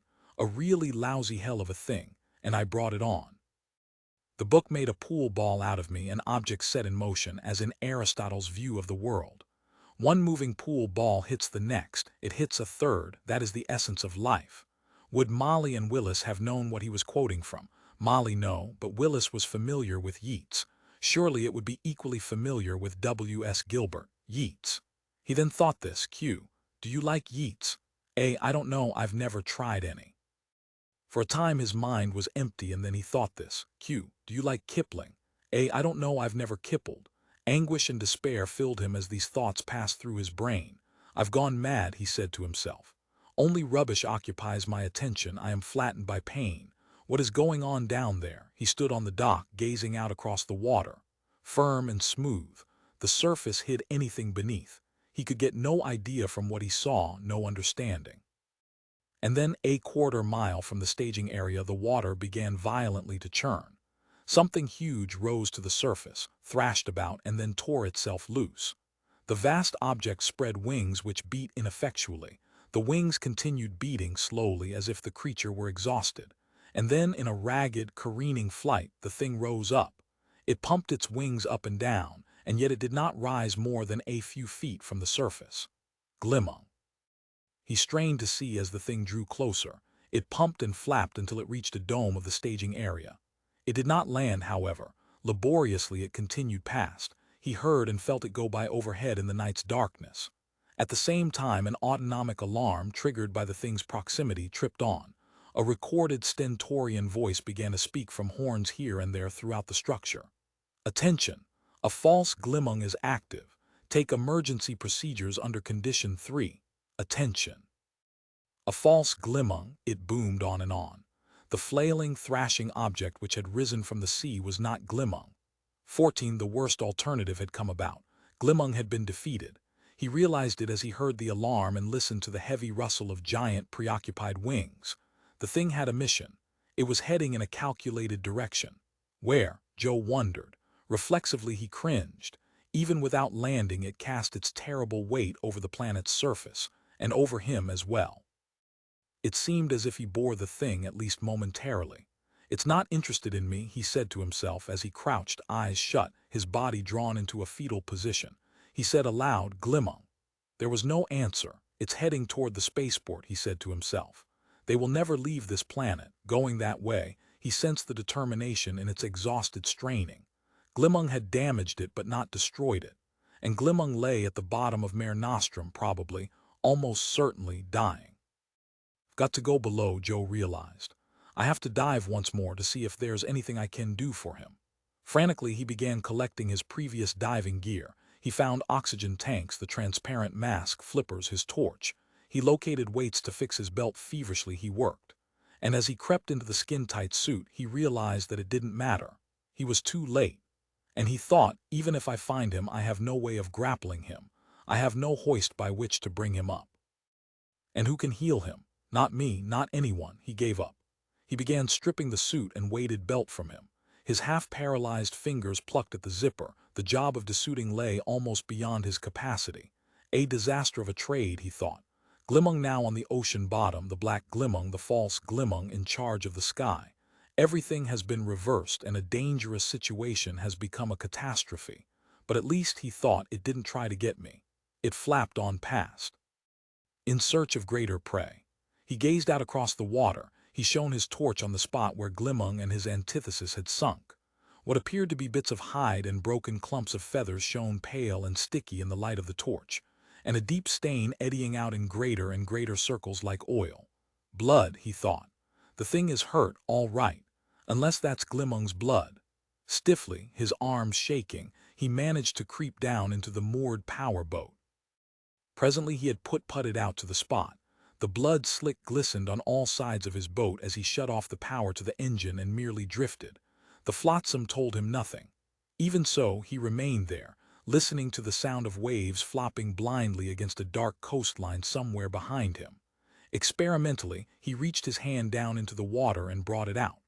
The slime in torch light looked black, but it was blood, fresh blood and lots of it. Blood from something which had been permanently maimed, beyond hope of recovery. Whoever lost this blood will die in a matter of days, he decided, or possibly hours. From the depths of the ocean a bottle floated up.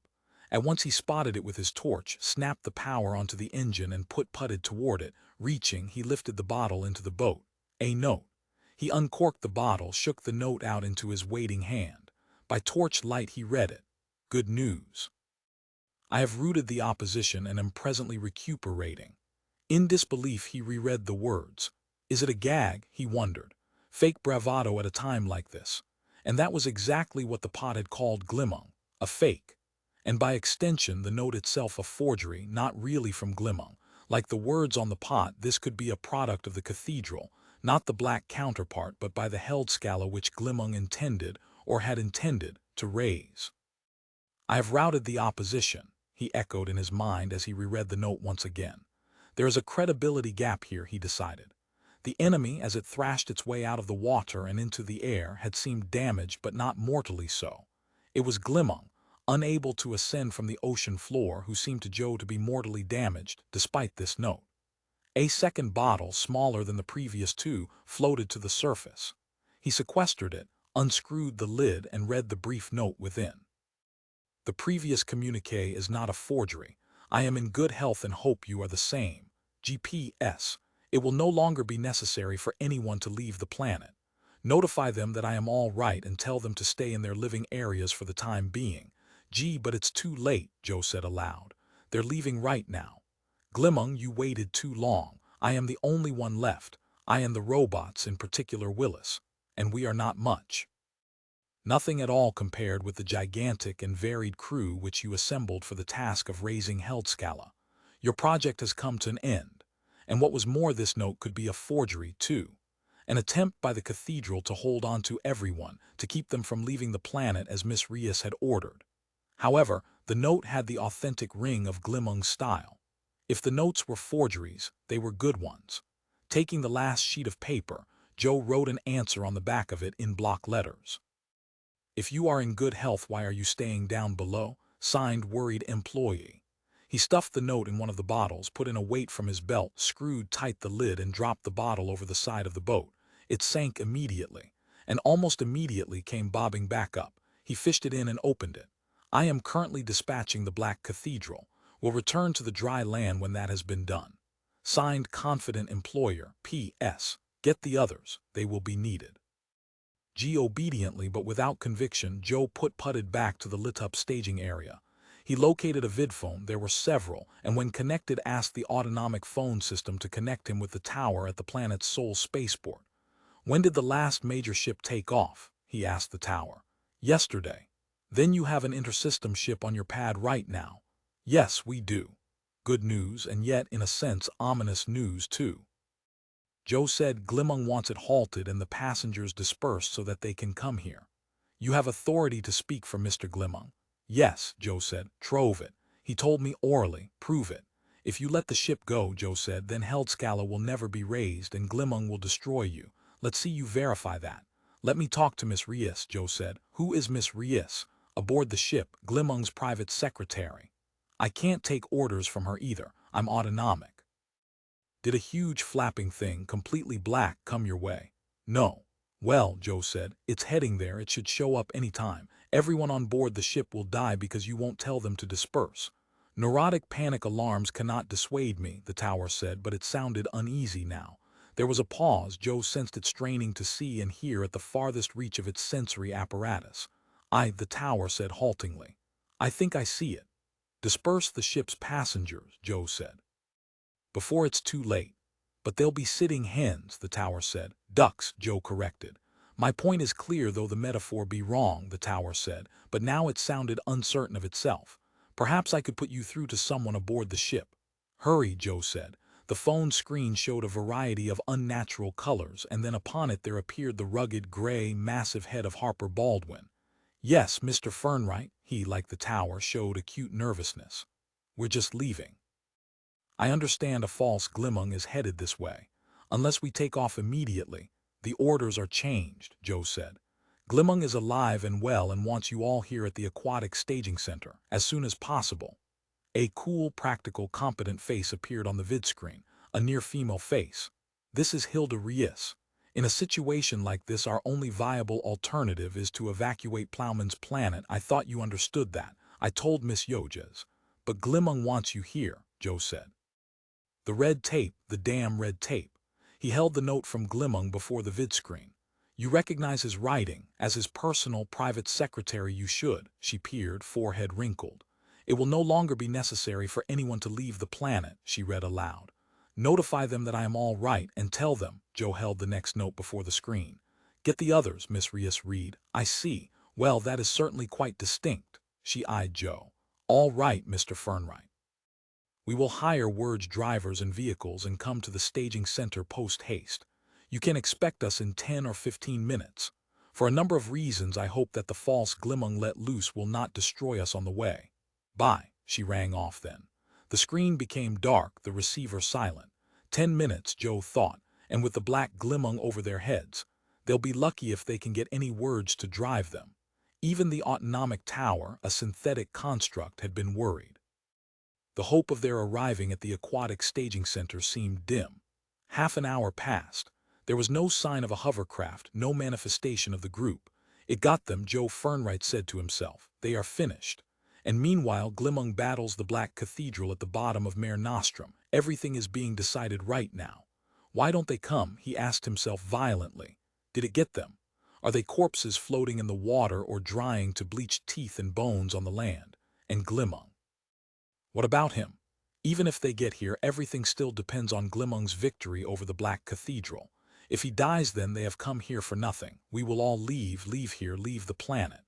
Back to overcrowded Earth for me with phony money, the vet's dole, the empty cubicle where nothing happens, and the game, the goddamn game, for the remainder of my life. I'm not going to leave here, he said to himself, even if Glimmung dies. But what would this world be like without Glimmung? Ruled by the book of the Kalends, a mechanistic world, each day cranked out by the book, a world without freedom. The book will tell us each day what we are going to do, and we will do it. And eventually the book will tell us we are going to die, and we will die. He thought the book was wrong. It said what I found down below the surface of the ocean would cause me to kill Glimmung. And it didn't.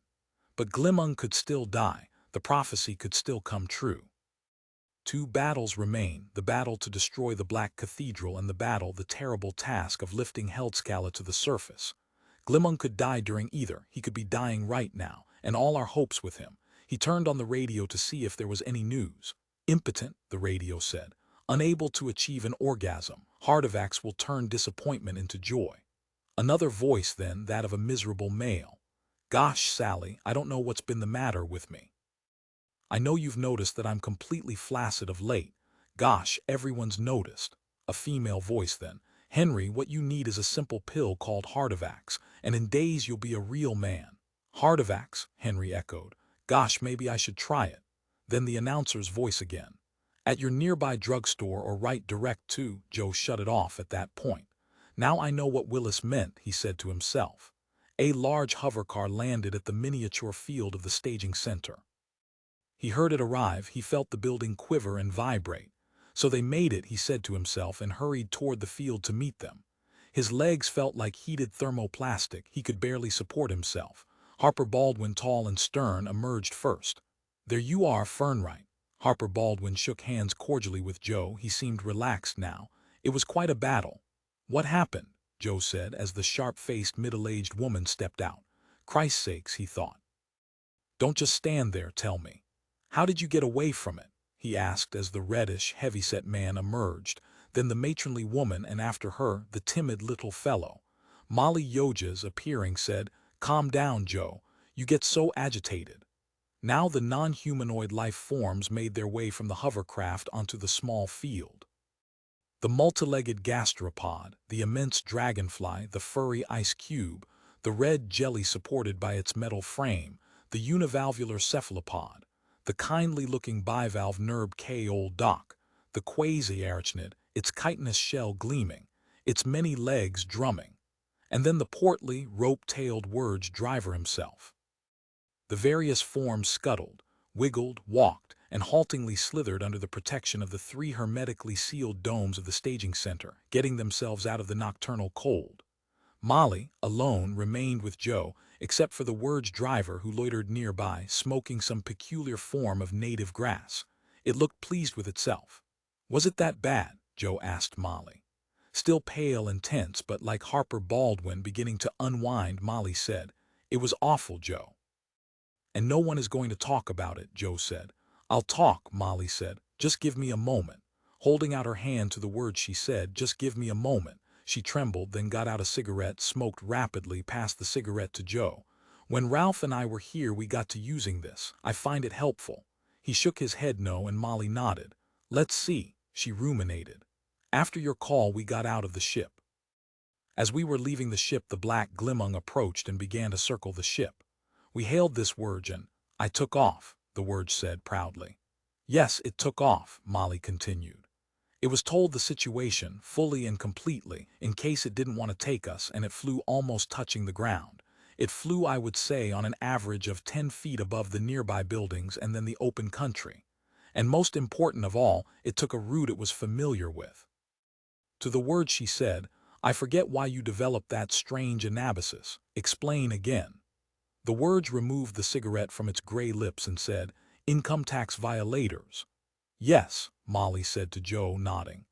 "Plowman's planet has a huge income tax, roughly 70% of earned gross income. As an average, it varies, of course, depending on the bracket. You see, the words usually drive that route the other way. That is, starting in a distant residential spot and zigzagging, etc., to the spaceport, avoiding the native police and tax agents and getting the passenger aboard a ship before he's caught.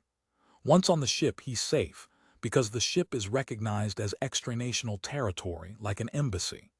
I can always get them there," the word said sleekly. "Onto a ship before they're caught. No police cruiser, even with radar, can spot me as I zero in on the spaceport. In 10 years, I've only been stopped once, and that time I was clean." It grinned as it puffed on its cigarette.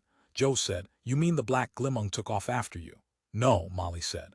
"It crashed into the ship a few minutes after we vacated it. The ship was totally destroyed, according to what we heard over the air, and the black Glimmung was injured." "Then why did you need an elaborate escape route?" Joe asked, bewildered. "It seemed like a good idea at the time," Molly said. "I understand from Hilda Reis that Glimmung is currently attacking the Black Cathedral. Have you heard any further word since the note Miss Reis saw over the vidphone?" "No," Joe said. "I haven't looked. I was waiting for all of you to show up." "One more minute," Molly said. "Aboard that ship, sitting there, waiting for takeoff, and we would have been killed. It was too close, Joe. I wouldn't want to live through it again. I think it thought the ship was alive because the ship was so large, and we were too small. It apparently never saw the hover car." "Funny things happen on this planet," the word said. Now it was picking its teeth with its elongated thumbnail. It all at once held out its hand. "What do you want?" Joe said. "To shake hands." "No," the word said. "I want .85 of a crumble. They said you'd pay the bill for me bringing them here over my extra good escape type route." "Bill Glimmung," Joe said. "You don't have .85 of a crumble?" the word asked. "No," Joe said. "Do you?" the word said to Molly. "None of us has been paid," Molly said. "We'll pay you when Glimmung pays us." "I could call in the police," the word said, but fundamentally it appeared to be reconciled. "Basically, Joe decided it's a humble creature. It will let us pay later." Molly took his arm and led him indoors. The words remained behind, glowering fruitlessly, but it did not try to halt them. "I think," Molly said, "that we've gained a great victory. I mean by our escape from the Black Glimmung and its injury. I understand that it's still there at the spaceport and the authorities are trying to decide what to do with it. They'll wait until Glimmung tells them what they should do. That's the way they've worked for decades, in fact since Glimmung came here. At least that's what Ralph used to say. He was very interested in the way Glimmung ran this planet, he used to say." "What if Glimmung does die?" Joe said. "Then the Wurge won't get paid," Molly said. "I'm not thinking about that," Joe said. "I mean this. If Glimmung dies, will the Black Glimmung be patched up and allowed to rule this planet, in his place, as the next best substitute?" "Lord knows," Molly said. She joined the group, the variegated life forms from a variety of planets, arms folded. She stood listening to what Harper Baldwin was saying to the kindly bivalve. "Faust always dies," Harper Baldwin said. Nerb K. Old Doc answered, only in Marlowe's play and in the legends which Marlowe drew on. Everyone knows that Faust dies, Harper Baldwin said. He surveyed the group of life forms gathered in a circle around him and the bivalve. Isn't that true? He asked them all. Joe said, it's not preordained. Yes, it is, Harper Baldwin said emphatically. In the Book of the Kalends, specifically, look again. We've lost sight of it. We should have left when we could, when our ship was getting ready to fire off its launch rockets. Then we would have died, the quasi-arachnid said, its many arms waving in excitement. The black Glimmung would have killed every one of us the moment it hit our ship. That's true, Molly put in. Actually that's so, Nerb K. Old Doc said in his kindly way. We are here only because Mr. Fernwright was able to reach Miss Hilda Reis and tell us that Glimmung wanted us to evacuate the ship, which we did, and not a moment. Balls, Harper Baldwin said angrily. Joe picked up his torch and walked from the staging area to the wharf. He shone the helium-powered bright light out onto the surface of dark water, seeking for something. Anything. Any sign of Glimmung's condition. He examined his watch. Nearly an hour had passed since Glimmung had met the black Glimmung and had dropped to the floor of Mare Nostrum, to do fatal battle with his doppelganger, and after that to struggle with the black cathedral itself. Is he alive? Joe wondered. Would his corpse float to the surface, or like mine would it remain down below in the realm of decay, rotting into offal, hiding in a box or other construct, not alive and yet not totally inert? A kind of semi-sentient state that might continue for centuries. And the black cathedral would be free to rise to the surface and onto dry land. Once Glimmung is dead, then nothing can halt it. Maybe there was a further note. He searched the water for a bottle. He whisked the light here and there, sweeping out an enormous area. No bottle, nothing. Molly came up beside him. Anything? No, he said curtly. Do you know what I think? Molly said. I think, as I've always thought, that he's fated to fail. The book is right and Harper Baldwin is right. Faust always fails and Glimmung is an incarnation of Faust. The striving, the restless intensity, it's all there. The legend is fulfilled, in fact is being fulfilled right now as we stand here. Maybe so, Joe said, still lashing the water with shafts of white light. Molly took his arm and nuzzled close to him. It's safe now, we could leave. The black one isn't after us anymore. I'm staying here. Joe moved away from her, still sweeping the water with his torch. No thoughts crossed his mind. Mentally he was blank, merely listening passively, waiting for a clue, a sign, any sign of what was going on below. All at once the water stirred.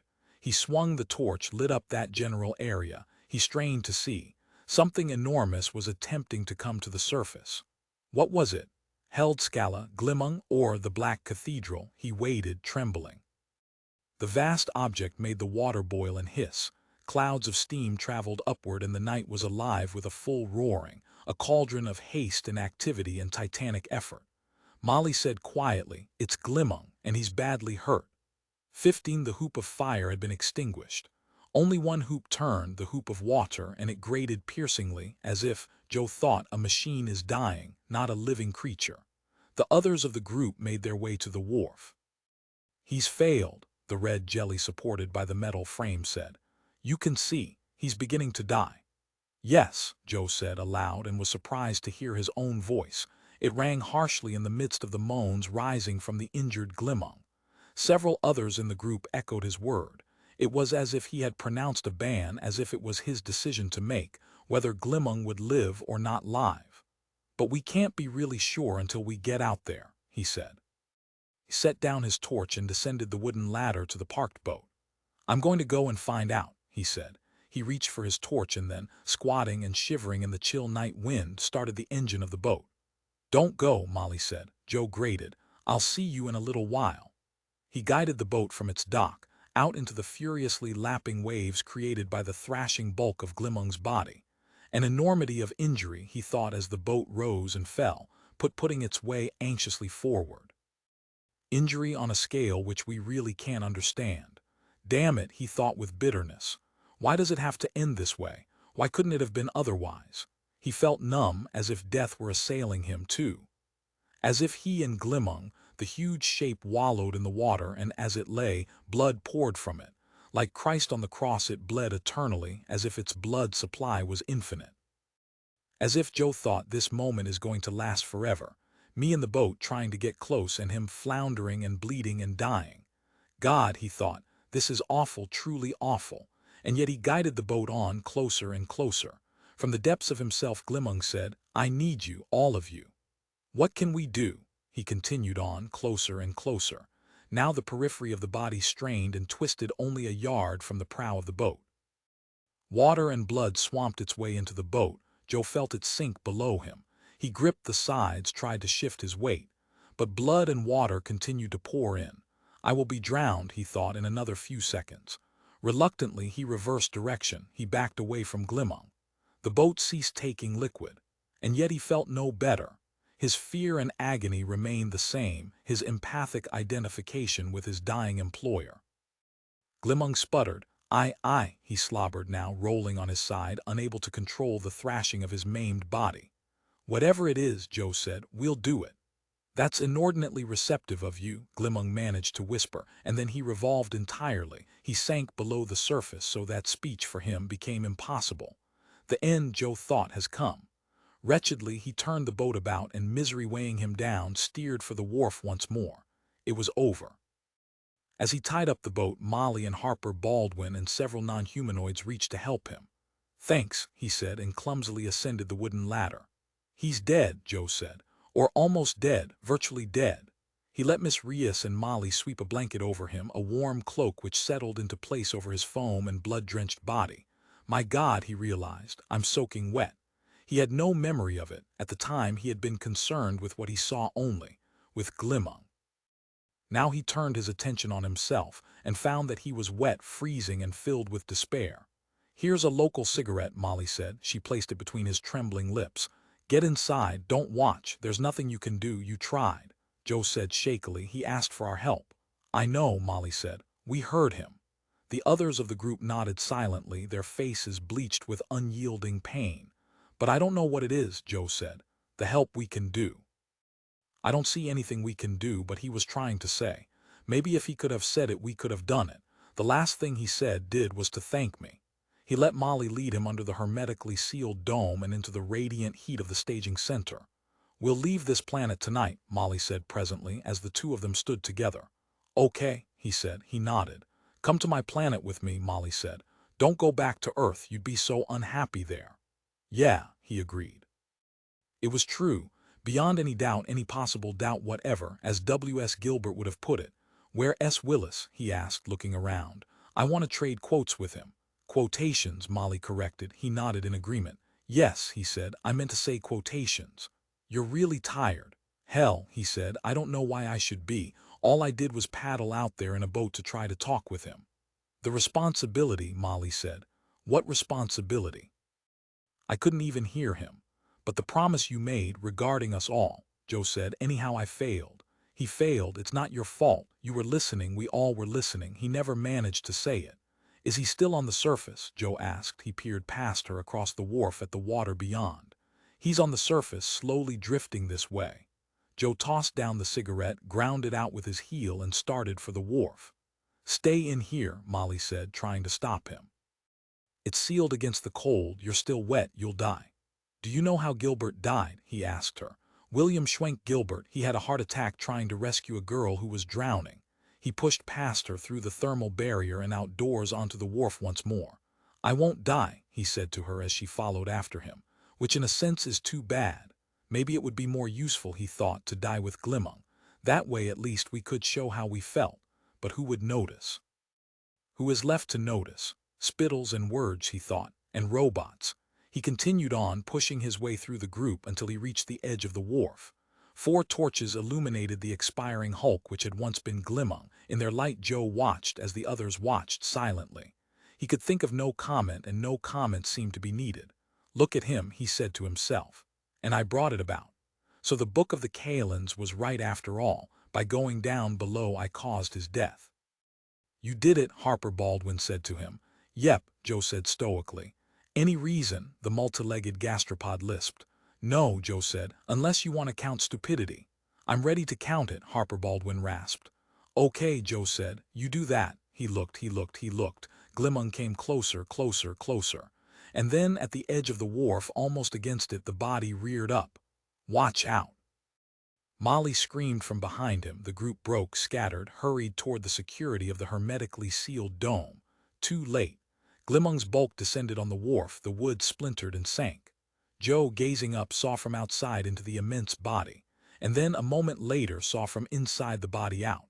Glimmung had enclosed them. All. No one had escaped, not even the robot Willis, who had stood far off to one side, caught up, trapped, included in that which was Glimmung. He heard Glimmung speak, heard not through his ears but in his brain, and at the same time heard the babble of the others, of the remainder of the group. Their voices, the unceasing din, muttered beyond Glimmung's own voice like crosstalk. "Help me! Where am I? Get me out of here!"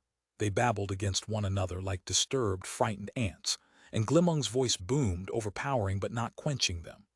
"I have asked you here today," Glimmung declared, bombarding Joe's brain, "because I need your help. Only you can give it to me." We're a part of him, Joe realized. A part. He tried to see, but his eyes registered only a swirling, jello-like image, a film which obliterated rather than revealed the reality around him. "I'm not on the edge," he thought. "I'm at the center, so I have no vision. Those at the edge can see, but please listen to me," Glimmung interrupted, fragmenting his bat-like flittering thoughts. "Concentrate. If you do not, you will be absorbed and finally vanish, and hence be of no use to me or to anyone else. I need you to live as separate entities combined within my one somatic presence." "Will we ever get out?" Harper Baldwin yammered. "Are we going to have to remain in here forever?" "I want out," Miss Reyes cried in panic. "Let me loose, please," the immense dragonfly implored. "I want to fly and sing. I'm held down in here, pushed and compressed and made not alone." "Sanction my flight, Glimmung. Free us," Nerb K. Old Doc begged. "This is unfair. You're destroying us. We're being sacrificed for your ends. How can we help you if we're destroyed?" Glimmung said. "You are not destroyed, you are engulfed." "That's being destroyed," Joe said. "No," Glimmung boomed, "it is not." He began to lumber away from the remains of the wharf, the scattered bits of wood which he had not absorbed. Down, Glimmung thought, and the thought impressed itself in Joe's brain as well as in the other brains around him. Down to the bottom. The time has come, Heldscalla must be raised. Now, Glimmung thought, what sank down centuries ago will be spewed up once more to the surface. Melita and Boral, he thought. You will be free, and on the shore it will all be as it was before, worlds without end. Depth. The water became dull. Forms darted or crept by, a multitude of them, no two alike. The snowflakes of the sea, he thought. A winter of vegetable life which crawls over and hangs on to. Let go. Before him Heldscalla lay. Its pale turrets, its Gothic arch, its flying buttresses, its red-stained glass made from gold. He saw all of it from a dozen eyes. It was intact except for the engineering divisions from another time when he had planned to raise it externally. Now he thought, I will enter you. I will become a part of you, and then I will rise. You will go up with me, and we shall die on the shore, but you will be saved. He made out the jagged ruins of the black cathedral, broken into bits, he thought. Destroyed where I left you, rotten and unusable debris which serves no purpose and which no longer can block me, weak as I am. Because of all of you, he thought, I can function again. Can you hear me? He spoke distinctly. Say if you can hear me. Yes, we can. Yes. Yes. The answering voices rattled on and on. He counted them, and they were all there, all alive and functioning as subforms of himself. "All right," he said, and triumph filled him as he dove directly at Heldscalla. "Will we survive this?" Joe Fernwright asked. He felt fear. "You will," Glimmung thought, "but not me." Raising his perimeters, he extended himself so that his front end served as wide an area as possible. "Now you are me," he thought, "and I am you, Heldscalla. It has happened, despite the book." He held within him the sunken cathedral. Now he thought, he listened, he had ceased moving.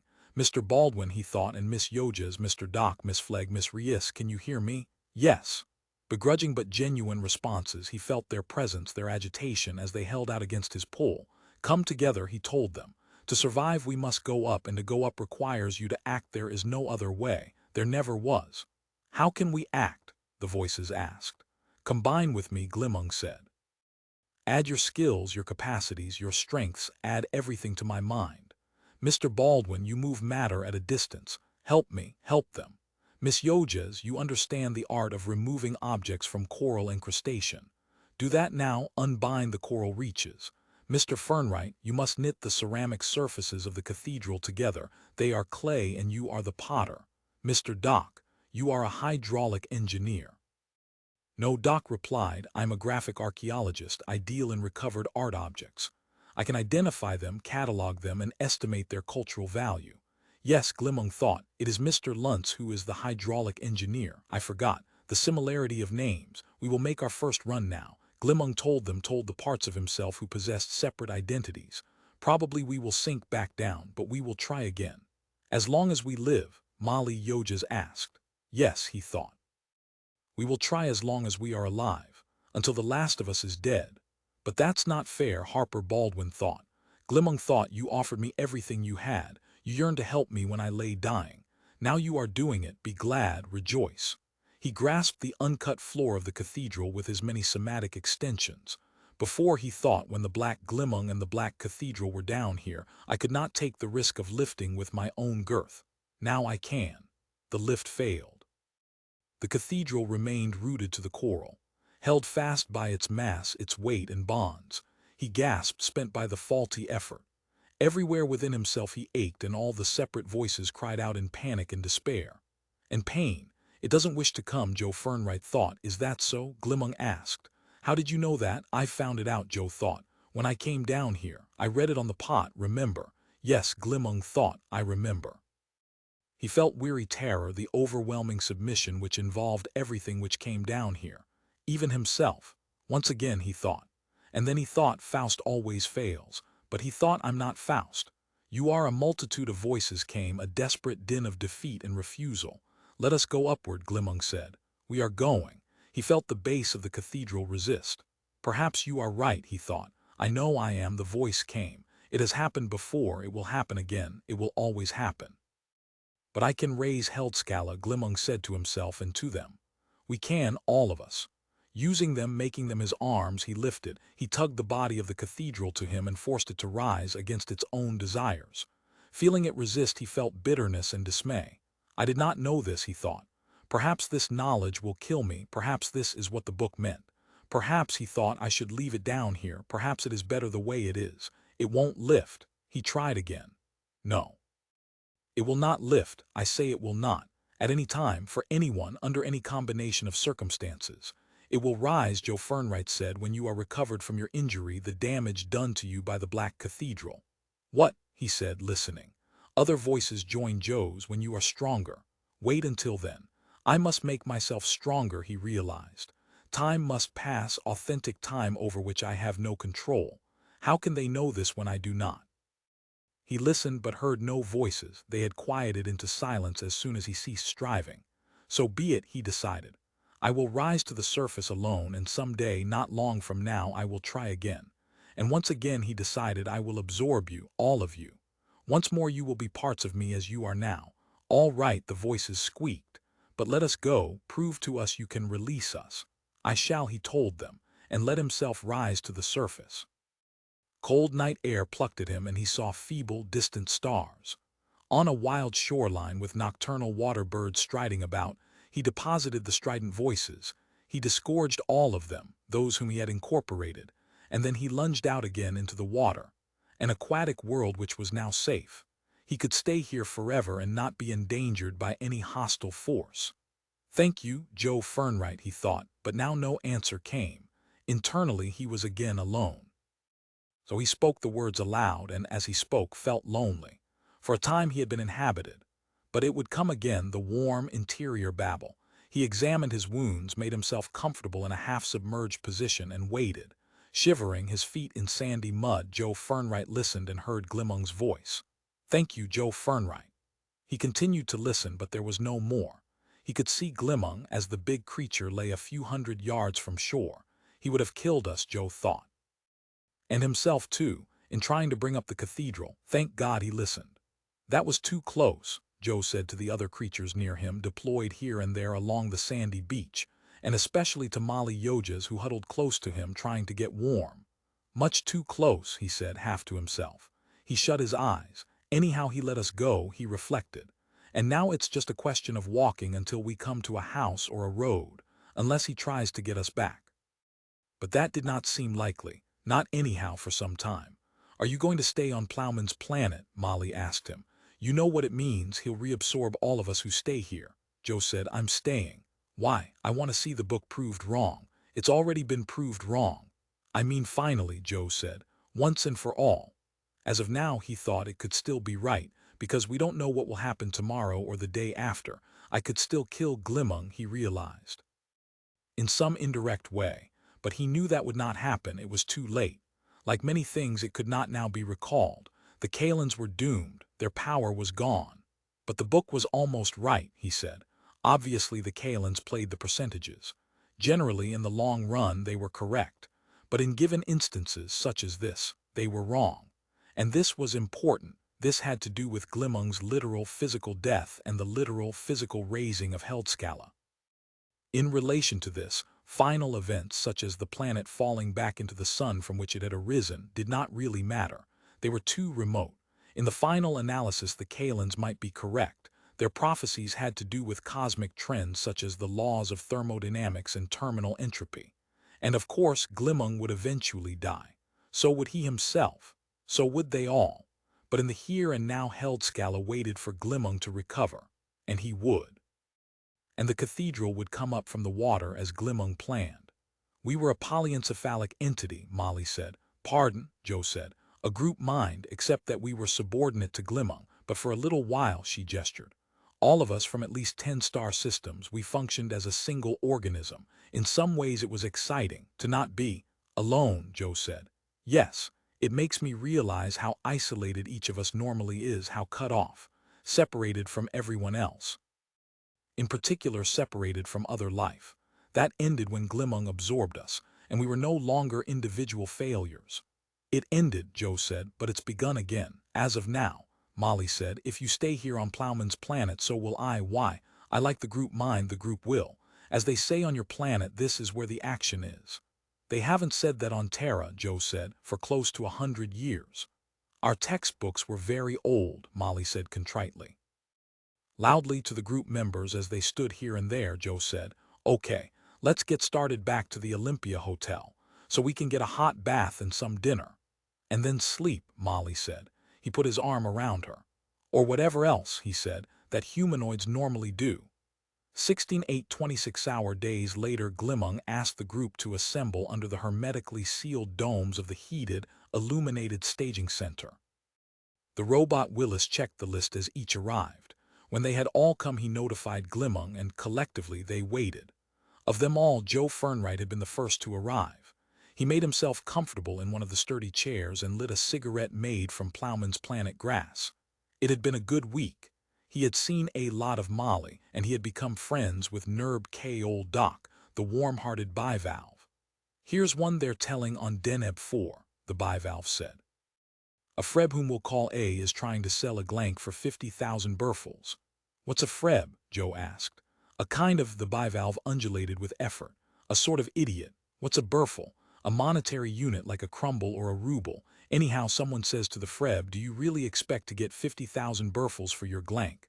What's a glank? Joe asked. Again the bivalve undulated. This time it turned bright pink with effort. A pet, a valueless lower life form. Anyhow, the Freb says, I got my price. You got your price, the interrogator interrogates. Really? Sure, the Freb says. I traded it for 25,000 burfel pidnids. What's a pidnid? The bivalve gave up. It slammed its shell shut and withdrew into privacy and silence. We're tense, Joe said to himself. Even Nerb K. Old Doc, it's getting to us all. He rose to his feet then. Molly had entered the room. Here, Joe said, getting a chair for her. Thank you, Molly murmured as she seated herself. She seemed pale, and when she lit a cigarette her hands shook. You should have lighted that for me, she said to him half jokingly and half accusingly. I guess I'm the last to arrive. She glanced around the chamber. You were dressing? Joe asked. Yes, she nodded. I wanted to look right for what we're going to be doing. Joe said, how does one dress for polyencephalic fusion? This. She rose to show him her green suit. I've been saving this. For a special occasion. This is a special occasion. She reseated herself, crossed her long, trim legs, and smoked vigorously. Obviously she was deep in thought. She hardly seemed aware of him. Glimmung entered the room. His form was new to them. Joe studied the prim, bag-shaped entity and asked himself why Glimmung had imitated this particular form of life. To what star system is this indigenous, he wondered. My dear friends, Glimmung boomed. The voice had not changed. First, I want you to know that I am fully recovered physically, although psychologically a trauma remains, making my memory erratic. Second, I have had tests run on all of you, without your knowledge and at no inconvenience to you, and I have the data which tell me that you, too, are physiologically in top form. Mr. Fernwright, I want to thank you especially for halting my premature efforts to raise the cathedral. Joe nodded. After a pause, the bag-shaped object reopened its slit-like mouth and continued. You all seem very quiet. Getting to his feet, Joe confronted Glimmung. What are our chances of living through this? Good, Glimmung said. But not excellent, Joe said. Glimmung said, I will make a compact with you. If I feel my strength waning, if I feel I can't make it, I will return to the surface and disgorge you. And then what? Molly asked. And then, Glimmung said, I will go back down and try once more. I will try until I can do it. Three morose eyes snapped open in the center of the bag-like shape. Is that what you mean? Yes, the reddish jelly supported by a metal frame said. You are really only concerned with that, Glimmung asked them. Your personal safety, Joe said. That's right. He felt odd saying it. By this he had voided the dedicated atmosphere which Glimmung had brought with him. Instead of the joint effort, the individual lives had become paramount. And yet he had to do it. It was the consensus of the group. And in addition, it was his own feeling. Nothing will happen to you, Glimmung said. Assuming, Joe said, that you can get us up to the surface in time and on dry land. Glimmung, with his three centrally located eyes, regarded him for a protracted interval. I did it once, he said, examining his wristwatch. Joe said, let's get started. Are you timing the universe, Glimmung asked, to see if it is late? Are you giving breadth and measure to the stars? I'm timing you, Joe said truthfully. We have polled one another and our decision is to give you 2 hours. 2 hours, the three eyes gaped at him in disbelief. To raise Heldscalla. That's right, Harper Baldwin said. For a time Glimmung reflected. You know, he said at last, I can force polyencephalic fusion on you, on all of you at any time, and I can refuse to release you. It won't come to that, the multi-legged gastropod piped up. Because even in fusion we can refuse to help. And if we don't give you that help, you won't be able to do it. The bag-like entity swelled with pompous rage, a luciferous sight, the indignation of an 40,000-ton creature contained by this frail vessel. Then gradually, Glimmung ebbed. He slid by degrees into comparative calm. It is now 4:30 in the afternoon, Joe said to Glimmung. You have until 6:30 to raise Heldscalla and get us back on dry land. Extending a pseudopodium, the bag-like creature brought a copy of the Book of the Kalends from its pouch. It opened the volume and studied the text carefully. Then, thoughtfully, it closed the book and put it away in its pouch once more. What does it say? The sharp-faced middle-aged woman asked. Glimmung said, it says I can't do it. 2 hours, Joe said. Less than 2 now. I will not need 2 hours, Glimmung said, drawing himself up in dignity. If I haven't done it in 1 hour, I will give up and deposit you back here. Turning, he stalked from the chamber and out onto the newly repaired wharf. Where do you want us? Joe asked him, following him out of the hermetically sealed, warm region into the late afternoon cold. At the water's edge, Glimmung said. He sounded angry but at the same time contemptuous. The group's conditions seemed to have enlarged his determination. Joe said, good luck. Others flew, crawled, or walked out onto the wharf now. As Glimmung had requested, they lined up at the water's edge. Glimmung surveyed them one last time, then descended the wooden ladder into the water. At once he disappeared beneath the surface. Only circles of water and bubbles marked the place where he had gone. Possibly forever, Joe thought. He and we may never come back up. Standing close to Joe, Molly said, I'm scared. It won't be long now, the plump woman with tangled baby doll hair said. What's your specialty? Joe asked her. Slabbing rock. After that they waited in silence. Fusion came to him as a monumental shock, and he discovered it came to the others the same way. The frightened babble of their composite voices washed over him, their voices and then the overpowering presence of Glimmung, his thoughts, his desires. And Joe realized his fears. Beneath the anger and contempt there was a core of anxiety that had not been evident before fusion. Now they all knew it. And Glimmung was aware of their knowledge. His thoughts altered as he deftly sought to evade their scrutiny. "Glimmung is scared," the matronly woman declared. "Yes, very scared," the timid little fellow piped. "More," the quasi-arachnid said, "than we are." "Then some of us are," the immense dragonfly answered. "Where are we?" the red-faced heavyset man demanded. "I'm disoriented already." Panic filled his voice. Joe said, "Molly." "Yes." She seemed very near him, close enough for him to touch.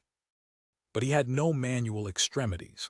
Like a worm in a cadaver he found himself, as before, rigidly placed within the magnosoma that was Glimmung. Separate motion was impossible for any of them. They existed as mentational entities only, a weird sensation that he found unpleasant, and yet, once again deeply augmented, multiplied by all the others and more than anything else by Glimmung. He was helpless, and in addition he constituted a supernormal organism whose potentialities were beyond calculation.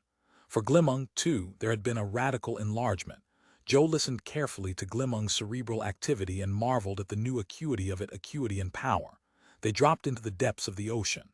"Where are we?" Harper Baldwin said nervously. "I can't see properly, I'm too far in." "Can you see?" Fernwright. Through Glimmung's eyes Joe saw the shape of Heldscalla grow before them. Glimmung moved rapidly, wasting no time. Evidently he took the 2-hour limit seriously. Reaching out, Glimmung sought to embrace the cathedral. He discharged, in a split second, his entire fund of energy in an attempt to hug the cathedral in a grip which could not be broken. Suddenly Glimmung halted. Something rose from Heldscalla and confronted him, a dim figure. Glimmung's mice-scurrying thoughts poured over Joe, drenching him. From the thoughts Joe understood why Glimmung had ceased to move.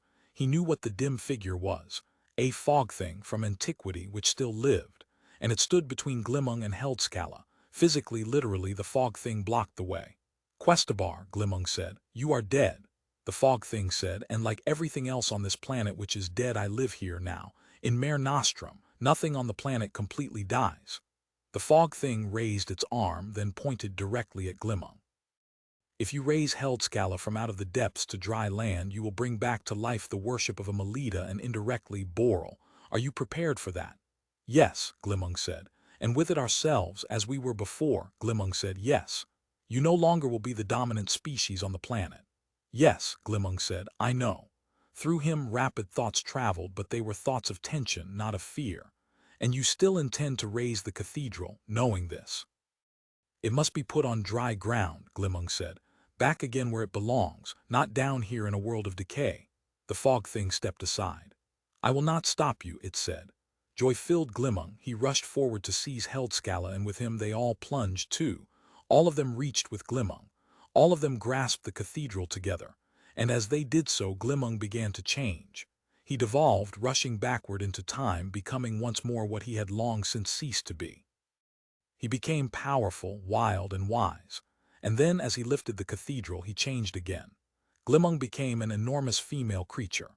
Now the devolution reached the cathedral, it changed too. In Glimmung's arms it became an encased fetus, a small, sleeping child creature wrapped tightly in the cocoon whose strands enveloped it. Without effort, Glimmung raised it to the surface. All of them cried out in delight as, in a glimmering instant, the cathedral broke through into the cold, late afternoon sun. Why the change? Joe wondered. Glimmung answered, "Because," she thought back to Joe, "at one time we were bisexual. This part of me has been suppressed throughout the years. Until I obtained it again, I could not make the cathedral my child, as it has to be." Under the weight of the child creature, the dry ground sagged and failed. Joe felt the ground sink away under the majestic weight. But Glimmung did not seem alarmed. Gradually, she released the cathedral, unwilling to let it go, to let it once again be separate from her. "I am it," she thought, "and it is part of me." A clap of thunder sounded and rain began to fall. Quietly, heavily, the rain soaked into everything. Water gushed from the cathedral and wound a tortuous route back to Mare Nostrum. Now, by degrees, the cathedral regained its customary form. The child creature gave way to concrete and rock and basalt, to flying buttresses and a soaring Gothic arch. Once again the red-stained glass, derived from gold, shone in the erratic light of a rain-clouded sunfall. It is done, Glimmung thought. Now I can rest. The great fisherman of the night has received its victory. Everything has been set in order once again. Let us go, Joe thought, that ever yet remains. Yes, others of them did. Release us. Glimmung hesitated. Joe felt her conflicting thoughts ebb back and forth. No, she thought. Because of you I have great authority. If I release you I will sink again, dwindle into smallness. You must, Joe thought. That was our compact. True, Glimmung thought. But you have so much to gain as portions of me. We can function for 1,000 years and none of us will be alone. A vote, Molly Yojas said. Yes, Glimmung thought. A vote among you to see who wishes to remain within me and who chooses to separate into an individual entity. I'll stay, Nerb K. Old Doc thought. So will I, the Quasi-Archnid thought. The vote continued. Joe listened to them, some of them electing to remain, some of them electing to break free. I want to be released, he said when his time came to vote. At this Glimmung shuddered with dismay. Joe Fernwright, Glimmung thought. You are the best of them, won't you remain? No, Joe thought. He walked a shadowy shore with dark shapes looming, a dense and permanent swamp somewhere in the wilds of Plowman's planet. How long had he been here? He did not know. Sometime before he had been within Glimmung and now he trudged painfully, the sharp sand lancing his feet as he struggled on. Am I alone? He wondered. Halting, he peered into the twilight, trying to make out another life form in his proximity. The multi-legged gastropod wriggled toward him. I left with you, the gastropod said. Anyone else? Joe asked. The gastropod said, in the final vote only the two of us. All the others remained. I consider it incredible, but it is so, they remained. Including Molly Yojas. Yes, the gastropod said, so that was that. He felt the weight of centuries on him. The task of raising the cathedral and now the loss of Molly were too much. Do you know where we are? He asked the gastropod. I can't walk much farther. Neither can I, the gastropod said. But there is a light to the north. I have drawn a parallactic fix on it and we are peregrinating in that direction. In another hour we should reach it if I have computed our velocity correctly. I can't see the light, Joe said. My vision is superior to yours. You will see it in another 20 minutes. It winks almost out. It is very fragile. Probably a spittle colony, I would guess. Spittles, Joe said. Are we going to live the rest of our life with spittles? Is that how we wind up after leaving all the others in Glimmung? The gastropod said. From there we can go by hovercar to the Olympia Hotel where our possessions can be found. And then we can return to our own planets. We did a good job. We did what we came here for. We should rejoice. Yes, Joe said somberly, we should rejoice. It was a great feat, the gastropod insisted. You can see that the legends which maintain that Faust must fail are not only false in relation to reality but in addition. Let's talk about it, Joe broke in, when we get back to the Olympia Hotel. He trudged on. After a moment of hesitation, the multi-legged creature followed after him. Is it very bad on your planet? The gastropod inquired. On Earth, as you call it. On Earth, Joe said. As it is in heaven. It is bad then. Yes, Joe said. The gastropod said, why don't you come with me to my world? I can get you a task. You're a pot-healer, aren't you? I am, Joe said. We have many ceramics on Beetlejuice too, the gastropod said. Your services would be in great demand. Molly, he said, half to himself. Perceptively, the gastropod said, I understand, but she's not coming. She's staying within Glimmung, because, like the others, she is afraid to return to failure. I think I'll go to her planet, Joe said. From what she said about it, he ceased speaking, continued to trudge. Anyhow, he said presently, it would be better than Earth. And he thought I'd still be among humanoids. Maybe he thought I'll meet someone like Molly there. There is at least a chance. In silence, the two of them continued on, toward the far-off spittle colony which with each exhausted, halting, meager step grew nearer. You know what I think your problem is, the gastropod said. I think you ought to create a new pot rather than merely patching up old ones. But, Joe said, my father was a pot healer before me. Observe the success of Glimmung's aspirations. Emulate him who in his undertaking fought and destroyed the Book of the Kalends and thus the tyrannic rule of fate itself. Be creative, work against fate, try, Joe said, try. He had never thought about it, a new pot of his own creation. Technically, he knew how. He understood exactly how a ceramic piece was made. The workshop Glimmung provided you, the gastropod said. You have all the equipment and materials. With your knowledge and ability, it should be a good pot. Okay, Joe said harshly. Okay, I'll try.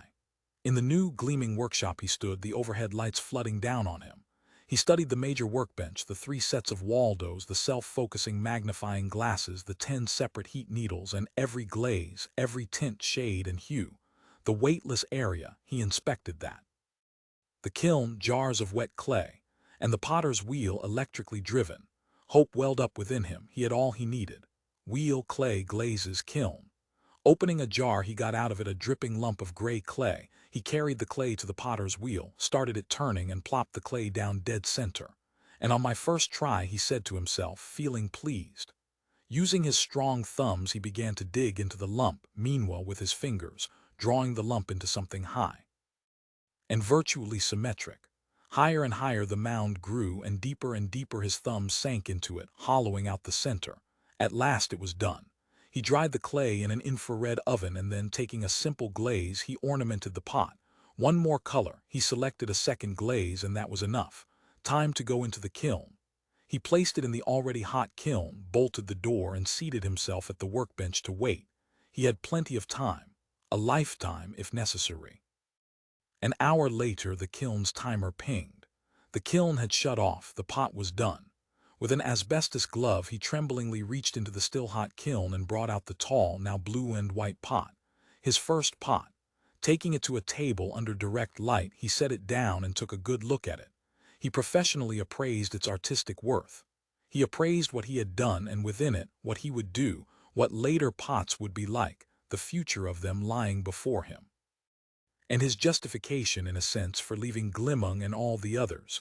Molly most of all, Molly whom he loved. The pot was awful.